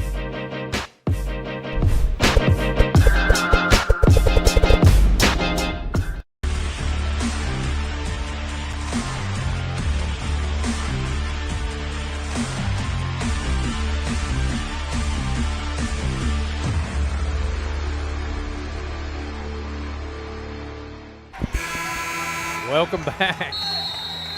41-35. Inbounding the ball will be Katie Rogers for the Broken Bow Lady Savages. They trail.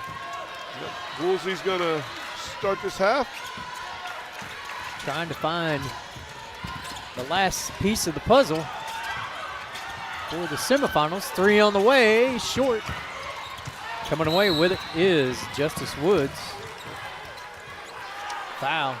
Neither team has shot it well from 3. The only difference is right now, Douglas owning the offensive glass, Tony. Probably a huge margin. Yeah. They had a huge margin at halftime, so I know it's only grown. Yeah.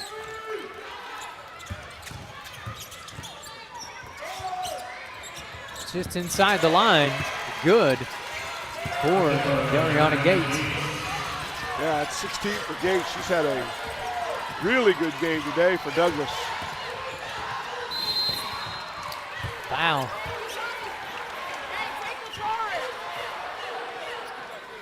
Cawthorn will be going the line to shoot 2. I think that's Mason. 32 or 23. Yeah, 23, yeah, Mason. Camille Yeah. Mason.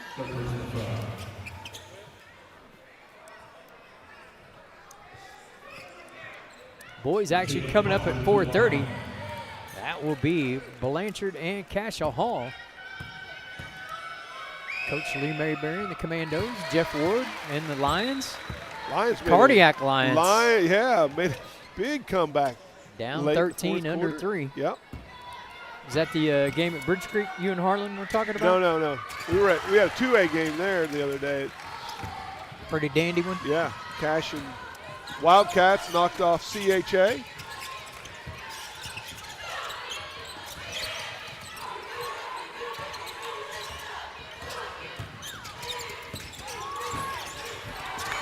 Oh man, what a touch there. Yeah, nice job. Cascia, you say? So at Deer Creek Northeast? Yeah, kind of. Okay, all right. They're growing like them, huh? Piedmont Northeast. Okay, yeah. Either one. Yeah, I was there last night. They're growing too. Nice fake. Good shot there by 25, Katie Rogers. Yeah, good job there by Katie Rogers. Getting in the paint, lift fake, step through. Well, if she's anything like back-to-back buckets there by Woods. She's really good coming back up off that screen. Her mid-range is on point. 9 for Woods. Down low. Shot blocked.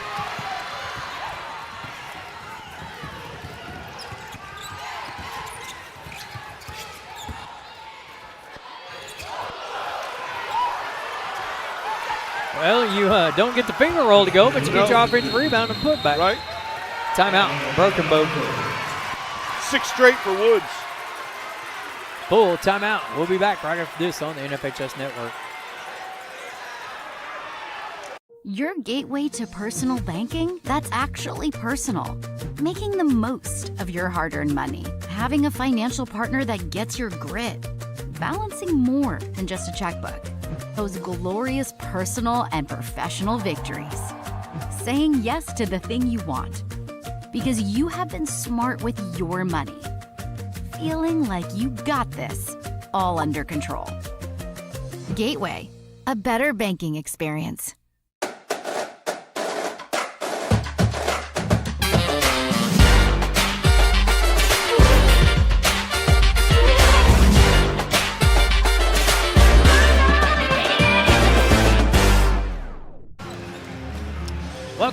10-point margin. Take a look here. Did it hit the rim? Oh, wait, there's bracket. 2A girls bracket. Let's see. Sidestep. No. I say no. I could be wrong. Been wrong numerous times. First start to being wrong is to admit it. High pass. Sailed away. Coach Bean just kind of looks down, shakes his head in disgust. It's not what you want to do out of a timeout. I think that Coach Woods is trying to run some clock here.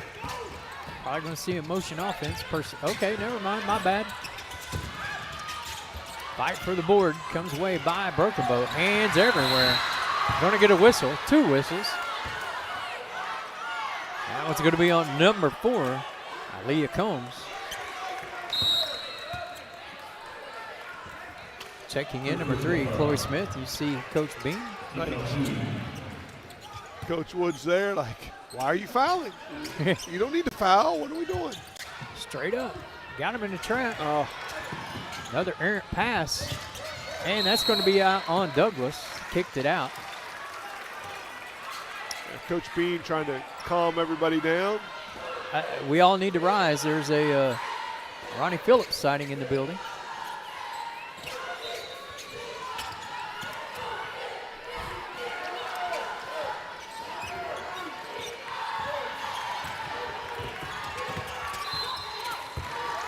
She's pretty good.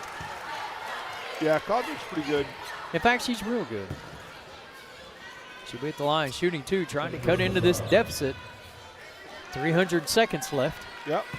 Got 17 on the day, 18.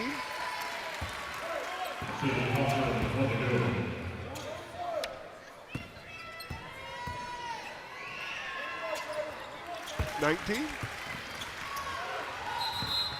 Has it to 8. Timeout. Trojets. See what they're going to take. 30. Baseline. They're going to run the baseline. Yep. There's timeout before. Timeout before. 30 second. 4A girls bracket, as you see. Probably the belle of the ball. Lincoln Christian Lady Bulldogs will be taking on Mloud. Yeah. Those guards are pretty good at Mloud. They can shoot and get up and down the floor. But and then Locust Grove, 16-point lead with Weatherford. It got down to, what, 8 there in the fourth quarter before somebody says, man, I don't care about this. I'm just taking a nap. I'm doing all right. That's exactly right. I wouldn't mind a nap either, young lady. Might take one between sessions, in fact. We still got 4:59 to determine who will be opposing Locust Grove. That's on Friday.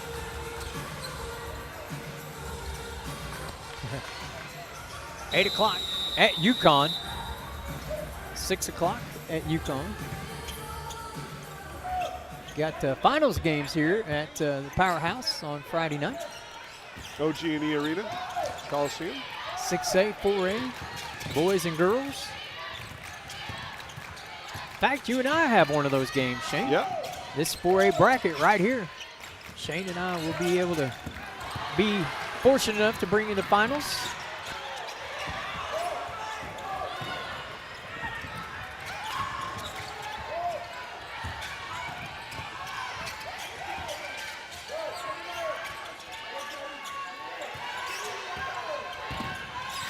Talk about days all mixed up, having finals games on Friday. That will be. I've got Chris Wilfon looking to see if these are the first Friday championship games. I would say yes. He didn't think so. Okay, we'll okay. see. I can always guess, though, right? That's right. Down to 6 now. Back to 8. Yep. That's a pretty tough shot there. Woods, I think that's 8 straight now for Woods, for 13. Douglas. She's taking over a little bit here. Take a look, the 3-headed monster for Douglas, 16, 14, 13 points. A little fadeaway there by Smith.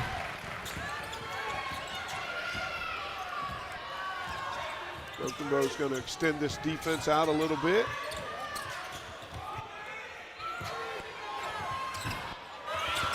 Oh! Wow, hello, Chloe Smith. They're only 3 for 23 from 3, but that was a big one.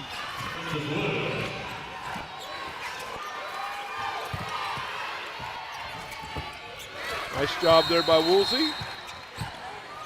Good finish.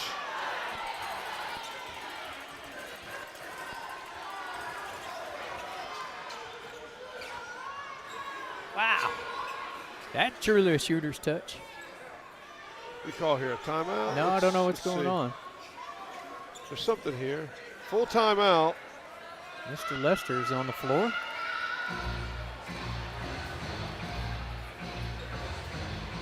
I think there's a discrepancy in the score. Yeah, I think they gave the points to Douglas. Maybe. I think we're good now. I think it's 55-47, I believe. Calling the officials and Mr. Gower.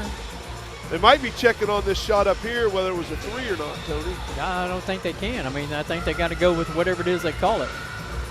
Chris Wilfong's joining us here. He probably has some information.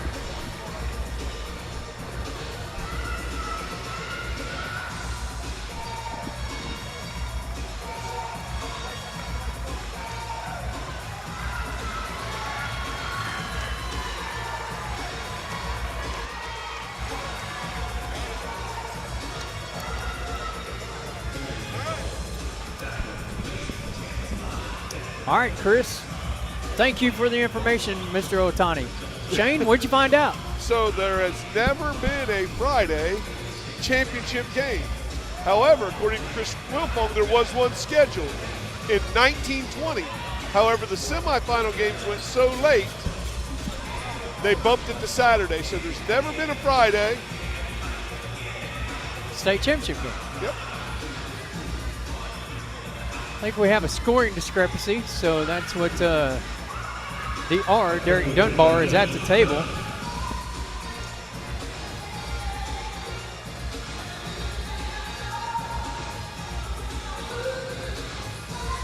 I didn't think the game was this close, Shane, honestly. I thought it was 6.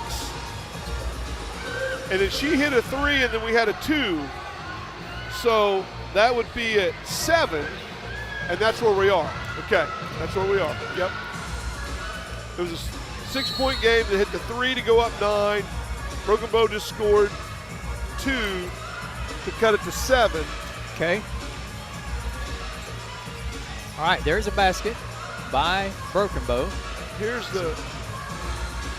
Yeah, clearly, that's clearly a 3. Yeah. Let that play, Chris, please. Let's see what these.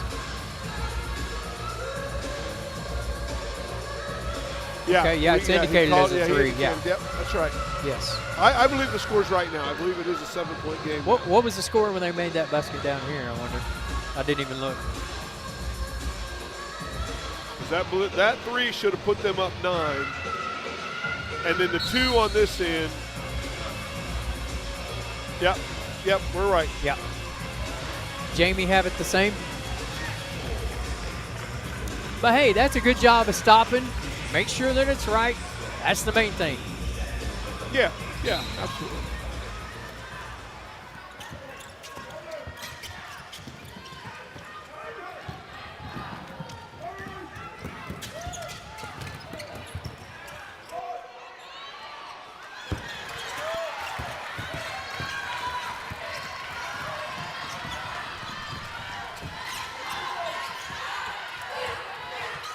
Correctable error quiz.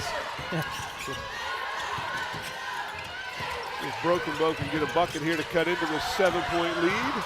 Still plenty of time. Almost a double dribble. Timeout. Lady Savages. Of course. How many 3s have coaches cost players on timeouts, I wonder, throughout the history? Oh, man, what about the, hey, Igo stepping out of bounds over there the other day, man. Went close to it. But, and he, man. Imploring. Broken Bow has 2 timeouts left after that one. See what they do here out of this timeout to get a bucket. Cousin Kyle Wilson, last week official, tuned in this afternoon. I like it when we have people telling us they're watching. We appreciate it. Looks like the Blanchard Lions have arrived. So, Woolsey back into Cawthorn. We'll see here. Nice find. It's a good look. Little pick and roll. Woolsey just left a little short in the paint. Never up, never in.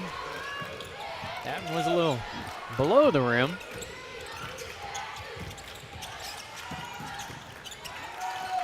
See if Douglas runs a little clock here, or I thought that a while ago and they shot a three. Yeah. Oh, good look. Basket by number 12, Micaiah Burge. Woods to Burge. Burge is up to 16 now for Douglas. Blocked. Big block.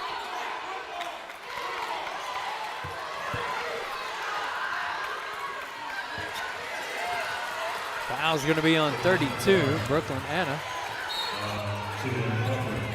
23, I'm sorry. That was Cawthorn. Cawthorn. Yeah, I think she pulled her down after the block. That's what they're calling. Is that 5 on Cawthorn? I don't know. Or is that 5? I don't know what we're doing over here. I'm not sure what's going on. Okay. Had a sub. Subbed out Woolsey for fouls. Okay.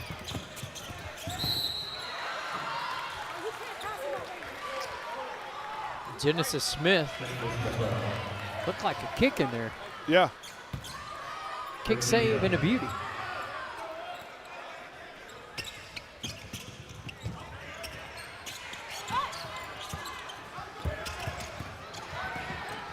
Douglas clears pressure, and there's a good look. Basket by Dariana Gates. There's that three-headed monster you were talking about. The big three for Douglas have shown up a little bit more than the big three for Brokenberg today. Yeah. Of course, the foul trouble really was. Yeah, Woolsey could just never get into a flow because of the early foul trouble. You can see.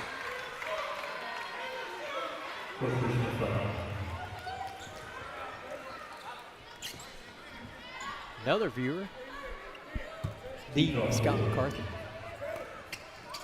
Self-anointed, the Scott McCarthy. Good pass. Yeah. And one. Yeah, there's the types of things that Woolsey can do. Is moves well without the basketball. That's a good cut there off the inbound. They'll get her out now after this free throw. She almost charged into her own player.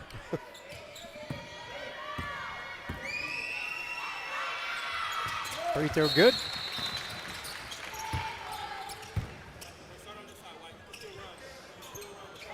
Kylie Burse is the offense-defense specialist.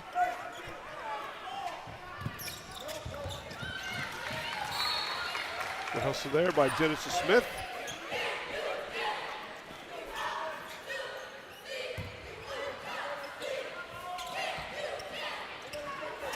Minute 6.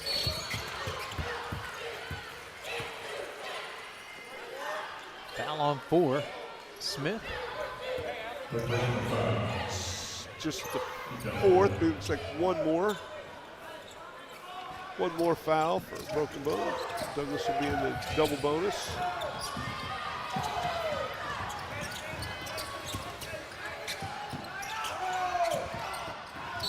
There it is. Fourth foul going to be called on Genesis Smith. Well, Smith, Cawthorn, Woolsey, all with 4.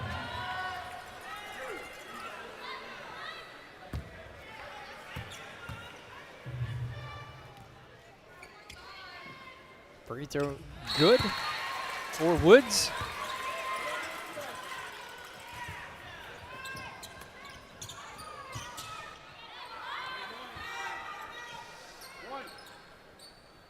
You come back tonight? Hanging out? I will not be back tonight. Oh. I'll be back in the morning.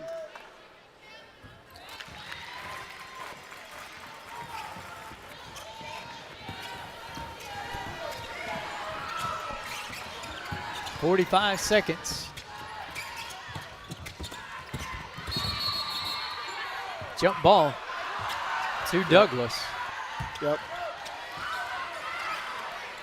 Well, barring something big here, I think, Tony, the key point was the point we talked about. When Woolsey went out, they had to take her out with 4 fouls. That lead went from a tie game up to about an 8-point lead, and that's been pretty much where it's been the whole time. 30-second timeout going to be taken by Douglas. Yep. I think Coach Woods wants a 30-second to talk about this inbound here. See it 4A boys bracket if we can, please. So coming up at 4:30, you see there at the bottom of the bracket, Blanchard and Cascia Hall, 6 Fort Gibson and North Rock Creek. That's going to be a basketball game. I think that's going to be a good one. Then the Mount with Catoosa and Bethany and Douglas will round everything out at 9 o'clock. I may take your chair for these games. Come on. Since you're not coming back. Well, I gotta keep this one for one game. Oh, yeah. For the 4:30 game, and then I may just slide to the right, like the cha-cha slide.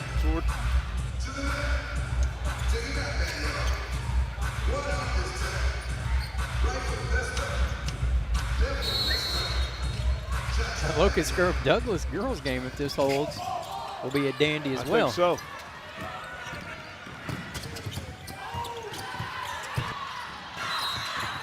Wow. Justice Woods is pretty good. She was not holding that one. She was going to go ahead and go score. Well, she's got some catching up to do, Shane. 18, 16, 15. Oh, yeah. She's got 15. She really came on strong here in this fourth quarter, scored 8 straight for Douglas. All on the very similar mid-range pull-up. She'd attack, hit that little 15-footer around the foul line, which I think is the best part of her game. Like you said the other evening in one of our games, there's a guy that goes by 3 initials that makes a living with that, right? Yeah, he scored a few points. Big shot last night, huh? Nah, piece of cake. Never a doubt.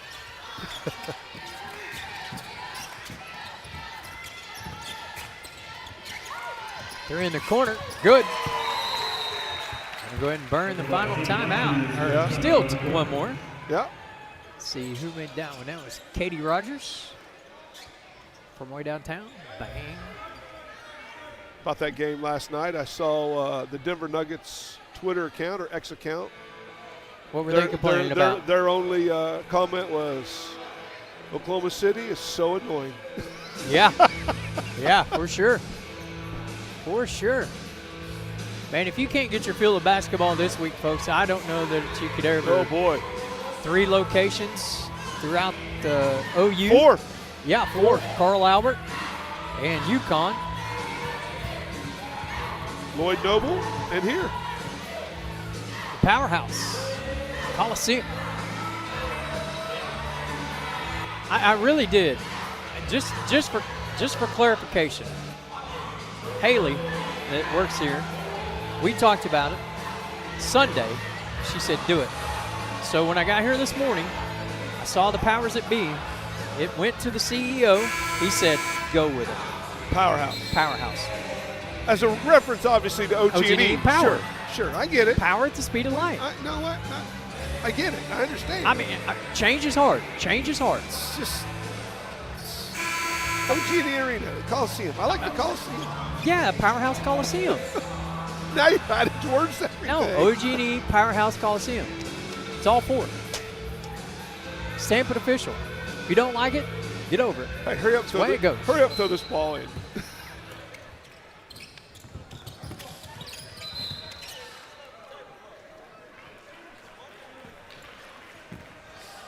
The table slapper was over here to my left.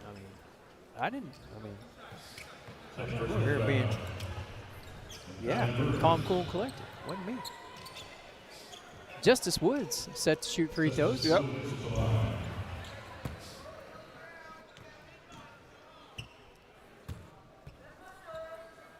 First free throw, good.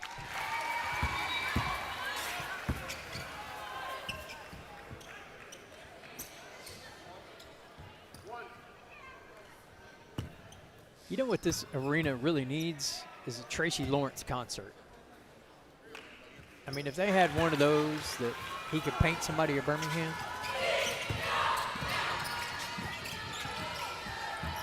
He couldn't sell it out, though. Offensive rebound and putback. That's a pretty good left-handed shot. Yeah, Woolsey.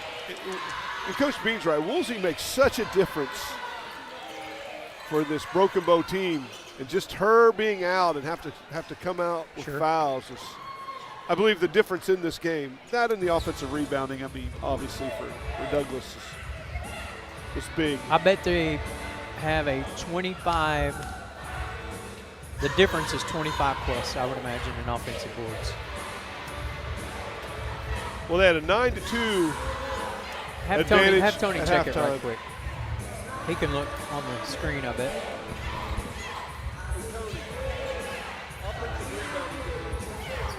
(64-55), 15.9. Lady Savages out of timeouts.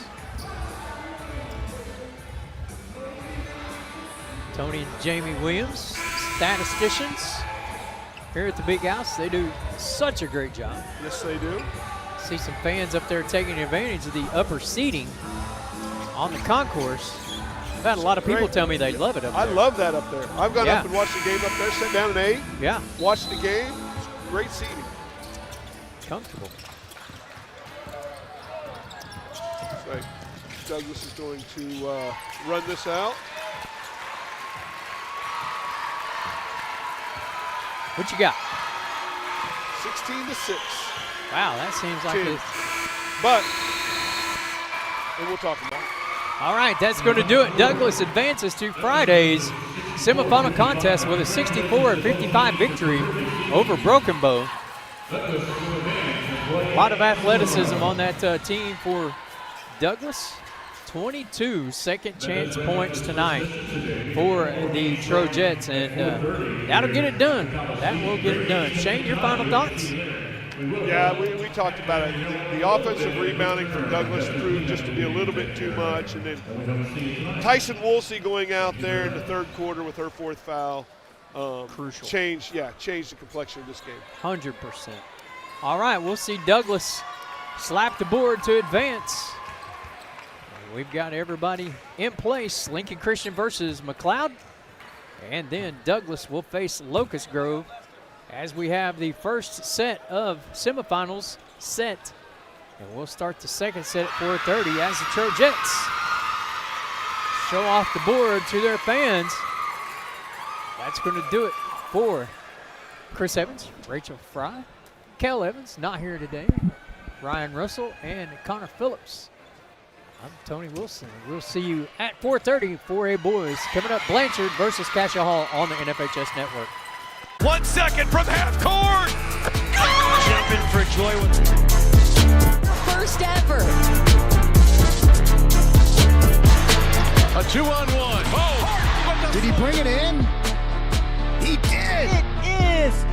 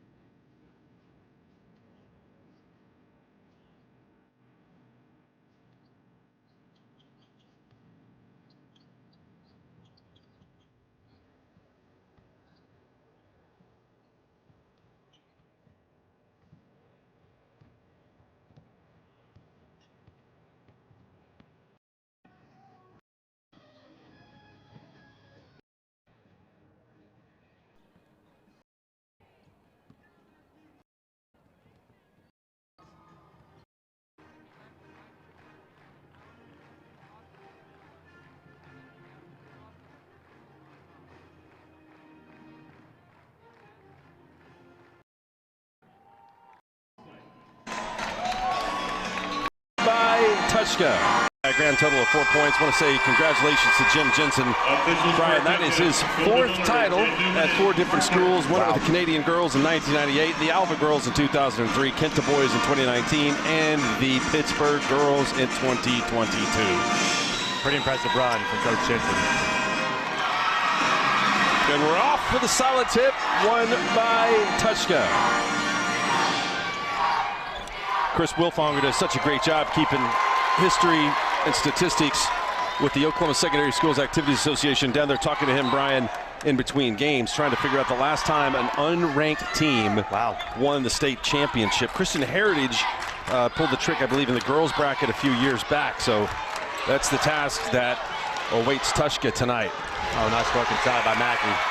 Going straight up there, and I like seeing Ty Dante Chester, Mark, go right at the chest of Mackey. Okay, wow. That's an aggressiveness out of Lex Simon, Mark, we hadn't seen in the first 2 games from him. Most of the scoring was done from Tegan, Simon, Simpson, and Mackey, so good to see another player be aggressive and get a shot off early. This Tuska team has just got a swagger to them. They are on a mission.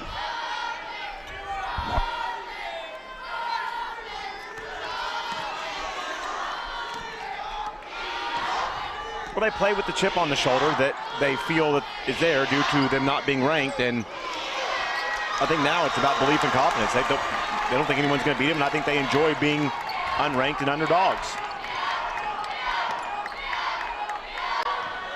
Last night they didn't shoot the 3-ball well, but they're doing it tonight. Cole Simpson from deep. Good adjustment there. Everything was dribble handoff last night, Mark, and tonight they fake the dribble handoff and go flare. And it's wide open, and Simpson, who was 0 for 6 last night from 3, buries his first one. Aiden Johnston, who shot it really well last night, misses from deep. There's Simon again, fakes the 3. Back out for Simon. Uh-oh. That's a start right there. Simpson to Simon, and it is 8-zip Tuska. What to confirm what's the last team to win the state championship. What a dream start for Tuska. They were slow starting last night, Mark. Took a little while to get in the flow. Not the case tonight. This team comes out ready to roll tonight. I mean, a dream start for the Tigers.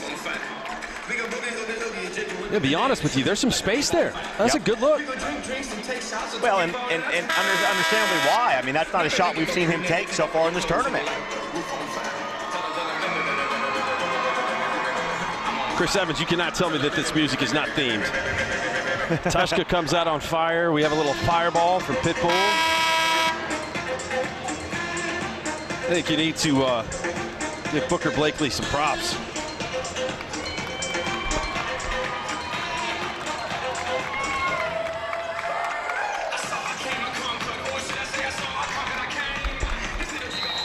Chris Zeich, manning the sideline for the Tuska Tigers, watching his team get out to a hot start. How about this little pressure defense from Tuska? We didn't see this last night either. Just a bunch of ball players, really. Chris Zeich lost the sweatshirt, gone the suit tonight. The AC, we can confirm, is working much better today as well. Chester misses it, and foul is picked up on the rebound. There is Fletcher Reed, always very sharply dressed. How about the maroon jacket? That's good stuff. Bow stuff. tie, pocket square. That's pretty good. Yes, he did. Foul goes to Aiden Johnson. Tegan Simon was so good handling the ball last night. He's got it now.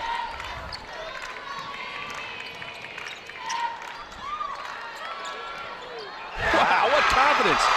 Lex Simon averaging 6 points a game. He's already got 7. Did not shooting like Larry Bird. I mean, he was turning shots down the first 2 games I did of theirs, Mark, and he has come out ready to fire. Ty Chester misses. Garber just not getting any breaks, and they've run into a red-hot Tuska team. And that might be a lot of the length of Mackey there, not allowing Chester to quite get as close to the rim as he normally would have. Kind of had to flip that one a little bit. Boy, Simpson thought about it, didn't he? Simon might as well again. Ooh.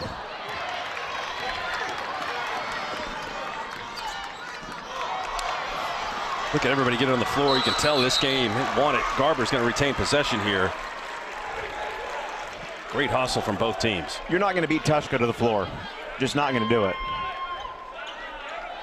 There's never been a boys team win a state championship unranked in the state. Now, I don't know how far back the rankings go,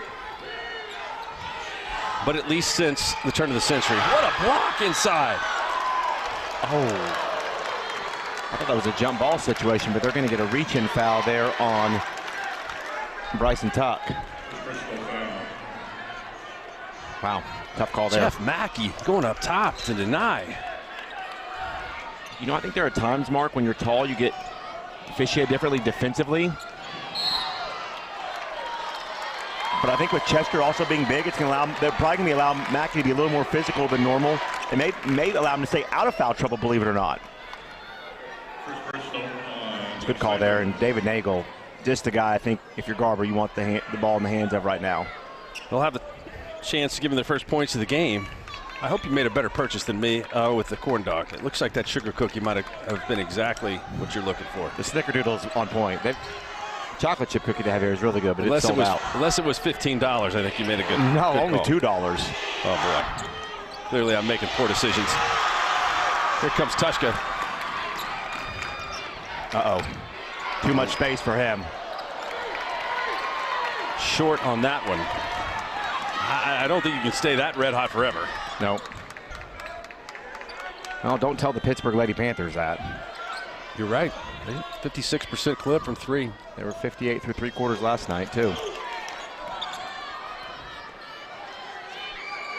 Long.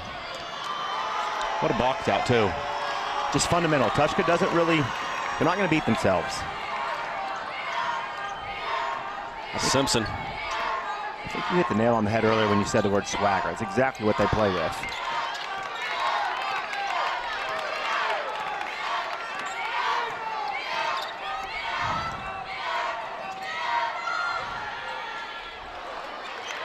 Good box out by Nagel down there on Mackey.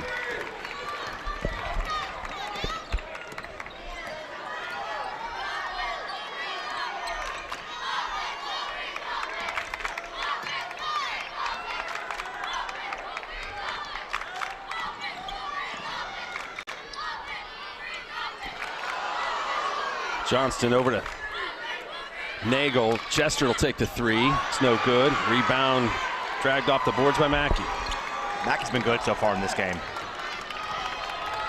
Defensively, rebounding, been aggressive going to get the ball. Garber's done a good job defensively settling in this one, but they're going to have to get on the scoreboard at some point. Oh, the backwards cut was there. Did you see that? What happened? Wait till we see a replay of that. Simon threw it to his brother Simon, didn't see it. He just flipped it out of sheer panic, and it flipped it up and in. That is the most incredible thing I have ever seen. I hope we have that on replay. Holy smokes, watch this, Mark. Back cut, he never sees it. Hits off his shoulder, he just flips. That's the most accidental basket you'll ever see. Wow. You want to talk about breaks, it's 12-0. Timeout, Garber. You got to think the forces are just aligned against them, this Tuska team. Wow, what a massive miracle run. Here's the pass, and it goes off, and she never sees it. And you see the look on Chris, you need to cut that and send that to Sports Center. Send that to ESPN. That's a top 10 play for sure.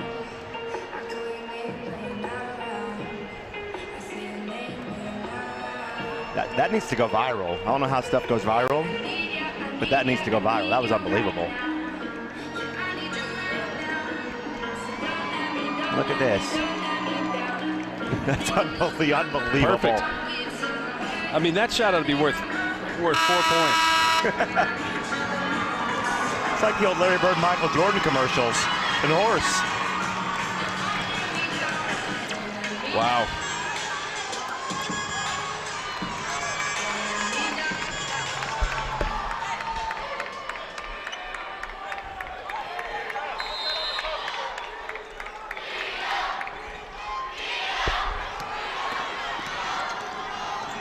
Nope. Oh, my.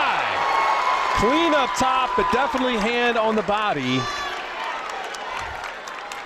Jeff Mackey went up to get that one. Let's watch the hand on the body, right? Yeah. I'm not sure what hand I saw on the body, but it wasn't either of his.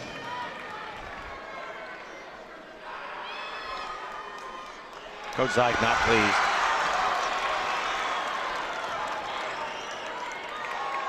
Garver can't get anything to go.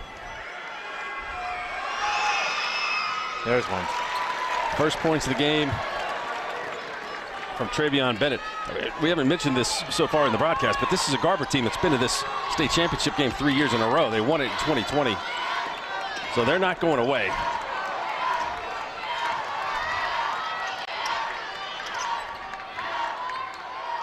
Boy, he's been hot. Averages 6 and he's got 9 now. This man-to-man defense is pretty suffocating. And only one shot, and this is a Garver team that's very physical at all the positions. Just not getting any rebounds. No foul, going in. Going up, Maybe on the shot. That'll be 2 free throw opportunities coming up for Bryson Tuck. It's almost as if Tuska knew the Garver would play off of Tuck and Lex Simon a little bit, and those two guys are being more aggressive. Those guys in the last couple games have just done dribble handoff, dribble handoff. They're turning the corner in this game.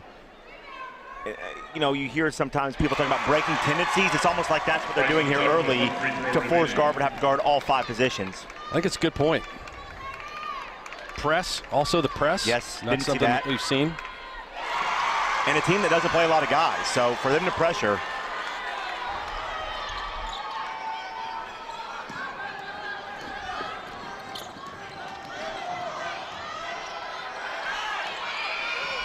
Nagel got it. Not necessarily his shot. But that's the first field goal of the game for Garver. It comes at the 106 mark. He called for it, though. Got a great defense there off the bench from Mark Bishop. Simon goes right around him, though. Look at that, Mackey down the glass. Now all 5 starters have scored. Wow.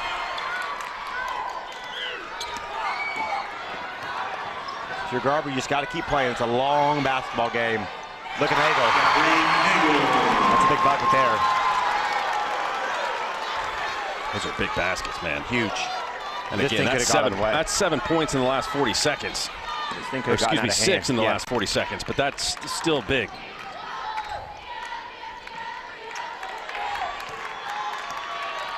Especially when you're going against a team like Tuska that is scorching hot.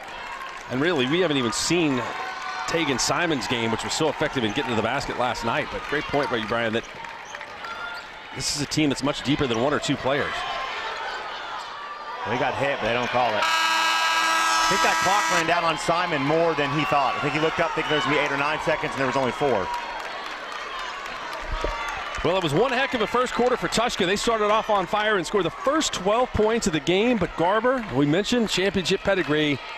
They're here to stay in it till the end. We'll take a break. We'll come back for the start of the second quarter at the Big House. We are your neighbors, your friends and family members. We are the people of Oklahoma Oil and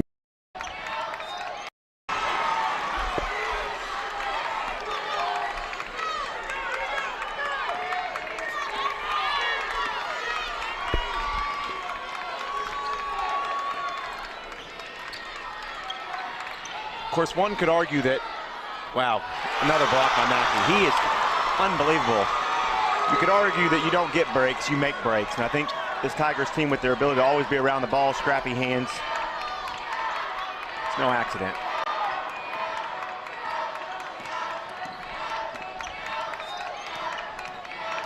Another nice aggressive move. take. Oh, nice job Good by block, Chester. Chester.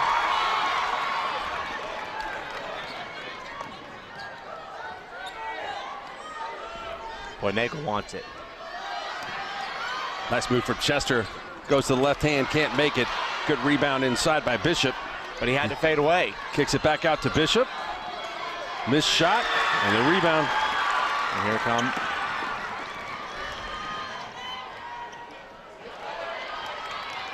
Probably not the shot that Coach Zeig wanted there, but Lex has been feeling it early.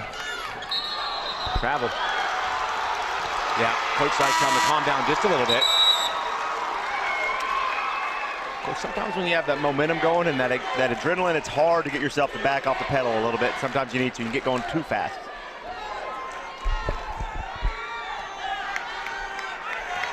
Tegan Simon brings it up the floor. We haven't had a substitution tonight so far, I think, for Tuska. These guys have gone all the way. They don't sub much. Good long hands. Tight Chester. But here comes Mackey. Oh, what a finish. What a shot. And that's his second foul. You almost would rather Coach Zyke let that layup go. Mackey will probably have to come out now. Mark Bishop finishing with authority. I thought Mackey was going to get there. What a finish. Wow. Both fouls have been debatable. I think that one was definitely probably foul. the right call. The first one I don't think was. You're right. So hard to judge those things in real time, though. We have the benefit of a slow motion replay. Skip. That goes in. Yeah, we read each other's mind. Wow. I might have just got up, Mark, and let you have the rest of it. Just give him the gold ball now if that had got in. What a start by Mackey. Well-deserved break. Now let's see if Chester can start to develop his inside game and start to take over inside the paint. Now, go ahead, sorry. No, I was just saying Landon Griffin is in. He just has a shot blocked by Aiden Johnson. He's going to come the other way. Johnson had a man, didn't get it to him, and Garber will have it underneath. I think the length and physicality of Garber now with Mackey out, it's incredible. Tuska is very undersized 1 through 4. But because of Mackey being 6'7", it takes away from that and allows him to be aggressive on the perimeter. But now without that on the back end, they become much more susceptible to the inside game, and Chester wants it immediately. Nagel. Yep, his third. Had to go down and double Chester, Mark, and it led to a wide open three.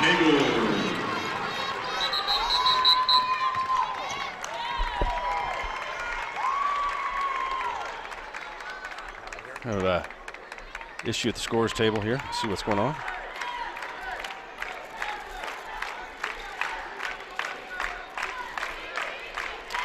I said that maybe three-pointers not necessarily his game. Nagel's so good in the paint and so tough and physical, but he's showing me a thing or two. No reason that a three-point shooting can't be his game either, as it doesn't matter what spot on the floor he is. This side, that side, straight away, and knock them all down. He's got 9 of their 12.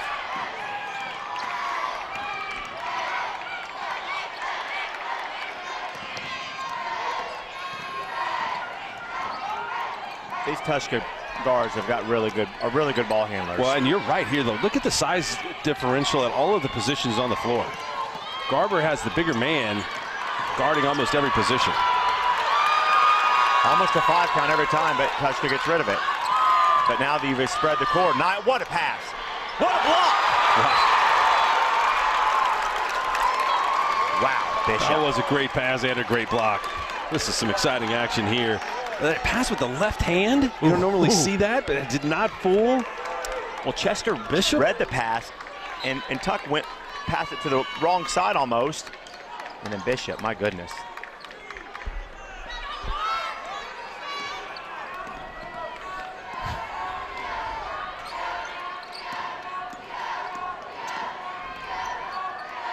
A lot of space for Simpson. You can't give him that much space. 17 a game. Simpson couldn't find the range much last night in the win, but he's got 2 threes in this one. And that's a big bucket. See if Chester can get a touch inside here. Yep. They're going to have to double, and there's the answer off the double and then one. A silly breaching foul.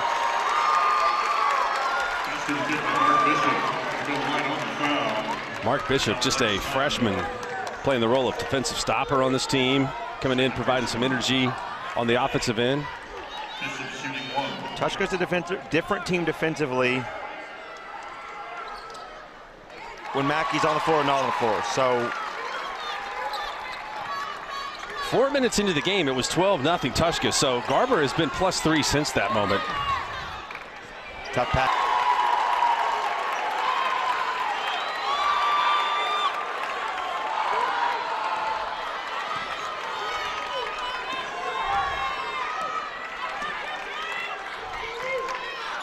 3:14 to go. Chester out to Bishop, count it. Solomon Bishop hits the 3, and it's back to his 7-point game. And foul on Bishop. Yeah. Only their fourth though of the quarter, or of the half, so a long way to go for the bonus. Like the defensive intensity that Garber has played with. This team, who's been in a lot of big games, understands it's a long game. It's a flop. Yeah, that is a definite flop.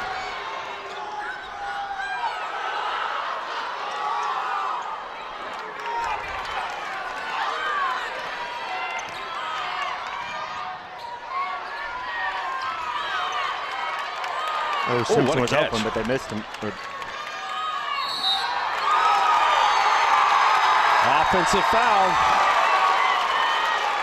Second on Bryson Tuck. The Garber defense has been very good this second quarter. Very, very good.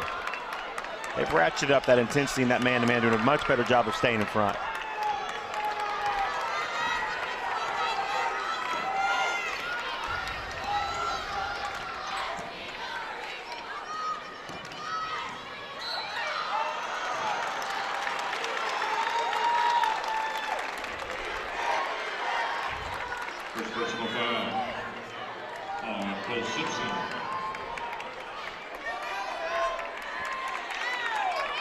So Garber will be in the bonus now on the reach in on Simpson. Mark Wiley, these 2 free throws get this back to a 5-point game with 2 minutes left to go, and no more Mackey the rest of the first half. And missed the front end.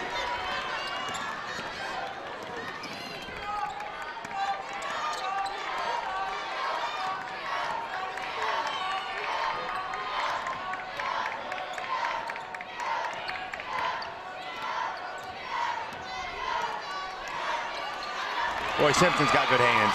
I'm not Simpson, sorry, Bishop, the freshman Bishop. Nagel again. And Bishop is going to be called for going over the back. That's foul number 2. Great block out by Simon. Mark Bishop's been really good defensively in this game. Mark Bishop. They start Bennett, but Bishop gets the lion's share of the minutes once he comes in. Still 2 more to give. And that's a third on Bishop. That's Mark Bishop. That's his first, I believe. Second. Oh, it's his second? Okay, sorry. I thought I heard them say it was his second earlier. My apologies. There's 2 Bishops. They're both good defensively. Well, there's a third, but luckily Carson didn't come in the game, because then we'd really be in trouble.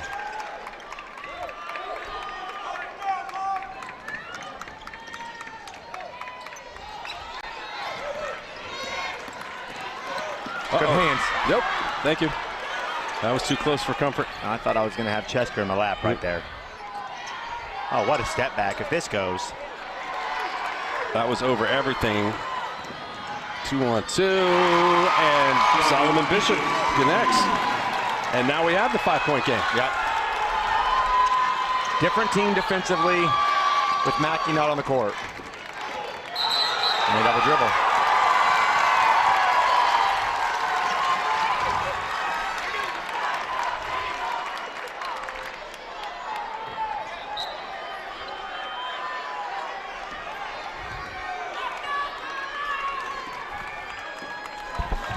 I don't know if I'd hold the ball if I was Garber. I think I'd want to play. They're rolling with some momentum right now. I'd want to play as many possessions as I could without Mackey in the game. Right here's why. Yep, because that's a push and foul. Landon Griffin just doesn't have the strength to stay with Chester down low. First personal foul. Landon Griffin. At the line, Tyrante Chester.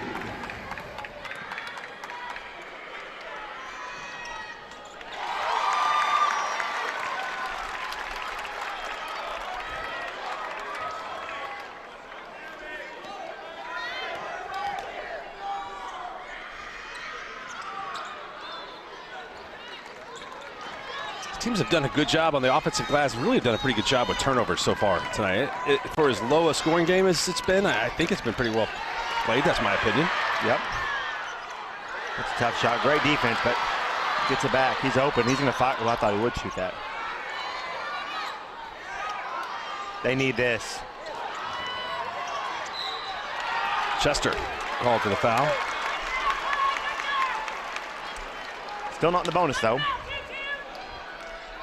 First personal foul on Chester. Big wins today in the college basketball ranks for both Oklahoma and Oklahoma State. Cowboys knocked off Texas Tech. Sooners win on the road in Manhattan. And it looks like Coach K is going to go out with a loss at home tonight to North Carolina. Brady Manick, 20 points, 11 rebounds. A little update, what's going on there. We'll also update you what's going on in some other games as they qualify for state next week in the remaining classifications. Are they going to cancel the 2A and through 4A games here? Because I don't know if they can get better than this. They're good. Cole Simpson thought about that. That was a range check. They're running doubles. You can create some havoc out there. Simon been really good. Let's see if Bishop, I don't know if that counts.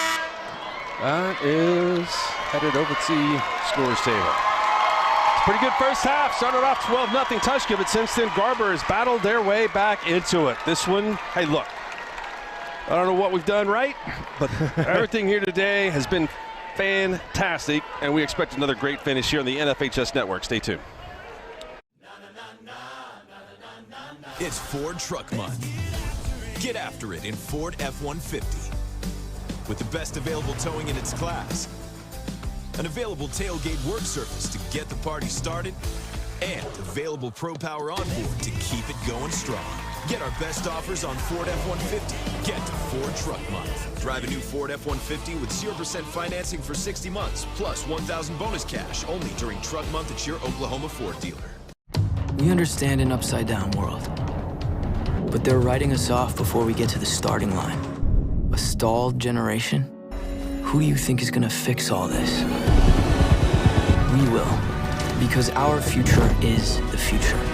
So we're going to build bridges and hospitals in a day, and feed those left in the cold. We're going to do all this and more, because we have an appointment with destiny.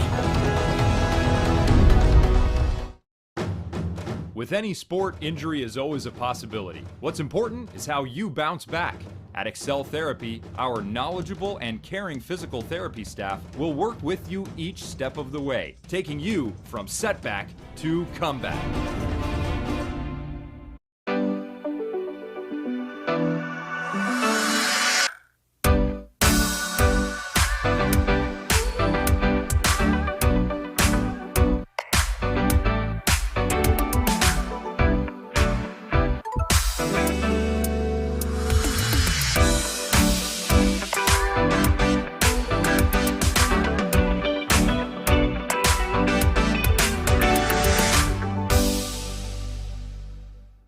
Rib Crib's been smoking the good stuff for over 25 years, serving up mouth-watering barbecue.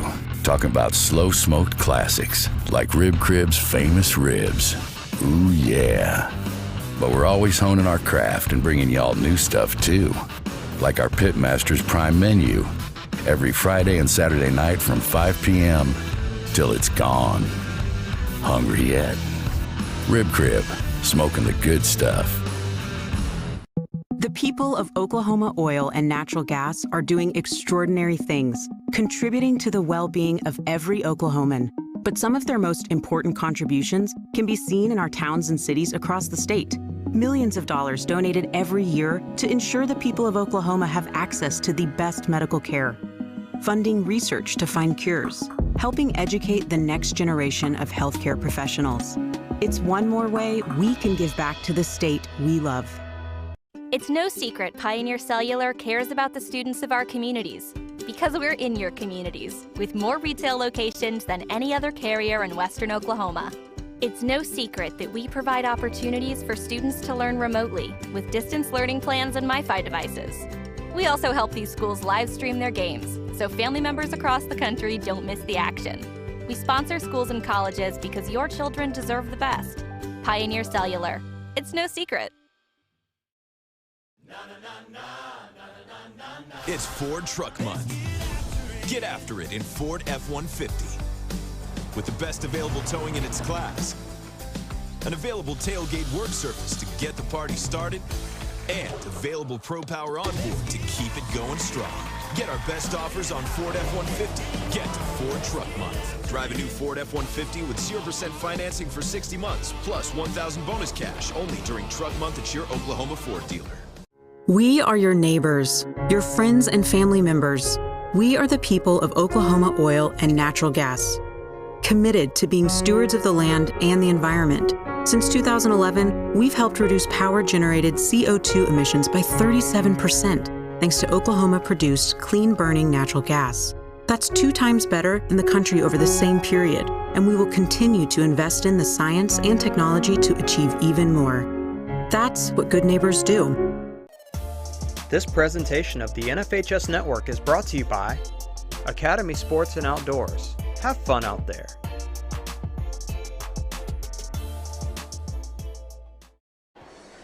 Welcome back. Halftime 25-21. We mentioned Garber got out on top. Tuska got out on top 12-0 in this game. Garber came back to outscore the Tigers 14-7 in the second. The game changed, Brian, when Jeff Mackey, the post player, who's had such a good tournament, went to the bench with his second foul.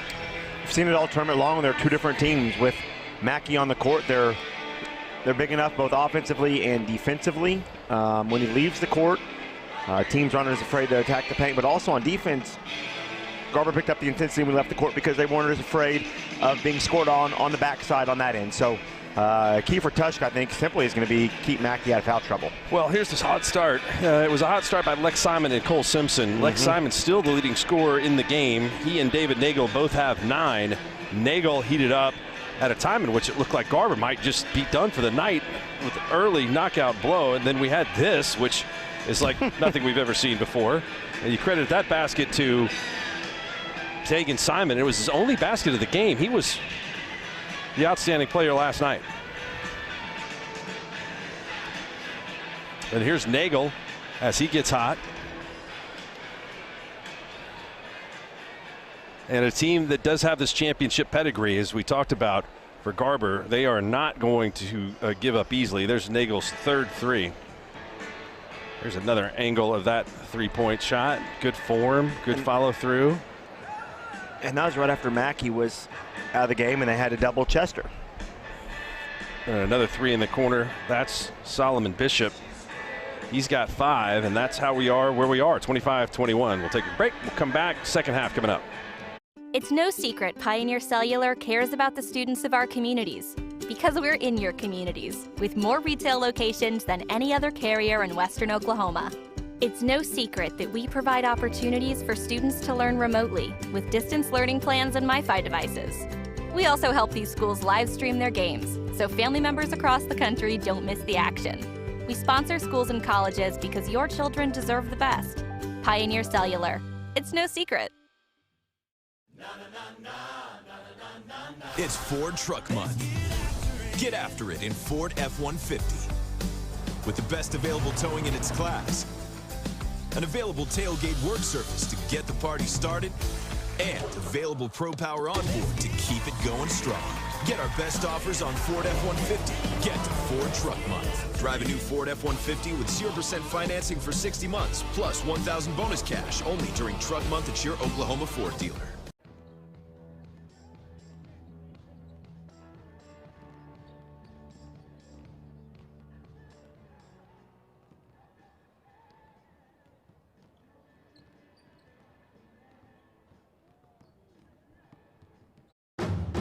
With any sport, injury is always a possibility. What's important is how you bounce back. At Excel Therapy, our knowledgeable and caring physical therapy staff will work with you each step of the way, taking you from setback to comeback. The people of Oklahoma Oil and Natural Gas are doing extraordinary things, contributing to the well-being of every Oklahoman. But some of their most important contributions can be seen in our towns and cities across the state. millions of dollars donated every year to ensure the people of Oklahoma have access to the best medical care, funding research to find cures, helping educate the next generation of healthcare professionals. It's one more way we can give back to the state we love. This presentation of the NFHS Network is brought to you by Academy Sports and Outdoors. Have fun out there.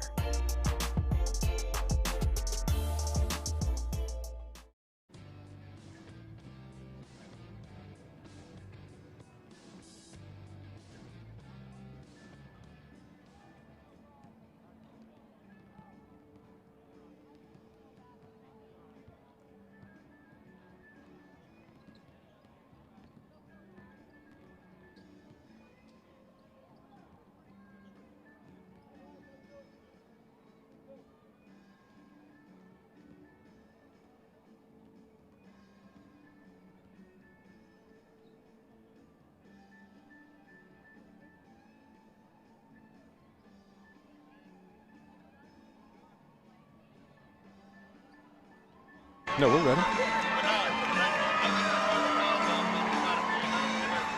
Welcome back. 25-21. Tell you what, we've had 14 great quarters of basketball. Here's a look at the first half statistics. Tuska got out to that hot start. They are rebounding well. Turnovers, though, only 2 for Garber, and I think more than what, it's been a low turnover game based on what we've seen here. But credit to Garber for only having 2 in the first half. That's one thing that they've done right, even though they were trailed 12 zip in this game. Yeah, done a real good job. And they've also done a good job pressuring on the other end, forcing some turnovers. Tuska has 7 of them. So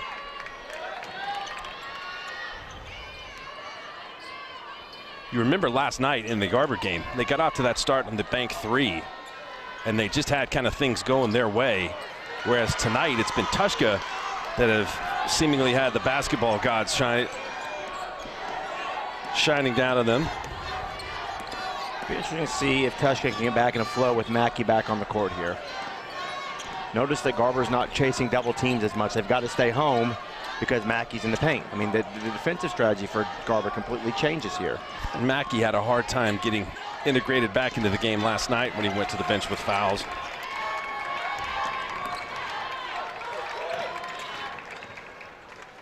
Size differentials just is difficult to deal with for Tuska. And there's another turnover, number 8. Chester knocked that ball away from behind. Great job. That was a travel. Yeah, they got it late, but it was definitely a travel. Coach Reed's upset, saying, Aiden, you were wide open. Just shoot it. He had the hot hand last night.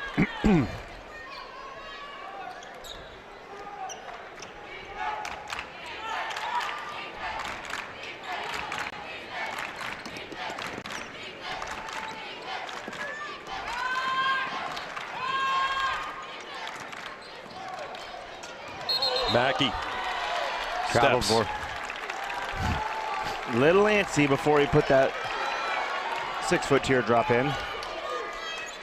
The Garber's coaching staff wants a 5-second call. The problem is, Mark, the 5-second call doesn't start until you cross the half-court line. So they're guarding for 3 seconds behind the half-court line, but once the 10-second count stops, that's when the 5-second count starts. Nagel thought about it.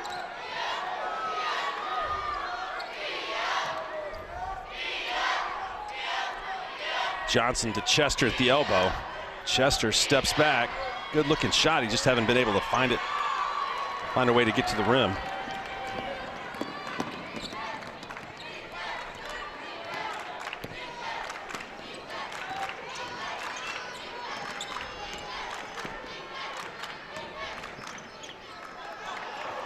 Wow, look what I found. Right back underneath. Mackey inside is going to stay here. That foul is going to go on Solomon Bishop, and it will be 2. They'd kind of been on the basket for a while for Tuska. Just can't get anything to go here recently. After that hot start, I guess when you throw it in off your shoulder, eventually something. Yeah, that might have been the backbreaker. They got Simpson there. They don't miss him. The length for Garber. Tuska creates a little space, but Garber can close the space down quickly because of their length. Nice pass. What a great feed, great catch, good turn. That was beautiful basketball there. With Mackey inside, it just makes everything so much easier.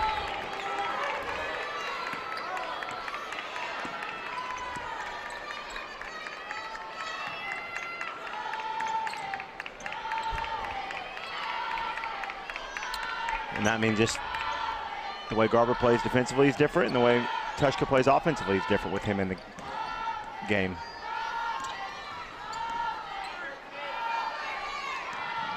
Chester to the elbow. Goes in on Mackey and can't get it to go. Trips over photographer. Well, let's hope he's okay. They're going to have to stop play here in just a second. And now we will on the foul. Oh, no. That doesn't look real good. That is on Aiden Johnston. Chester's moving all right now. It looked like his knee had been kind of funny. You feel bad for the photographer who's upset with himself. I don't think the photographer was the real problem there. No. I think it was the difference in the level of the court. Yes. Mackey, big free throw there. No, you're right. I think it was after the fall with the photographer who.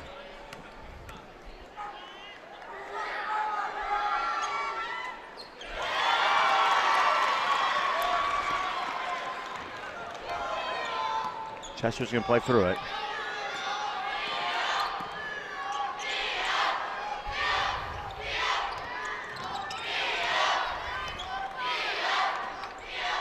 Tough three here by Bennett. Well, Mackey really has made his presence felt here in the second half. Since coming off the bench with that rest, extended rest, and he is making a big case for player of the game. Well, Garber hasn't scored with him in the game. In the second half, 3.5 minutes played. Yet to score with him in the game.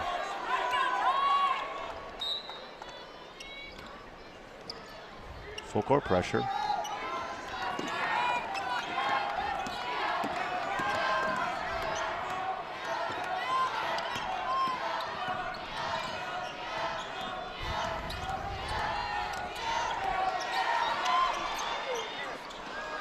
Look at Mackey.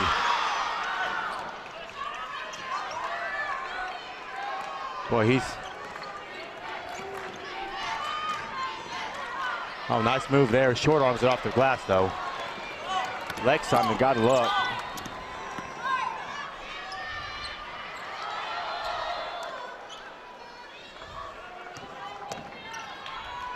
Chester works inside. Mackey did a good job of not fouling. Chester just can't get it to go, and finally does. Yep. Finally got the angle on Mackey. He was able to bank it in off the glass. Chester's first field goal. Wow. Foul on Nagel.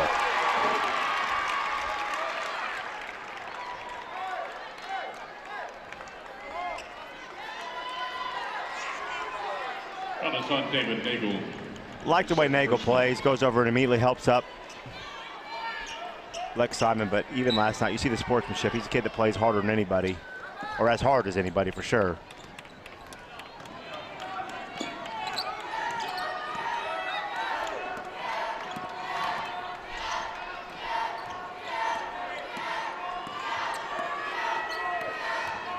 Oh, good move there by Simon. Gets in the paint and finally gets the field goal to go. Yeah. Tegan Simon's second field goal of the night. 8-point lead. By Tegan Simon.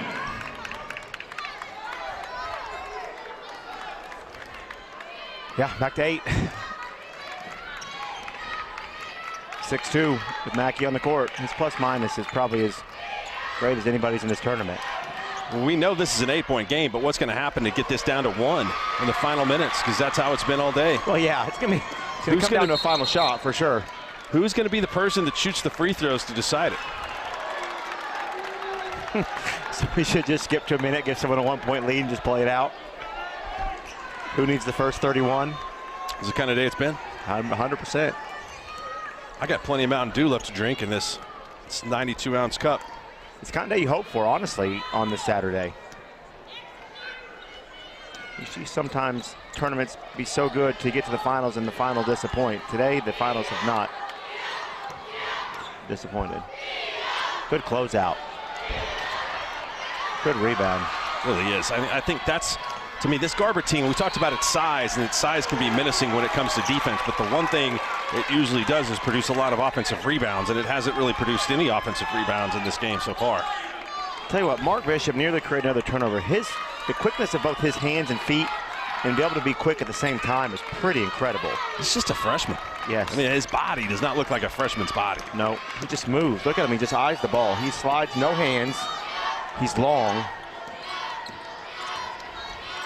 It's great when a player like that understands his role as defense and doesn't try to do anything else other than play defense and takes pride in it. Big miss there. That was as good a look as Simpson's going to get, wide open.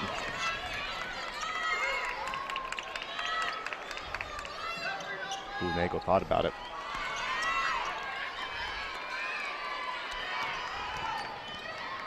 There goes Chester. Seems to be moving better. Seems to be moving better. The limp is gone.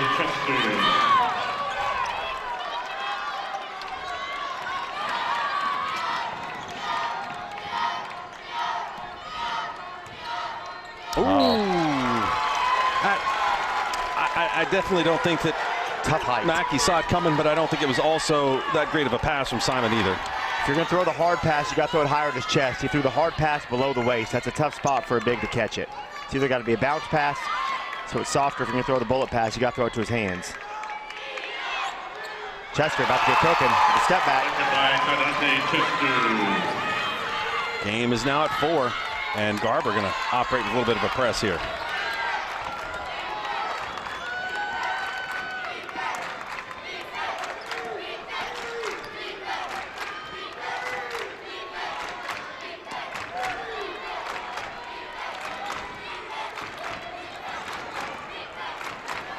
Look at Mark Bishop. He's just up in.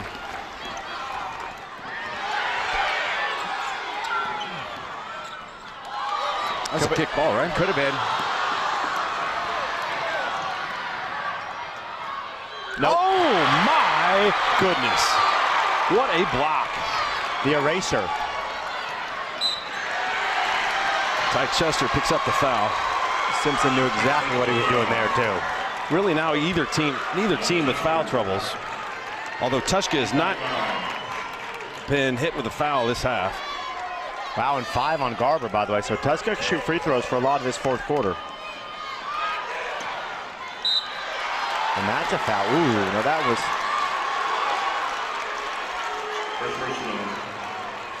Watch this out of nowhere. Wow. So Mark Tuska has not been whistled for a foul. They will shoot 1-1 the rest of this game. 3 seconds. Simpson's got to get it off. Great defense. Great defense there by Garber, not even allow a shot. Well, that was a low-scoring quarter. Yep. It was 6-6. After a couple of blistering quarters, we'll take a quick break. We'll come back with the final 8 minutes here at the Big House. Rib Crib's been smoking the good stuff for over 25 years, serving up mouth-watering barbecue. Talking about slow-smoked classics, like Rib Crib's famous ribs. Ooh, yeah. But we're always honing our craft and bringing y'all new stuff, too. Like our Pitmasters Prime menu. Every Friday and Saturday night from 5 p.m. till it's gone. Hungry yet? Rib Crib, smoking the good stuff. We understand an upside-down world, but they're writing us off before we get to the starting line. A stalled generation? Who do you think is gonna fix all this? We will, because our future is the future. So we're going to build bridges and hospitals in a day, and feed those left in the cold. We're going to do all this and more, because we have an appointment with destiny.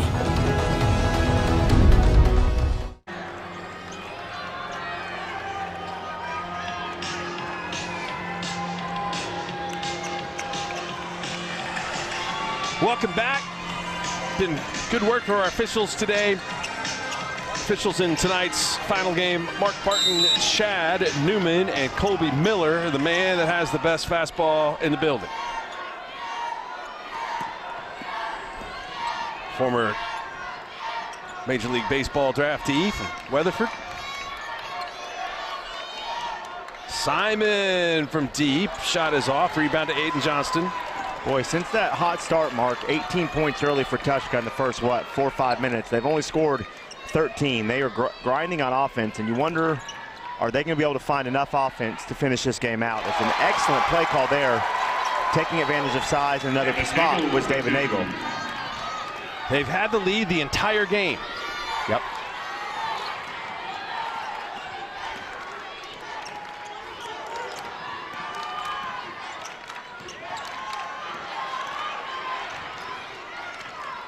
Big shot here. They needed it. That was a big basket by Cole Simpson. They needed a basket bad, and they got one. Full timeout. Almost had as much scoring in the first 30 seconds as we had in the entire third quarter. Quick break. Back with more after this.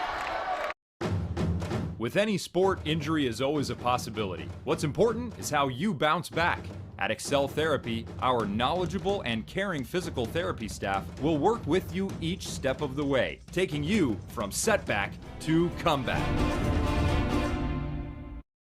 The people of Oklahoma Oil and Natural Gas are doing extraordinary things, contributing to the well-being of every Oklahoman. But some of their most important contributions can be seen in our towns and cities across the state. Millions of dollars donated every year to ensure the people of Oklahoma have access to the best medical care. Funding research to find cures. Helping educate the next generation of healthcare professionals.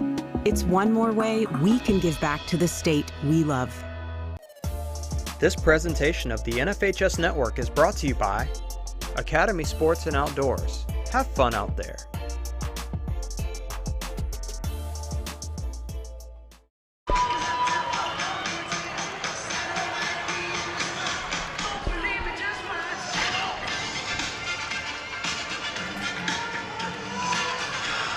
Mark, we got any chocolate donuts left back there, you know? Have you checked? Well, last time I saw, there were 2. Okay. So, I'm not the last man seen with them. 6:57 to go, 5-point game. Garber has scratched and clawed, something like that, back into the game. Foul on the floor. It's the first foul on Tuska of the second half. But the third foul on Mackey. Third personal foul. Jeffrey Mackey. Good box out. Oh, no. You got to have all 3 across. The ball never crossed. That's a good call. Yep. All 3 have to be across. 1 goes back. That's the rule. Simon has a shot blocked by Chester, and here comes Garber the other way. Nagel pulls up from 3. Looked good, missed it, but rebound from Mackey.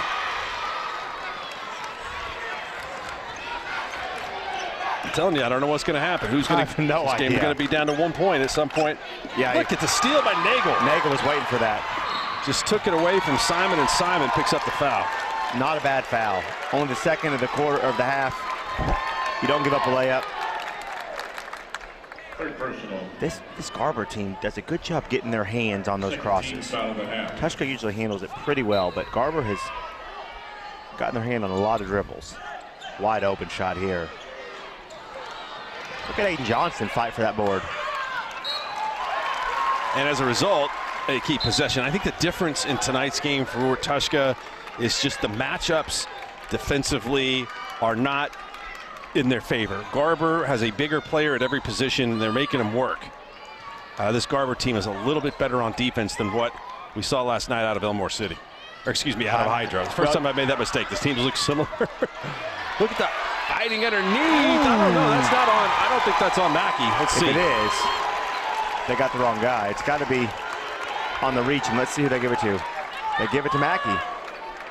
Wow. Personal foul on Jeffrey Mackey. I think that there was a lot of contact. I don't know if it was on the shot. Free throw's no good. This is risky here. I'll tell you what, for Chris Zeich. Mark Daignault said it the other night, I think pretty well, that you don't want to foul your own guy out when he hasn't fouled out. Yep. But this is dangerous minutes here for Tuska with Mackey on the bench. And there's his substitute, so give credit to Landon Griffin for getting there and boxing out and getting a rebound. To your point a minute ago about the Garber Good timeout. The Garber defense, we got to talk about this. Hydro had the size, had length and size, but they couldn't stay in front. Garber has the athletic ability with the length to stay in front, and that is the difference. It's not so much size, because Hydro had the size last night, they couldn't stay in front. But Garber absolutely has the athleticism to stay in front of these dribblers. You're exactly right. That's the difference. They were able to beat Hydro off the bounce last night. They have not been able to do that against Garber. Not at all. And when you turn the corner, you generally dictate the offense. Well, they haven't been able to turn the corner in this game, therefore not able to dictate the offense. I think some part of that surprise attack early was guys scoring that haven't scored much in the tournament. Garber's done a pretty good job on the three main cogs for Tuska.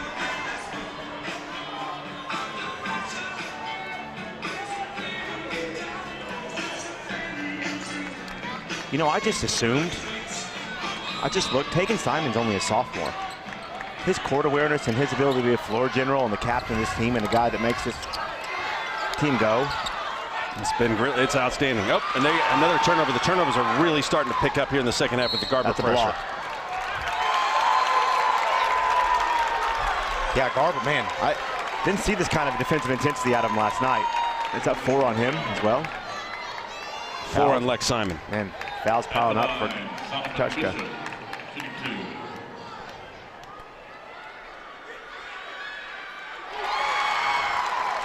Bishop went over 2 last time, but makes the first one there.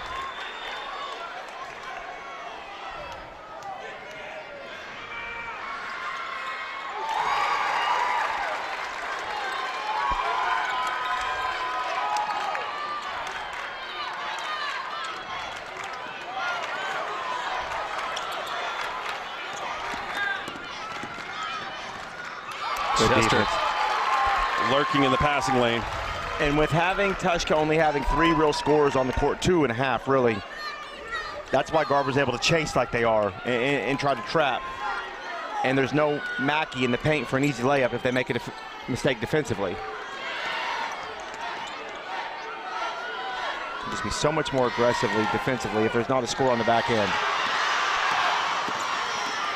I mean, look at this, because they're not afraid of the paint. Wow. I mean, Chester's playing on the three-point line defensively. Block. Yep, good call.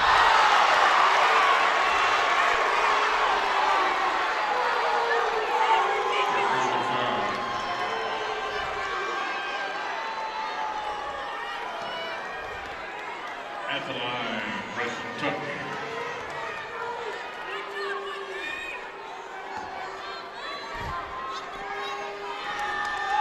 Big free throws here. Big free throws. Tuck's got 3 now. What do you think? 4-minute mark? He's got to come back in, Mackey, that is? I think so. Yeah, I almost might let him go now. You know what I'm saying? I just... Yeah, maybe you're going to navigate some of the game with him anyway, whatever. Yep. I mean, you might get him for the entire game. I mean, you might be able to stick without fouling. So, well, in the last game, remember we had Kilburn for...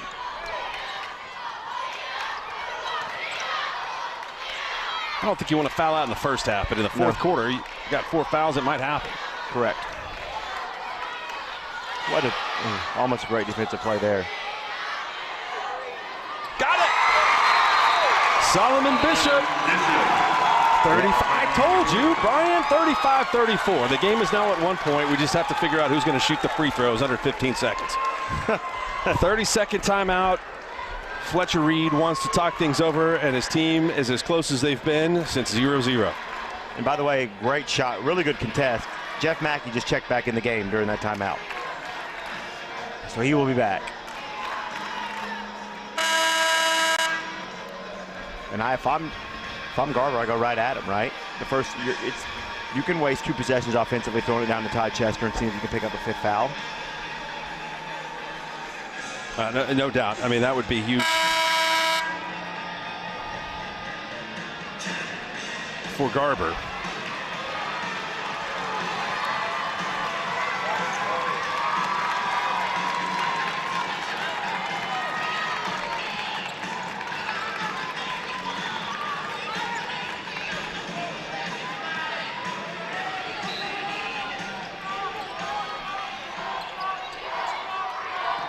Boy, that was a risky inbounds pass.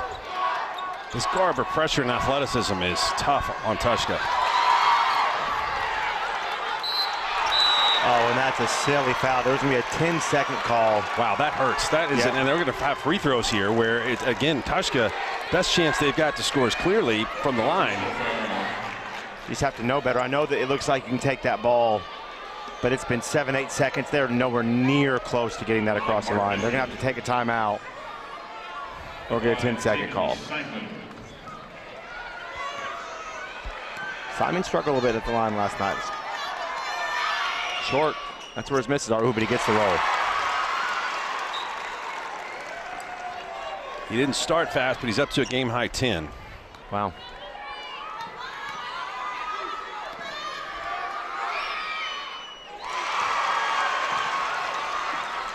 Three-point game, 37-34.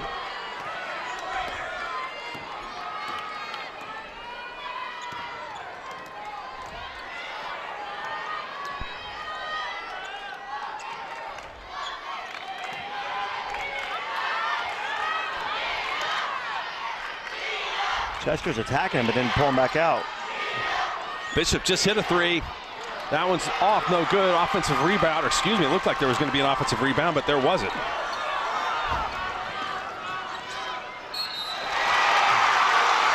Great physical take to the basket. And a much better pass that time by Simon. Shuffled it right to the chest of Mackey where he couldn't drop it. Their personal foul. Chester. Big couple free throws to get this back to a two-possession game potentially for the Tigers. Mackey's been pretty solid for the line the last couple nights. Mackey with one free throw to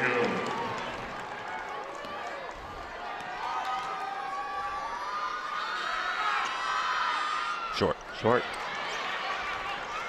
Nagel with the rebound, but it is now a two-possession game.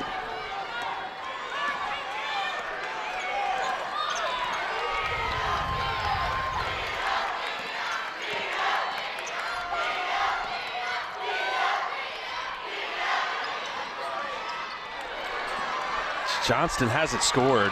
He had such a good game last night, but hasn't been able to find the range tonight. Big shot here, Mark, and he buried it. Transition and a couple of big buckets. Well, free throws and then a big bucket for Tuska. They're on a 6-0 run. Sorry to cut you off. Chester misses. Nagel, I thought, got away with perhaps going over the back, had a hand in the rebounder, and that's a break for Garber because they're going to get to keep it. That looks like he was out of bounds when he touched it. Wow, what a shot. Can't lose shooters in transition. It's the first time they've lost Simpson tonight. Oh, what a help by Mackey. On still great finish, my goodness. Threw it up between the hands of Mackey almost. And Mackey was great to be vertical. Okay, timeout. Timeout situation's pretty good. We've seen some teams run out of timeouts a little earlier today. I think this one's going to be the full version. 30 seconds. So Tuska still with 2. Garber with 2. Tuska will shoot double bonus the rest of the way. Garber will not be in the bonus until the third foul following this from Tuska. Got some young cheerleaders in the building, some aspiring cheerleaders.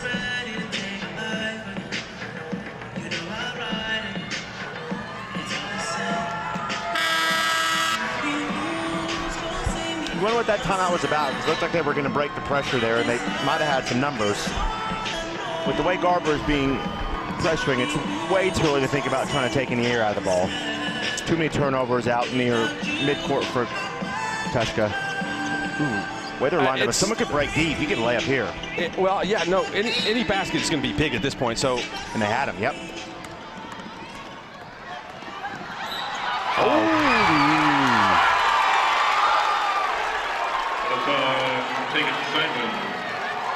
Maybe the extension of the arm is the reason for it, but I thought that Bennett was still moving sideways and went down a bit easily for my liking. That was tough for Coach Zeich because he called such a good play there to get the one-on-one matchup, and it turned out That foul doesn't necessarily hurt them. It's the first foul of Tegan Simon's game.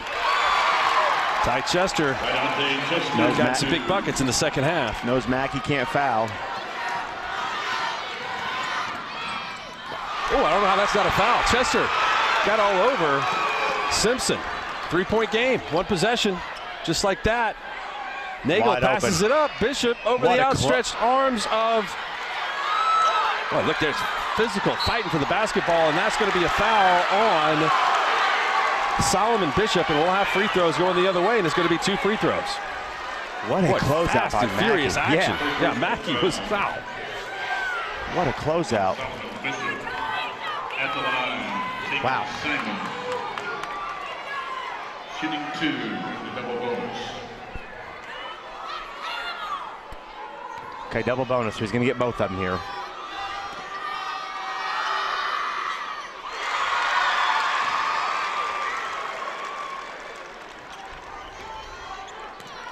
What a great job by the hands of Tuska. Tajante Chester had that rebound mark, and 2 guys went in there and took it away from him, including Simon.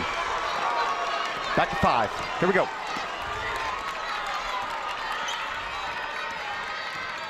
Travion Bennett to the basket. Short rebound by Jeff Mackey.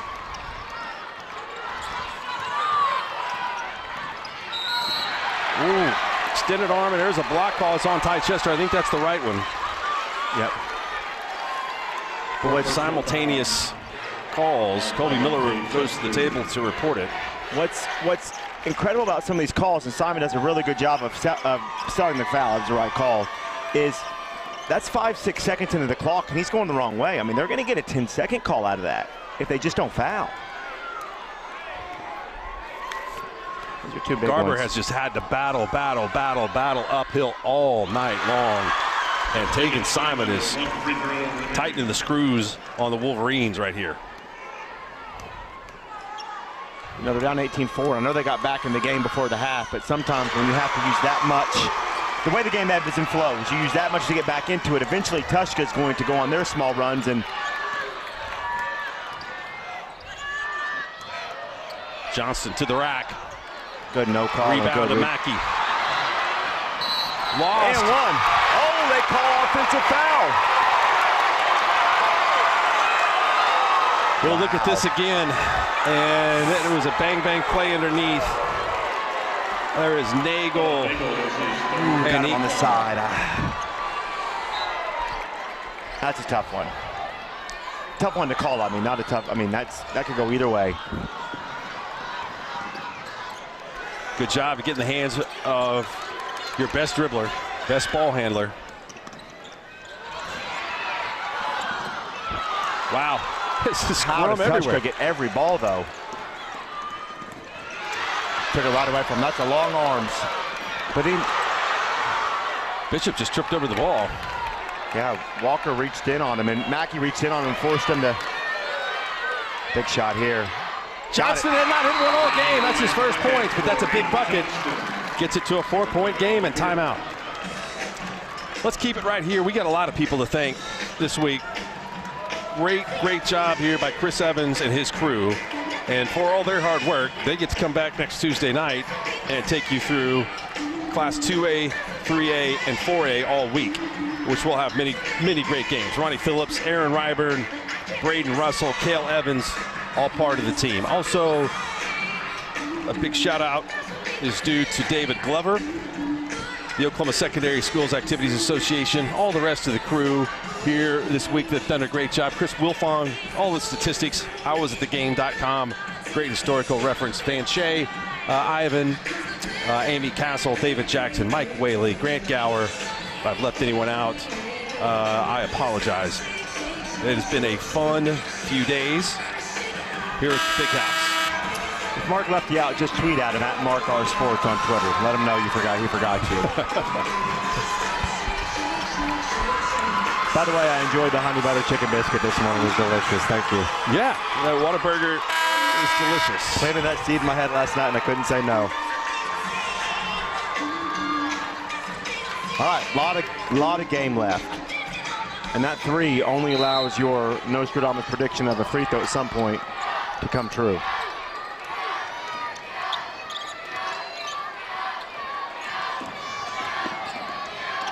Boy, they were close to dribbling right into traps. Simon's looking to get fouled rather than take care of the ball. That's a block. Get the ball up.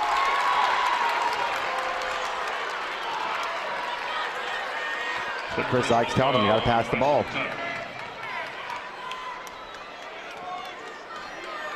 Line stop by Bishop.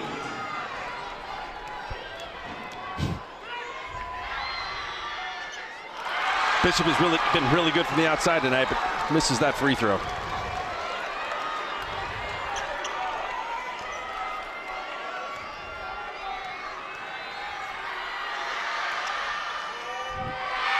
Look at Chester, grab the rebound and gets it to go. Almost an and one. That was just exceptional effort from Tadante Chester. 2-point game.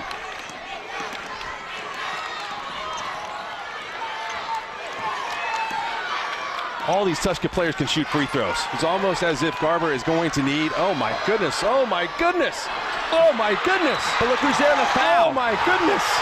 I'm not sure what Cole Simpson was thinking of why they needed that three-point shot, but there is the man of the night to save it for Tuska. And I don't think there's any doubt who's going to be our MVP if the Tigers hold on to win this. He was trying to put the game away. I'm not even mad at the shot. That was a wide open look.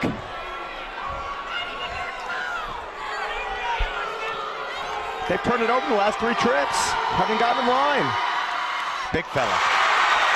Bails him out.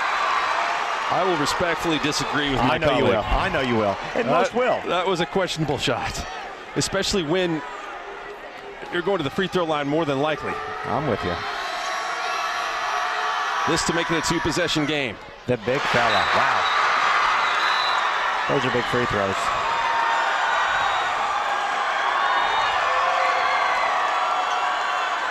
Well, we had a 1-possession.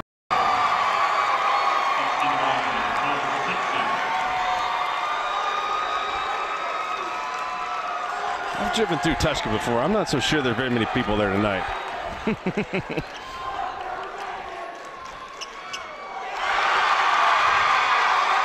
They're training themselves underrated. You don't hear that very often. That's a good point. That's fantastic.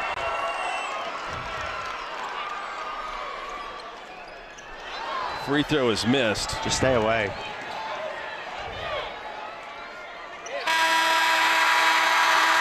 The Tuska Tigers, the first ever in the boys division in any class to win a gold ball entering the state tournament unranked. Trophies for the champions of the runner-up Kingfisher.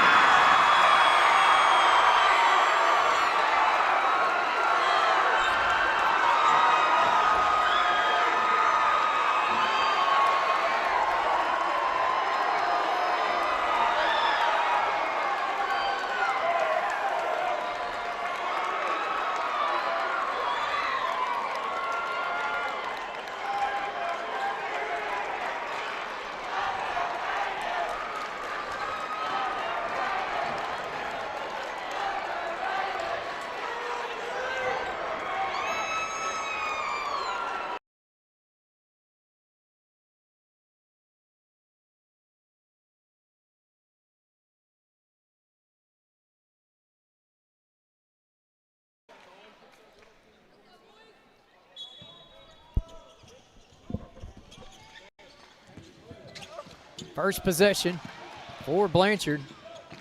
Kick out. 3 on the way from the wing off the iron. Rebounded by the Commandos. Low quickly down the floor. Right-handed dribble spins towards the paint. Thought about the 3 was Roman Poindexter. That is a 3 on the way. That's off the iron. Blanchard comes away with the board. Jackson Oliver pulls that one away. Minute in, no score. Both teams very active so far. Good conversations with both coaches yesterday about their ball clubs. Blanchard definitely be the Cardiac Kids. 3 off the back of the iron. Follow your shot, young people. That's why. Nice job by Oliver. Shots up and in for Oliver. And Blanchard jumps out to a 2-0 lead.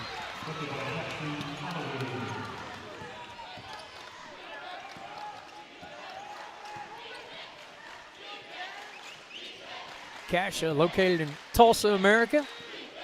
Blanchard just right down the road. About 20 miles, good hands by Oliver. Ball stripped away, here comes Blanchard. Out in front, that's number 5 for Blanchard, Emery Smalley, and quickly 4-0.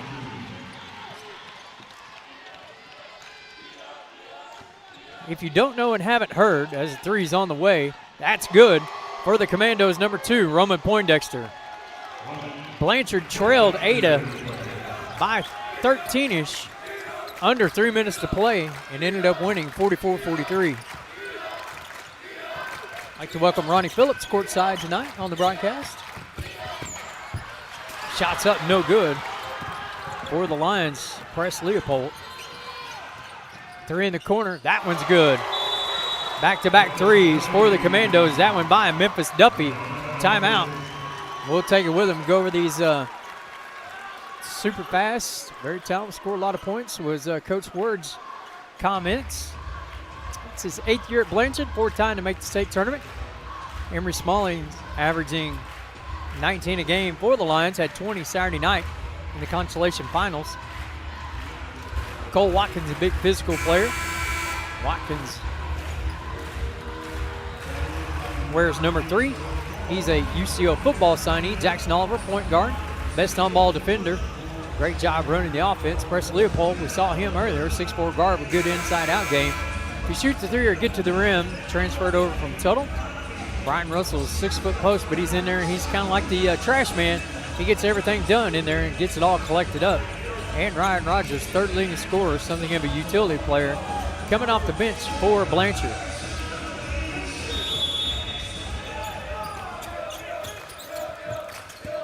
A little pressure, token pressure here by Cascia.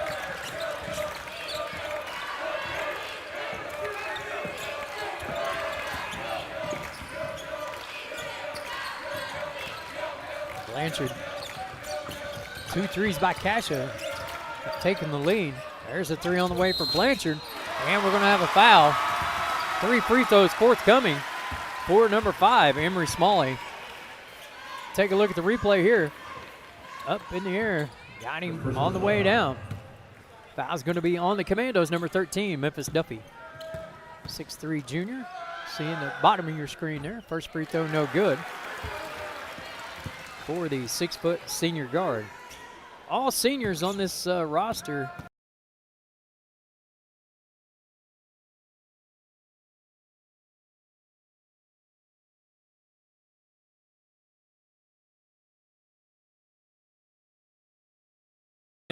Back in, press Leopold.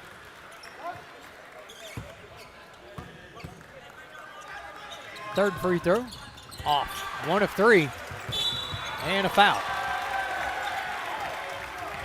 I guess that's insult to injury. Missed 2 free throws, then turn right around and commit the foul. There you see Coach Lee Mayberry and the Cash Hall Commandos, 25-4, 1 championship, 4th year at Cascia. They've been in the state tournament 3 consecutive years, 110 miles from here to the campus that, man, they got the Pope on their side. Used to be a board member at Cascia. There's a ball in the corner, 3 on the way. Stroke. Memphis Duffy, his 2nd 3 of the night. It's now 9-5 in favor of Blanchard. Or excuse me, Cascia Hall.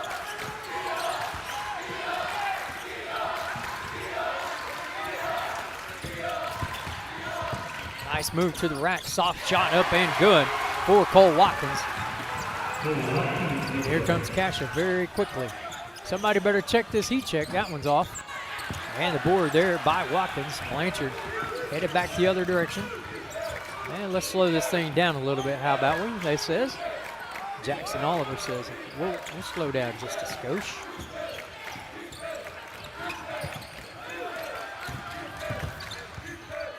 Nice look. Trying to get it out to the corner. They do. The trap comes from Cascia. Skip pass, another one in the corner, 3 on the way, and that's good for number 5, Emery Smalley. It's raining trays early here in the Coliseum. Might be raining later here in the metro area. Thus far, it's 3-pointers. That's the 4th one made in this first quarter between the 2 teams. 3 from Cascia, 1 from the Lions of Blanchard.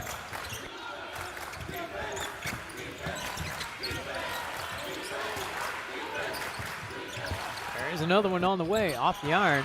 Battle for the board. It's going to be saved.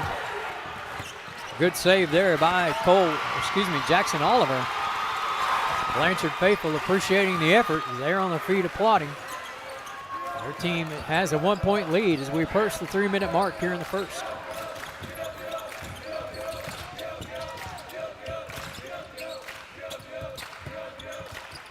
Post move. Foul is going to be whistled on, number 2, Roman Poindexter. There you see Blanchard coach Jeff Word, 24-5. No championships for Coach Word. And 26 miles to the Coliseum. 8th year at Blanchard. This is their 4th tournament appearance. And for the Commandos, number 5, Marquise Markham. This is the best ball defender, and Coach Mayberry says he knows his role, and he's a defensive disruptor. Free throw, good. 12-9 in favor of Blanchard. They jumped out 4-0. Then the 3 threes by Cascia made it a back-and-forth game. Poindexter. Woo, woo. Man. Memphis Duffy's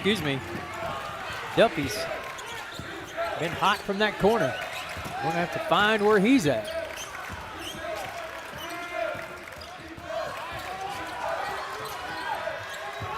Good defense there by the Commandos. Blanchard gets out of it. Tied at 12 apiece. Off the glass and good for Emory Smalley. Man, what a great quarter to start this game. The first of 4 here on the NFHS Network tonight. Going to be some good ones. And that's going to be good for the Commandos, number 10, Dallas Lowe. That's the first time we talked about Dallas. Let's see about Coach Mayberry says that Dallas was hurt in the first regional game and just came back at Arian Straub. OCS played a slowed down pace that the Commandos like to get up and down the floor. Said they had a freshman coming in, the absolute load, didn't miss a beat. Memphis Duffy is the Batman and Robin, as Coach Mayberry said, a true 1-to-5 player, very versatile, well-rounded basketball player. 6'3" strong with a high basketball IQ. Roman Poindexter, 6'5", plays around the post. Guard with 3-point skills, leads the team in blocks, third leading scorer at 14 points a game. And he's the guy that roams the middle. Ethan Conkle, sharpshooter and can space the floor. Use the decoy to keep single coverage on Lowe and Duffy. As you take a look at the threes, there's the first one by Roman Poindexter. Just talking about, and here comes some from Memphis Duffy. Duffy in the corner, good looking stroke there. And should be one more. 12 of the 14 Cascia points have come via the 3. Ethan Conkle, the sharpshooter, and he is the son of TU coach.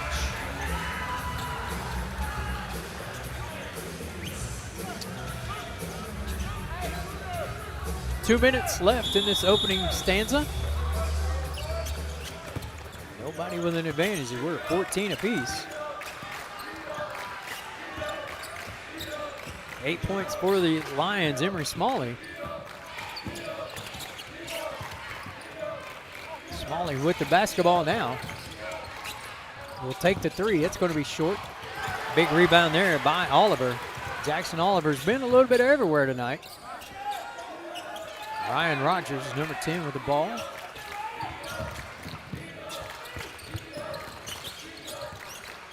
Three for 3. Got it. That's Cole Watkins from downtown. Puts the Lions ahead by 3.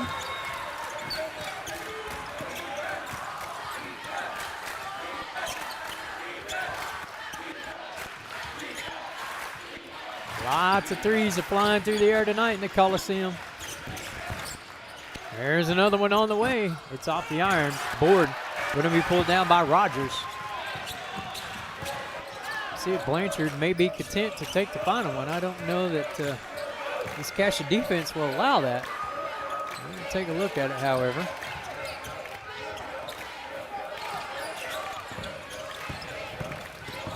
Nice spin move. And one. Count it. Spin cycle for Smalley. Gets it to go with the harm.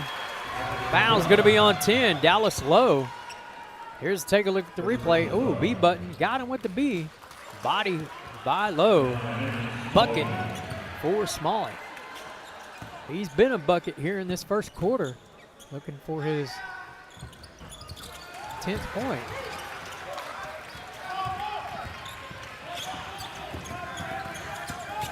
Quickly to the rim. Foul's going to be before the shot.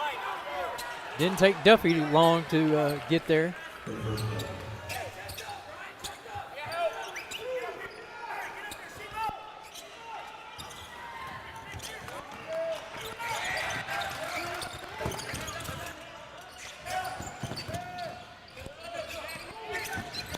Cascia working the ball around, being patient. There's a three on the way, off the front of the iron. There's Oliver with the board. Big quarters for Oliver and Watkins for the Lions. Three in the corner on the way. That's good. Ryan Rogers finds the bottom of the nylon. And that's not going to count if it goes. At the end of one, 22-14. Blanchard over Cascia Hall. And a fun and exciting first quarter. We'll be back with more right after this on the NFHS Network. Your gateway to personal banking that's actually personal. Making the most of your hard-earned money. Having a financial partner that gets your grit. Balancing more than just a checkbook. Those glorious personal and professional victories. Saying yes to the thing you want. Because you have been smart with your money. Feeling like you got this, all under control. Gateway, a better banking experience.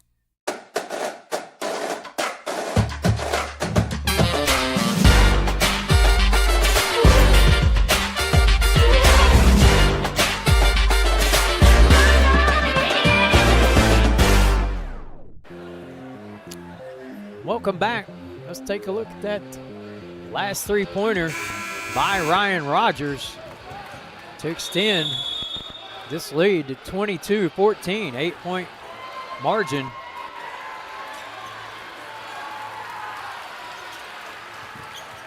For the Lions, and they'll have the basketball coming out in this second quarter.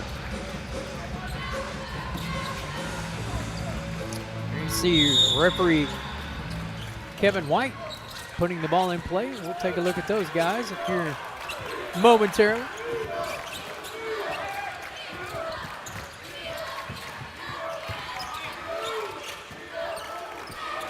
Always an honor for the officials to be selected to come work the state tournament. Three on the way, off the front of the iron, battle for the board. Loose ball. Everybody's colliding in the other in the white jerseys.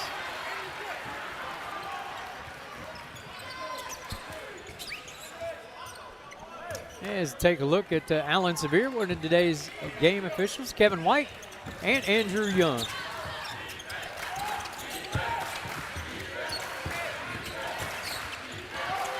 Little mid-range jump shot won't go for Duffy. Cleared away by Blanchard.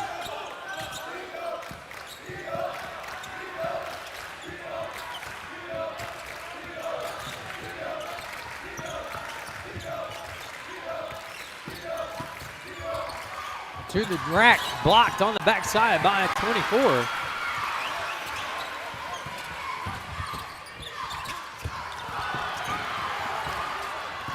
Drew Strandmark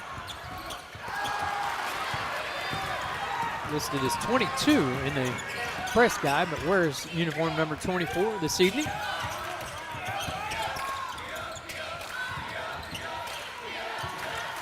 Three on the way, high arcing off the back of the iron. High for the rebound. Man, the athleticism of Lowe showed up there on that board. As Lowe's three's on the way, and it's good. Dallas Lowe, woo, he had some mad hops to clear that board. 22-17, 5-point game.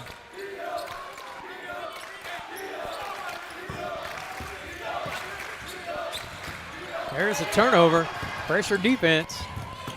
And that was going to be off the glass for Memphis Duffy. 5-0 spurt here. Ooh, nearly another turnover. He'll stay with Blanchard. Substitutions abound. 5 for the Lions. Emery Smalley, 14 and 10. Hudson Shiflett, and 10, Dallas Lowe. 11, Ethan Conkle in. Looks like the Lions number 1, Chris Leopold.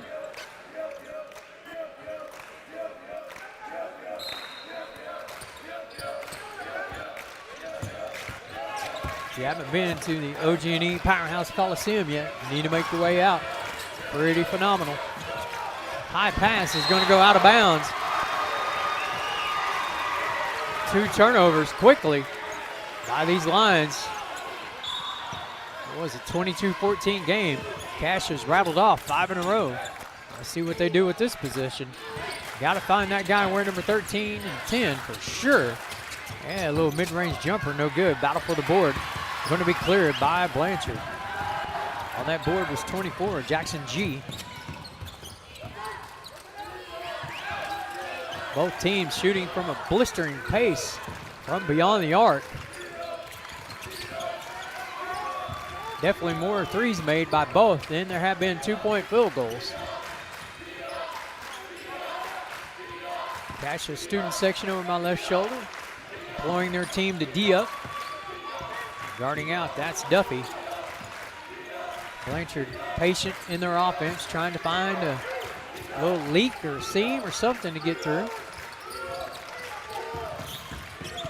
There's a drive and kick out. Coach Ward checking his play sheet across the way. Coach Mayberry wants a 5 count.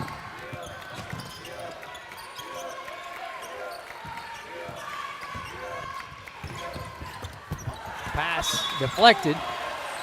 Nearly picked off by Hudson Shiflett.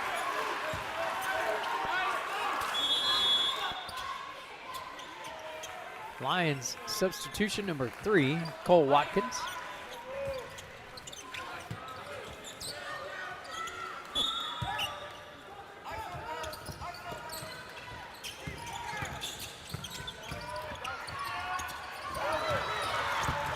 And there's another Blanchard turnover.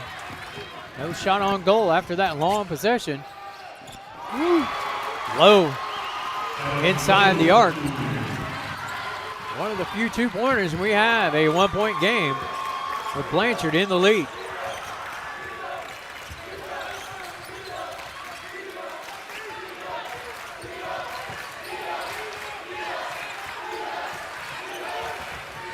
Cascia has turned up the pressure on their defense.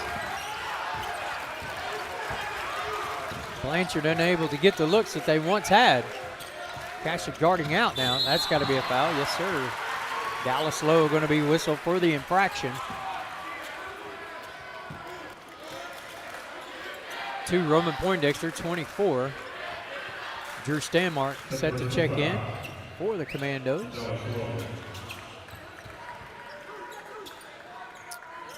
You think the Pontiff's watching tonight? From the Vatican? Be cool if he'd text in. That would be real cool, not gonna lie. Down low.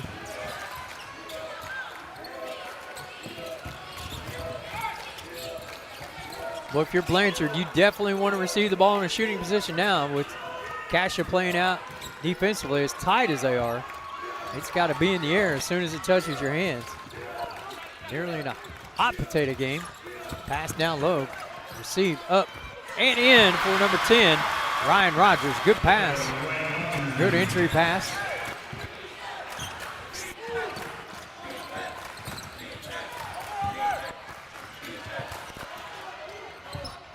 Three on the way. Conkle from downtown. Blanchard with the numbers advantage. Can they capitalize? 3 from the corner. In and out. Battle for the board.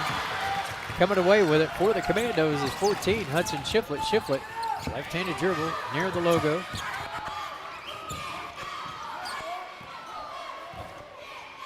Saw the Commandos 3 times this season at the Tournament of Champions. Defeated 6A1 Owasso in the opening game without Jalen Montanati.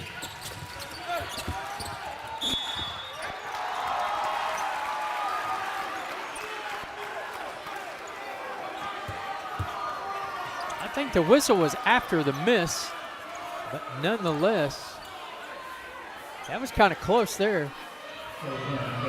Looked like he missed it, grabbed it, and went back up with it. And he'll be no basket. He'll be at the line shooting 2. He being Roman Poindexter. I don't think the scoreboard's right.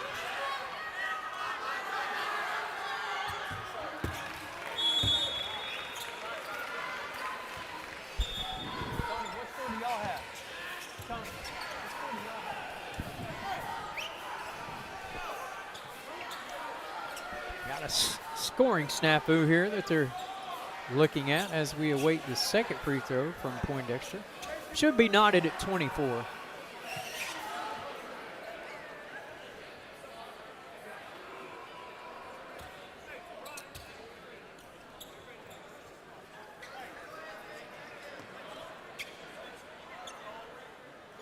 Poindexter had the first shot, missed it, got the rebound.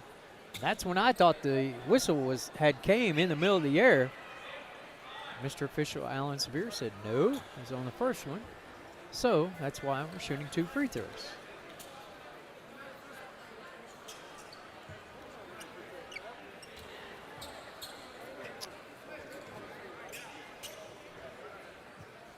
Let's see if we want to.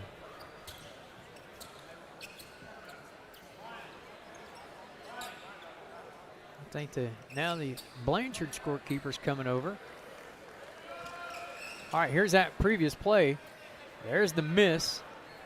There's the putback.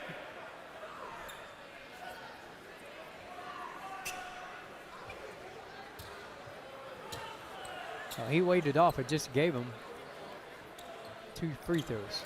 No basket.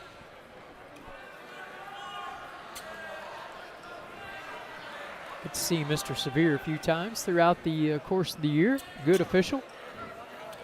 All good officials if they're in Oklahoma City this week.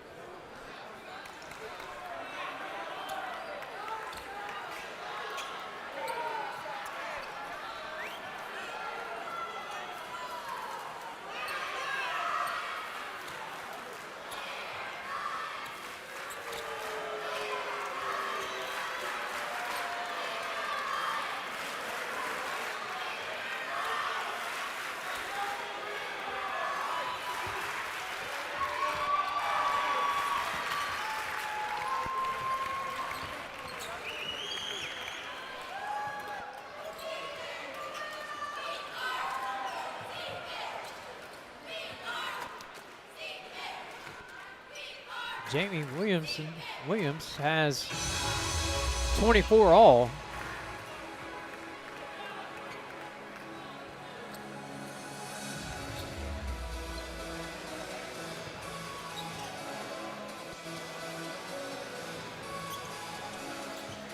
Thank Grant's Mr. Gower.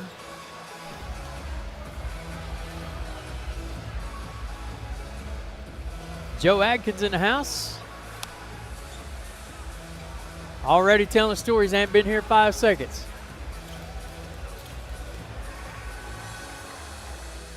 (25-24) or 24 all? The free throw made it 25-24.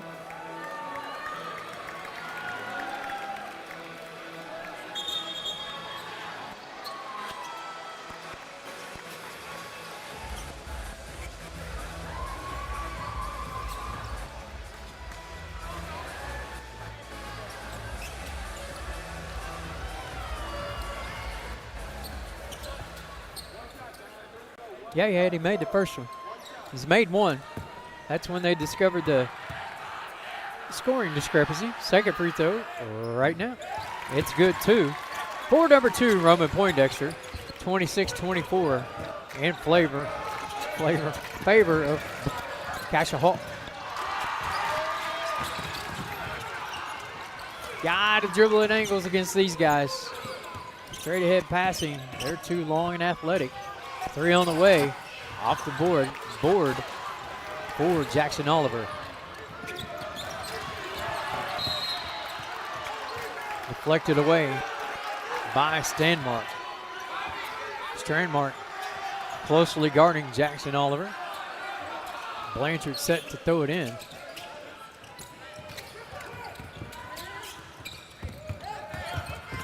Baseline drive up, blocked.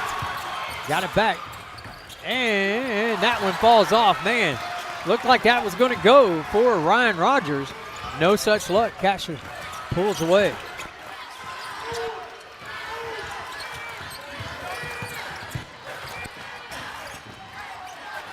Three from the corner. Good. Drew Strandmark, 4-3. Makes it a 5-point Commandos lead.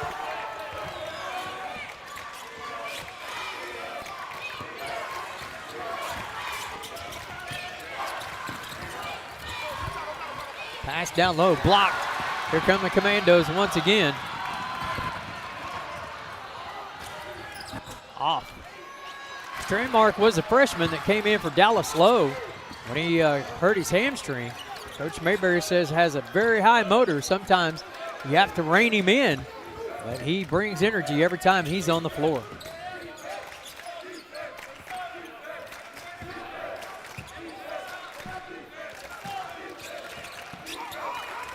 .40 seconds. 5-0 spurt here for Cascia. Had several runs in this game, this first half.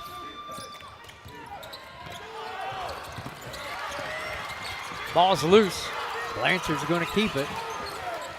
Approaching the 20-second mark.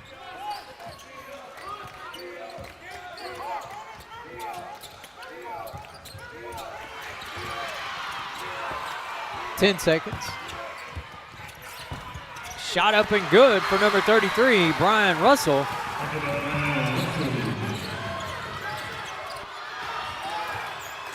On its way, good if it goes, no good. Halftime in a very entertaining game. 29-26, Cascia Hall leads Blanchard in the opening quarterfinal game here for Class 4A from OG&E Arena Coliseum. We'll be back after this on the NFHS Network.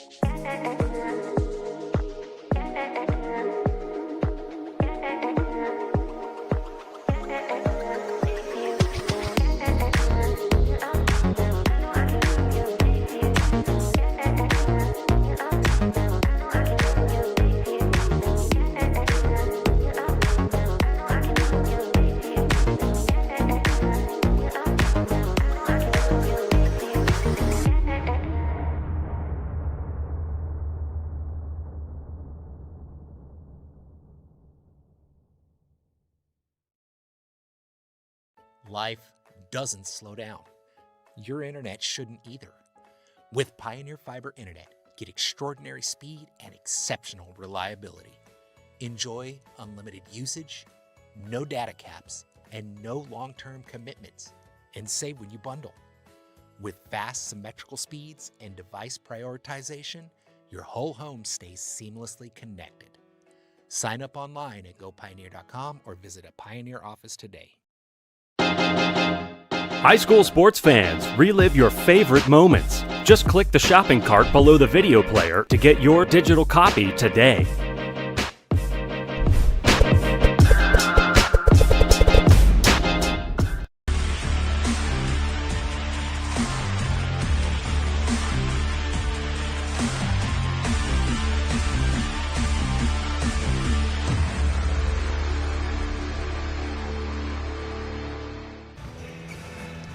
Welcome back to the OG&E Coliseum.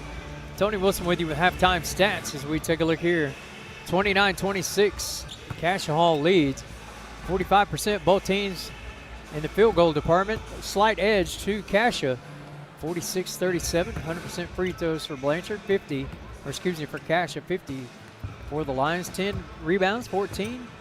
Turnovers are pretty minimal, but the number that jumps off the page, 7 of 15. Nearly 50% behind the arc for Cascia Hall in that first half, while Blanchard was 3 of 8. 3 of 7, only 7 shots taken inside the arc for Cascia.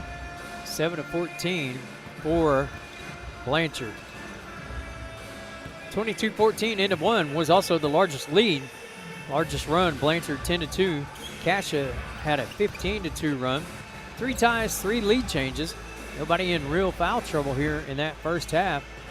See Ethan Conkle, Dallas Lowe with 2. So we'll have to see how that plays out as we move along to the second half. We'll be back with the exciting conclusion of this 4A quarterfinal game in about 6 minutes here on the NFHS Network. Life doesn't slow down. Your internet shouldn't either. With Pioneer Fiber Internet, get extraordinary speed and exceptional reliability. Enjoy unlimited usage, no data caps, and no long-term commitments, and save when you bundle. With fast symmetrical speeds and device prioritization, your whole home stays seamlessly connected. Sign up online at gopioneer.com or visit a Pioneer office today. High school sports fans, relive your favorite moments. Just click the shopping cart below the video player to get your digital copy today.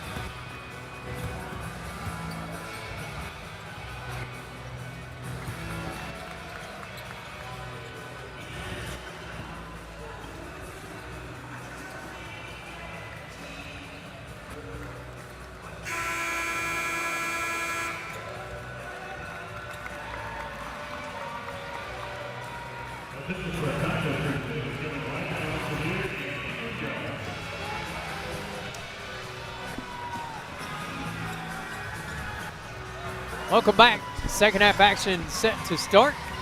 29-26 Commandos.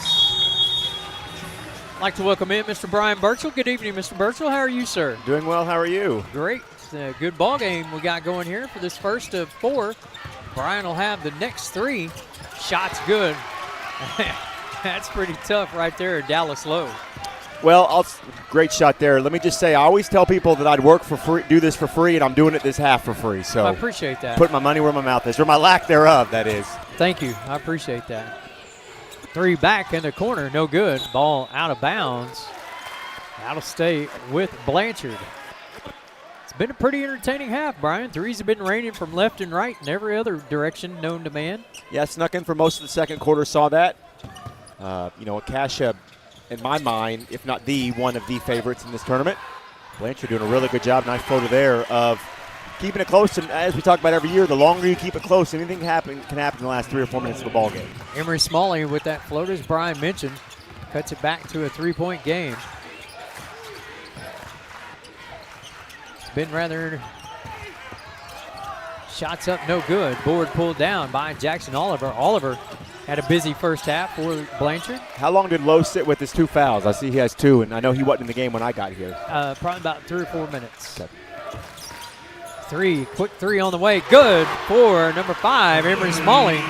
Back-to-back buckets. That was a quick catch and shoot. That's confident stroke. And right back tied. And again, the longer Blanchard does this, the more and more confidence that will grow. Well, and that's what I talked about a while ago before you joined me here is their 3. Answer. Wow. Conkle.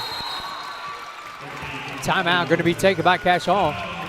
In that second quarter, Brian, Cascia really extended their defense out, got in their shorts a little bit, if you will, didn't allow Blanchard those open catch and shoots like that. So we'll see if they go back to it. Sure, but I think sometimes, though, when you get out and pressure like that, that is when you can allow some open 3s, because if you're extended defensively, right, sure, and you get beat, then there's got to be help, and that's when the corner 3s can become a look. I didn't see as much as you, but surely if they're pressuring the ball, that is going to make it more difficult. That last 3 was really good looking. It was right in front of us and online the whole way. So trading baskets here early in the third quarter. Mr. Blake Turner, courtside. Blake had the 9 a.m. game this morning right out of the gate. Nice and early. Get it out of the way. I turned that on in the office, and I think that I watched 6 minutes of action, and there wasn't a bucket. That sounds about right.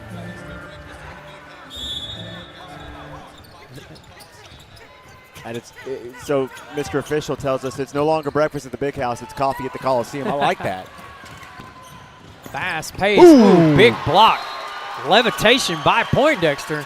Says no, no, no. And it is now Powerhouse Coliseum. Could be breakfast at the big house adjacent. Across the street? Not really, just next door. Heck, they were touching at one point, I think. Good pass. Great pass there. An excellent cut. Good job finding the gap with Rogers and being ready to catch. Conkle has a good D. Oh, they're going to take out his arm. I'm sure we'll take a look at that here. Dismayed was Press Leopold. That the foul was called on him. But nonetheless, Conkle will go to the line for 3 free throws. Yeah, got him on the wrist, it looks like. Is hand part of the ball in high school? Good sell, nonetheless, Correct. by Leopold. So in high school, the official next to us tells. And first one bounces out. So hand is part of the ball if you're making legitimate play on the ball and the ball is still in contact with the hand. There, the ball had been released, therefore that makes it a shooting foul. First free throw, no good. See, I'm learning something. I got in trouble last week for being a little too hard on the officials, and here I am making friends. Oh, Lord. Second free throw, good. I don't think everything's a charge. I'm sorry. But I'm going to stop there. I'll stop. That'll be it for this week. Contact. 2 of 3. Can't muzzle me if they're not paying me, Tony. This half's free. I love it. I love having you here.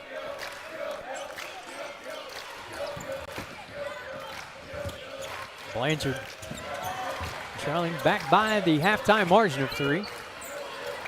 Oh, good skip. High arcing, good. Wow. Bottoms for Chris Leopold. You know, they're not afraid to shoot it. I mean, these are contested, but you know what? If that's your game, let them fly. And you get hot like they have. And, man, the 3 ball is such a differentiator. We see that at all levels of college basketball. A team that's an underdog that can get hot from 3 becomes really, really dangerous. Good hustle there. Wow, what a play. Numbers. A carnage. Oh, we flared to the 3 instead of getting the layup. Should have went and got that one, I think, anyhow. Yep. Probably get a foul there if you don't make it. Oh, good hands.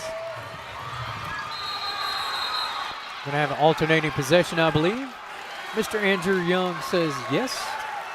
As 33, Brian Russell set to check in for Blanchard. Take a look there at the great hustle and play by Jackson Oliver. He's had a game thus far.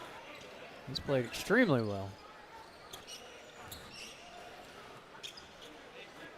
Trying to see if we can get a little bit of the perspiration off the floor. Yeah, you can see it from here.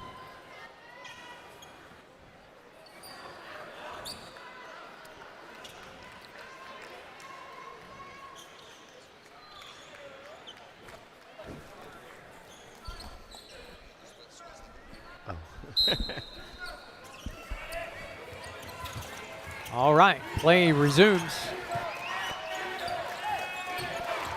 Tied at 36. Brian, if your 3 games are this good, you're going to be entertained all night. I think they will be. I'm really excited about this bracket. I think this may be the best bracket top to bottom as far as matchups go. I think the top isn't as top as it's been years past for A, but the bottom is way better. Or the bottom of this, I mean the 2 seed. Yeah, your teams coming in with 1 loss are a lot better. I think that it's going to be really interesting. Well, you could see Cooper Hackett. Yeah. Leipold, all right, thank you. Leipold. Shot. Leipold, I think. Leipold.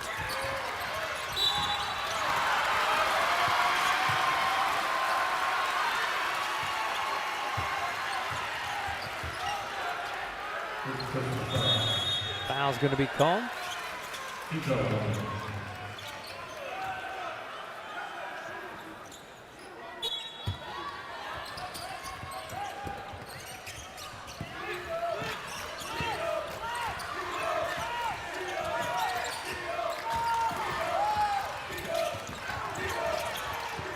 Good step through on the double team.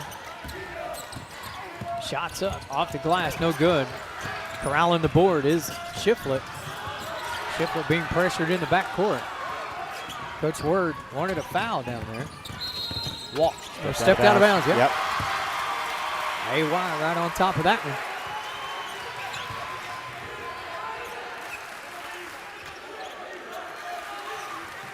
You know, talking to Coach Mayberry yesterday, Brian, about his squad, I said, do your kids have any idea who you are? He said, no. I was like, that's hilarious. Now, their parents, on the other hand, yes, but them, no, not really. Yeah, he played before YouTube and before highlight. I mean, you'd have to work pretty hard to go find a highlight of Lee Mayberry. Oh, that's a great play. Couldn't get it to go. Big board by Memphis Duffy. Hadn't heard much out of Memphis lately. Had a big first half. Been pretty quiet here through about halfway through the second and into this third.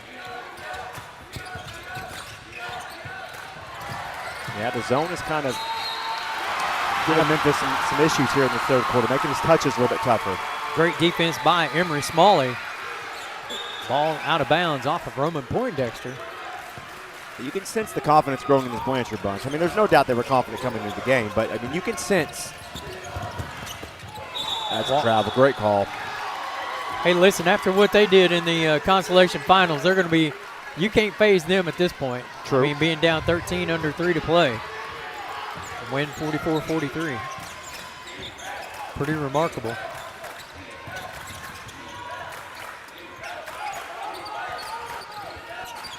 Oh, very good action for Cascia to get open look, and that one isn't missed. So Cascia answers the Blanchard play call with one of their own for 3, and they hit. Back up 3. Conkle. 3 right back at you. Sheesh. Number 1. Leipold. They playing horse out here. Geez, those are good contests. Scrappy under there. It looked like that Oliver was late to the party. He was still trying to get in there, though. Cascia going to take a timeout. We'll see. It's going to be an alternating possession. Cascia will retain the ball, as I see it right now. Coach Word, 30-second timeout by the Commandos. Coach Word beside himself of what has transpired. What did he want there? I don't know. Was it not a jump ball? I thought it was. I thought it was. There hadn't been any other calls in the last few minutes that he could be upset about, so it had to be something with that. Maybe he's felt that. Maybe he was trying to call timeout. I didn't see.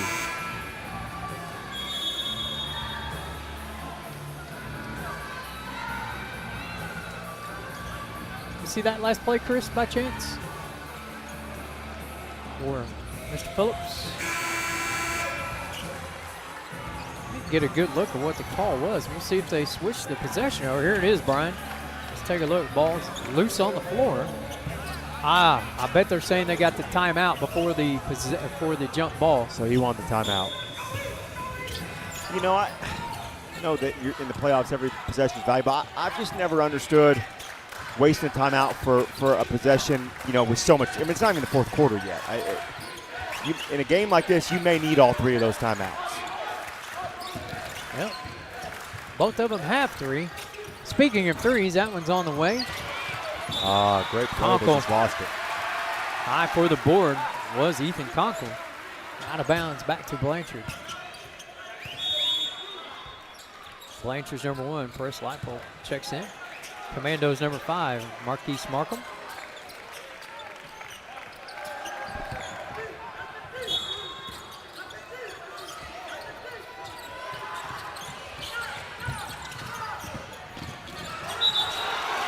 Out of bounds.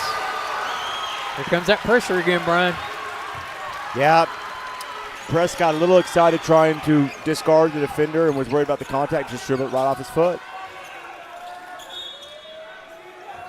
33, Brian Russell returns.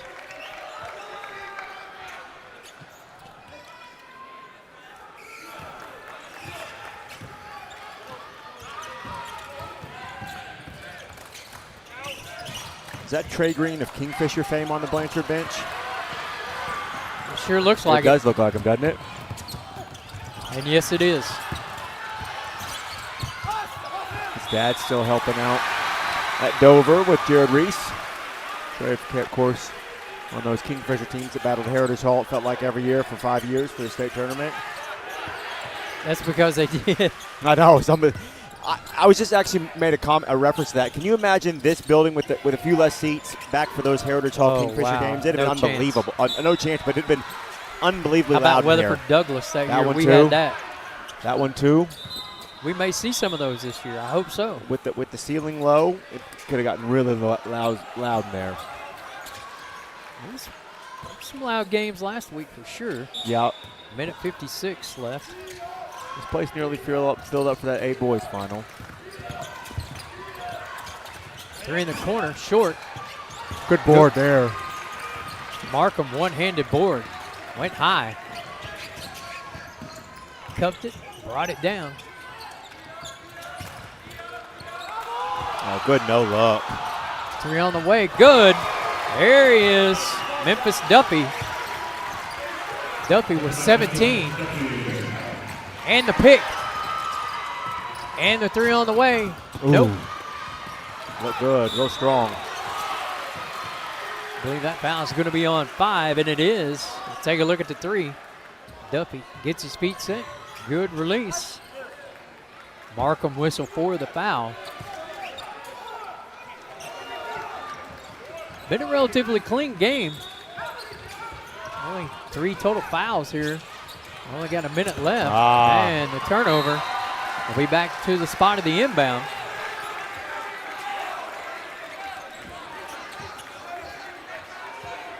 Blanchard's been hit this quarter a little bit by the turnover bug.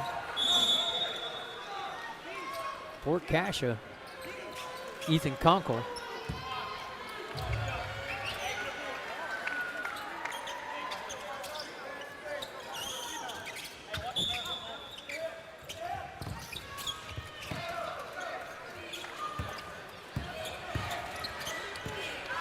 These close of these quarters are so important. Cascia hit the big three there, and then a turnover. They can score here, and in a quick little 2-minute spurt, get up ahead a couple possessions. That could feel really big going into the fourth quarter. That one's short though, but great hustle down low. Another offensive board, 2 on this possession, keeping it alive for Cascia. Duffy says, hold on. We got the ball. Take a deep breath. Let's see what we got. Coach Mayberry content at this moment to potentially run the clock out here in the third with a 3-point lead. That's what it was at halftime. There's a jumper from the elbow. That's tough. Big basket by Markham extends the lead to 5. See if Blanchard can answer.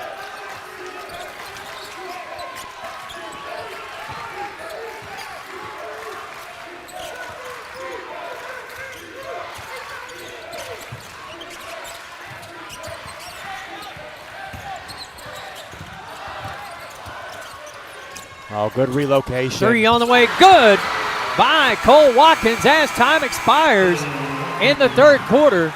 So Blanchard gets the lead down by 1, 44-42 when we come back on the NFHS Network after this.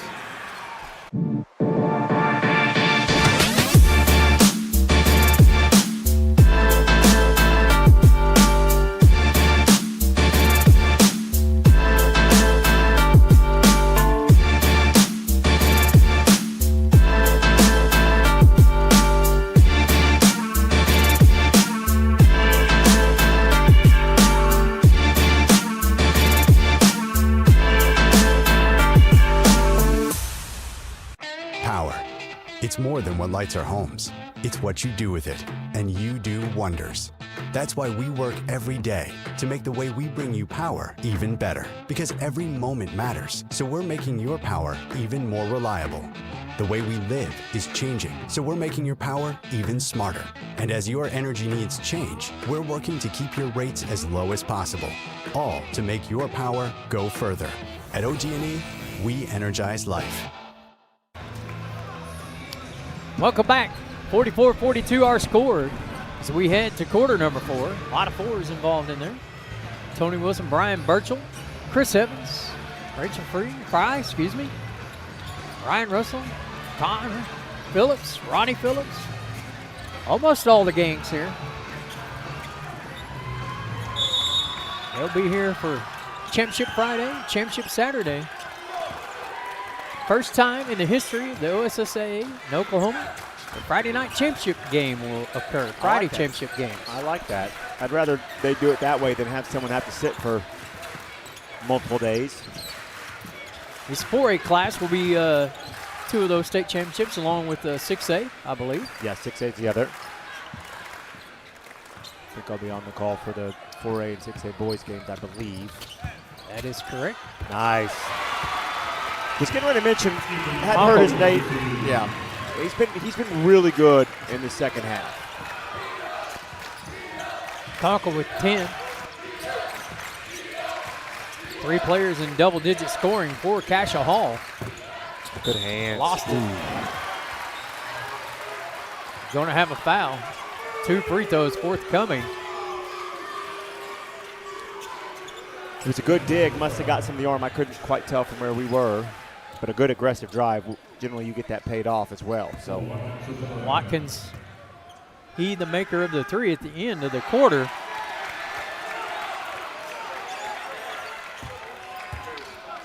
Misses the first, second coming.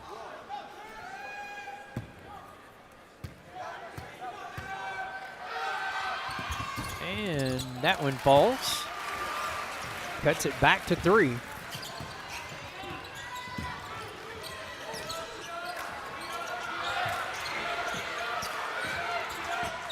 Duffy calls off the help. Well, good pass. Good extra. 3 on the way, good. Memphis Duffy. They're not going to, this game was going to have his fingerprints all over it at some point. It looks like he's decided, I'll take care of it. Yeah, I'm going to make sure we play them again this week.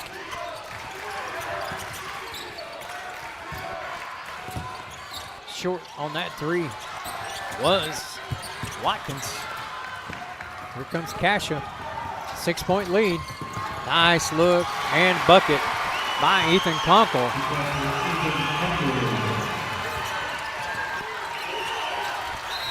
Timeout going to be taken by Blanchard. We'll see. It's a full timeout. We'll take it with them. We'll be back on the NFHS Network right after this.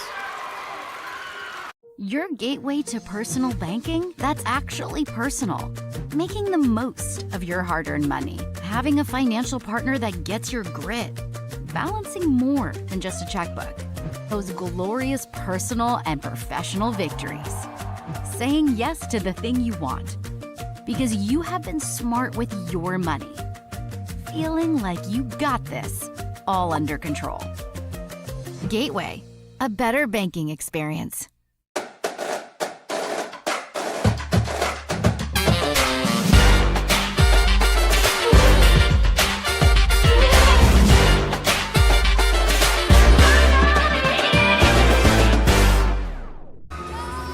Welcome back, 51-43. Cascia leading Blanchard, 6:16 left in regulation. Friday, Coliseum, 11, 1:30, 1, 2:45, 6, and 7:45. 3A girls semifinals of Class 4A and 6A championships. Shane Wagner and I will have the 4A girls championship at 7:45. 4A boys and girls both will be at UConn. 1 o'clock, 3 o'clock for the fellas. The ladies have the nightcap at 6 and 8 at the Miller Dome. When is that? Friday. Okay. So they're playing their championship game at No. Okay. I'm sorry. That's the Thursday. Okay, thank you. Sorry. They're playing their semis on Thursday. Okay. Yes.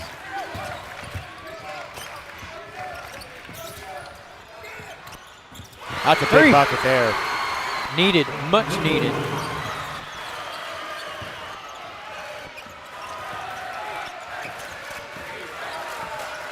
Back to 5. Need a stop if you're a Blanchard fan. Cascia looking to extend it back out.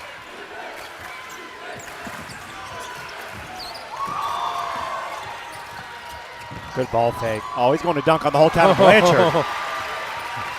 To the rack was Roman Poindexter. That is Thursday, Mr. Birchall. Thank you. My apologies by saying Friday. After we just talked about the finals. It'll remain with Blanchard. Foul's going to be on number. The foul's on Blanchard. You see the 5, schedule yes. right there. Yes. Emery Smalling. 1 o'clock, 6A girls. Boy, Championship Saturday. I don't think Lee Mayberry's happy with that call. It's a late whistle on Blanchard, and it was going to be a wide open dunk for Poindexter.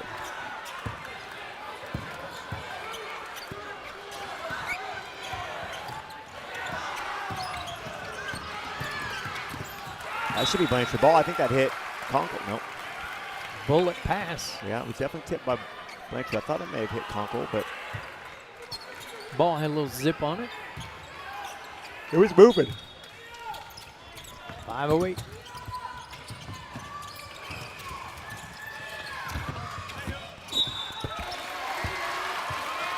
Now going to be whistled. Free throws coming for the Commandos. It's going to be whistled on number 2, Jackson Oliver.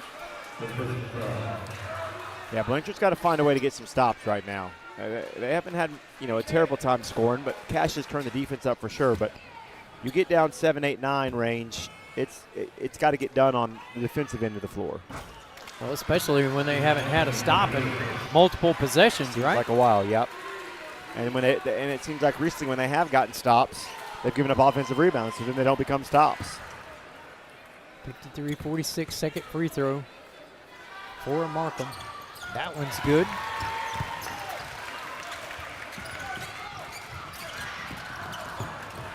Corner 3, long, backside board, going to be taken in by Poindexter. He was open. It was a good shot, but the pass was low to his feet. shooter's percentages can become much lower on bad passes. Deep three. That's off. But another offensive rebound. Blanchard saves it. And on the attack. They got numbers.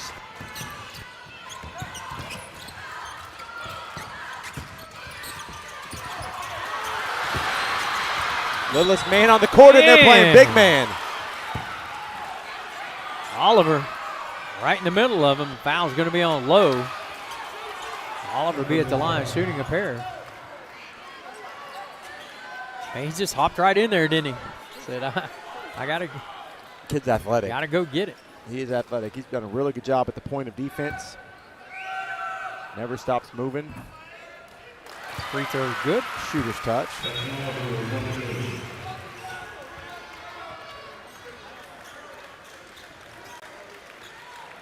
Talking to Coach Ward about Oliver, best on-ball defender, maybe in the state, he said. And a good job running the Blanchard offense. Both free throws are good. There's a couple guys from Millwood that would like a word on that for sure. Maybe he meant in 4A. All I can do is report what I'm told. No, and listen, he should fight for his guy, 100%. Sure. He's a great. I mean, he's had a heck of a game now. Called that out before you even told me that the coach said that. Three on the way, off. What a board. Did he get the charge? Timeout. Boy, that was beneficial because I think Oliver just drew a charge. I concur. 54-48.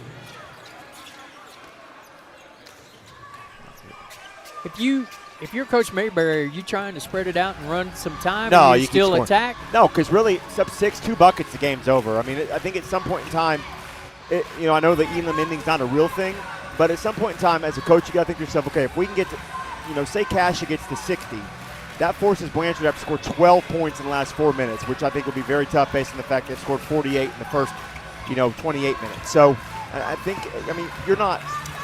I don't think you're taking dumb shots, but I think you're telling your guys, hey, if we need to make an extra, that's great. But if we have a good look, we got to take it. You got to trust in yourselves, and at some point in time, go win the game. I mean, if you keep scoring, they can't catch you, right? I think what he probably might also, if I'm him, I'm saying, hey, look, the three's open at any time. We don't have to force it or rush it. If we can get a layup, let's go get that, right? Agreed. Instead of just jacking one up, which they haven't done. No, I can't remember a bad shot that really either side's taken since I've been here. And in the 6-point game, Blanchard still has an opportunity to work the ball around and not have to rush, right?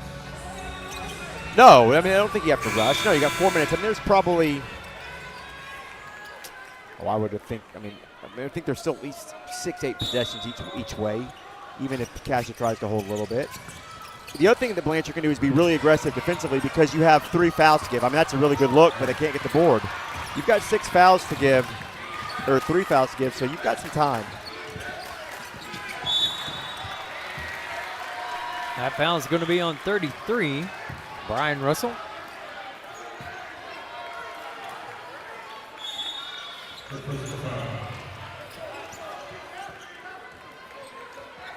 A lot of times in these 5-foul quarters, I see that teams have one with like 2 minutes left, and they just can never get them in the bonus. That's something else you don't see a lot of at this level is a team that's winning with only 1 foul use their fouls. I saw it several times last week. Teams were up 3 with 35 seconds on defense with 4 fouls to give and didn't use one. Count to 5 and foul, right? Good pass. Good look there for the Commandos. Really good by Markham. Really good job by Markham to get his feet set and not fade too much because he was running away from the basket when he caught that pass. Had a defender bearing down on him. If you're Blanchard, you probably have to score for sure on this possession. Here's an open corner 3. In and out, no good. Backside board. Good box out. Going to have a hold. Let's stay down here. Yeah, we'll retain possession. Must have tried to get low a little late. That's going to be on Poindexter, or excuse me, on Markham.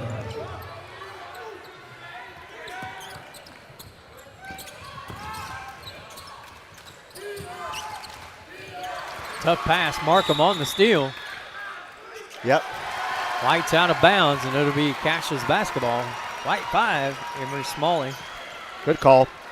rather than calling the foul, call him out of bounds. Ball still goes to Cascia Hall.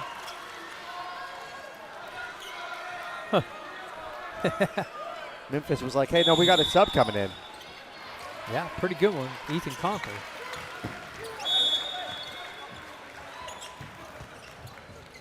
Blanchard with their own substitute, Brian Russell. It's an interesting sub getting Lippold out with only one foul. Maybe it's an offense-defense deal. Well, there's the 2 fouls you're referencing, Mr. Burchell. Now let's see what they do as far as how aggressive they are. I mean, if you want to, you have nobody in foul trouble. So if you want to get super silly and start fouling now, it makes Cascia Hall have to make a lot of free throws. Now you have to score, you have to get a lot of consecutive buckets as well if they make free throws, but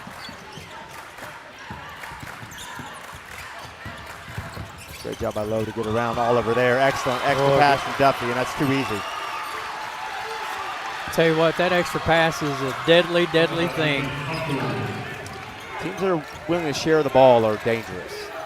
Cascia, for as much as they have some star power, they've made the extra pass several times tonight. Anticipatory pass that was just not there. I know the coach speak of it with Coach Mayberry. He said, it's unbelievable how well these kids have bought in of what our system is and what we do. They are 100% bought in. You can tell by the way they're playing tonight. Another turnover. So back-to-back turnovers by Blanchard, kind of falling apart. Now I'd probably sit on the possession at least for 20, 30 seconds here if I'm Cascia. Down 10 is Blanchard, 58-48. I think if you sat on it for probably 20 seconds, you'd force Blanchard to foul. Blanchard's going to take a timeout here. Coach Word going to have a timeout. Not sure what it'll be here, 30-second timeout. Take a look at the boys bracket. Coming up next, this is going to be a good one. Fort Gibson and North Rock Creek. Yeah, followed by a little controversy behind it. I'm excited. Mount St. Mary Catoosa. And to wrap up the night, Douglas and Bethany. I don't know if there was a bad game in there. Truthfully. No. No. North Rock Creek's going to get up and down the floor. They're going to pressure you. But 6'7" in the middle, Hackett, Cooper Hackett. Big boy. OU football commit. Yeah. Did get to play. Had a technical rescinded, not something you see a whole lot. Not deemed a punch. At the high school level, yep. And good, if it wasn't, good job by the parties to review it. And it wasn't. Correct. Just often don't see that sure. process take place.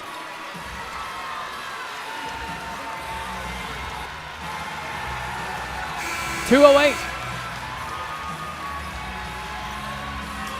I know North Rock Creek's been really good the last couple of years. I'm surprised with the two guys they lost that they are as good, if not better than they were the last 2 years. Yeah. Their Memphis is pretty good too. Memphis Burdine, number 1. Well, yeah, he was a growing star the last couple of years with that team. Heads up. The Blake Turner here sat beside us. Blake had a game at the area tournament. His grandmother is the scorekeeper. Oh, wow. At Prague. Thelma. That's Memphis's grandma. She's a character.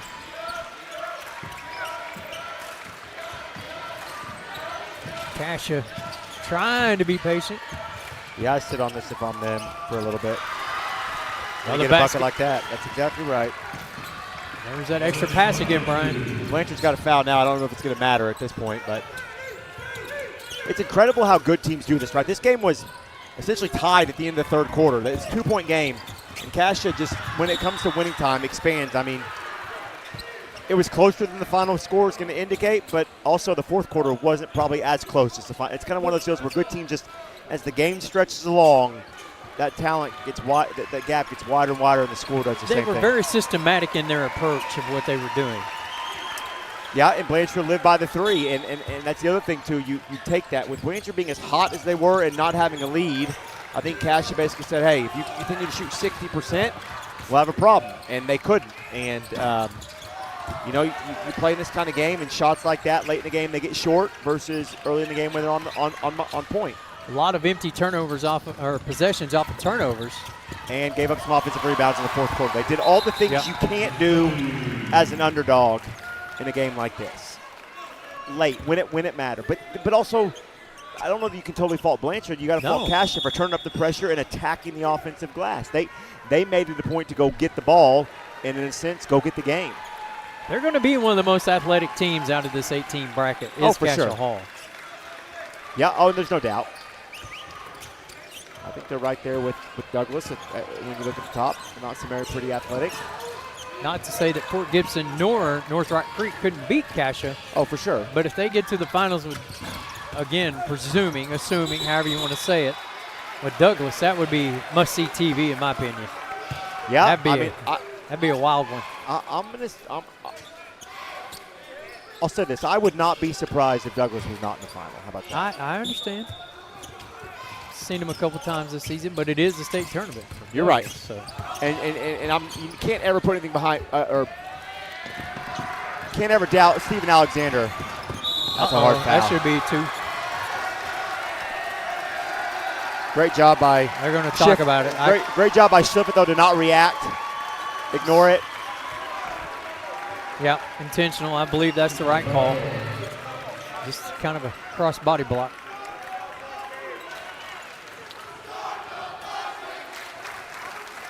Here we take a look at it. No attempt on the ball. Good job by Andrew Young and Alan Severe to get together and discuss that, about that play. It's a great job. And the right call was made. The rims have gotten softer here. We move over a new building and everything's bouncing in. Used to be if the ball touched the rim at the old place, it was not going in.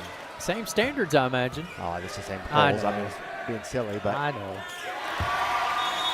You know what I've always said it was? You know, they obviously, when they play the state tournament, they use new balls. So they're a little bit harder. Right. That's why, they haven't been worn in. They use these balls once a year. Shiflett in for the first time in a while. Yeah, made the 2 free throws. So it's going to look like a blowout in the scorebook. This thing was definitely in doubt when we started the final frame. It was a great basketball game. But that's what championships teams do, right? In championship time. I think under a minute with 15-point lead, the team that fouls, they don't get the basketball. I mean, the team with the ball gets to keep the ball. May just be doing it to get some stuff in here. Braden Hefferon, 44. Forward, Dayton Mullins, 23. Isaiah Holly Gates. I think I got one more, but I don't know where they're at. 10, Ryan Rogers has been in. Dallas Lowe at the line, shooting a pair. Dallas kind of a quiet night tonight by his standards, but Duffy picked him up tremendously. Got to wonder how much being saddled with the fouls, just kind of, he never got into his rhythm. Sure. You know, basketball players are like to be in a certain rhythm.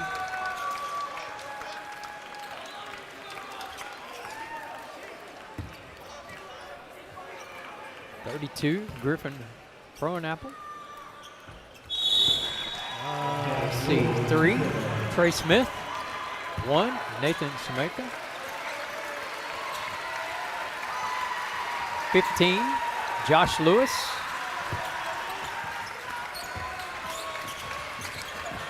So we can go ahead and mark UConn as the first semifinalist. He's going to try to dunk this. UConn, you mean Cascia? At UConn on Thursday. Cascia will be at UConn Thursday. That game is at 3 o'clock. Chris, can we get that schedule on the screen one more time for Tony? I'm reading it.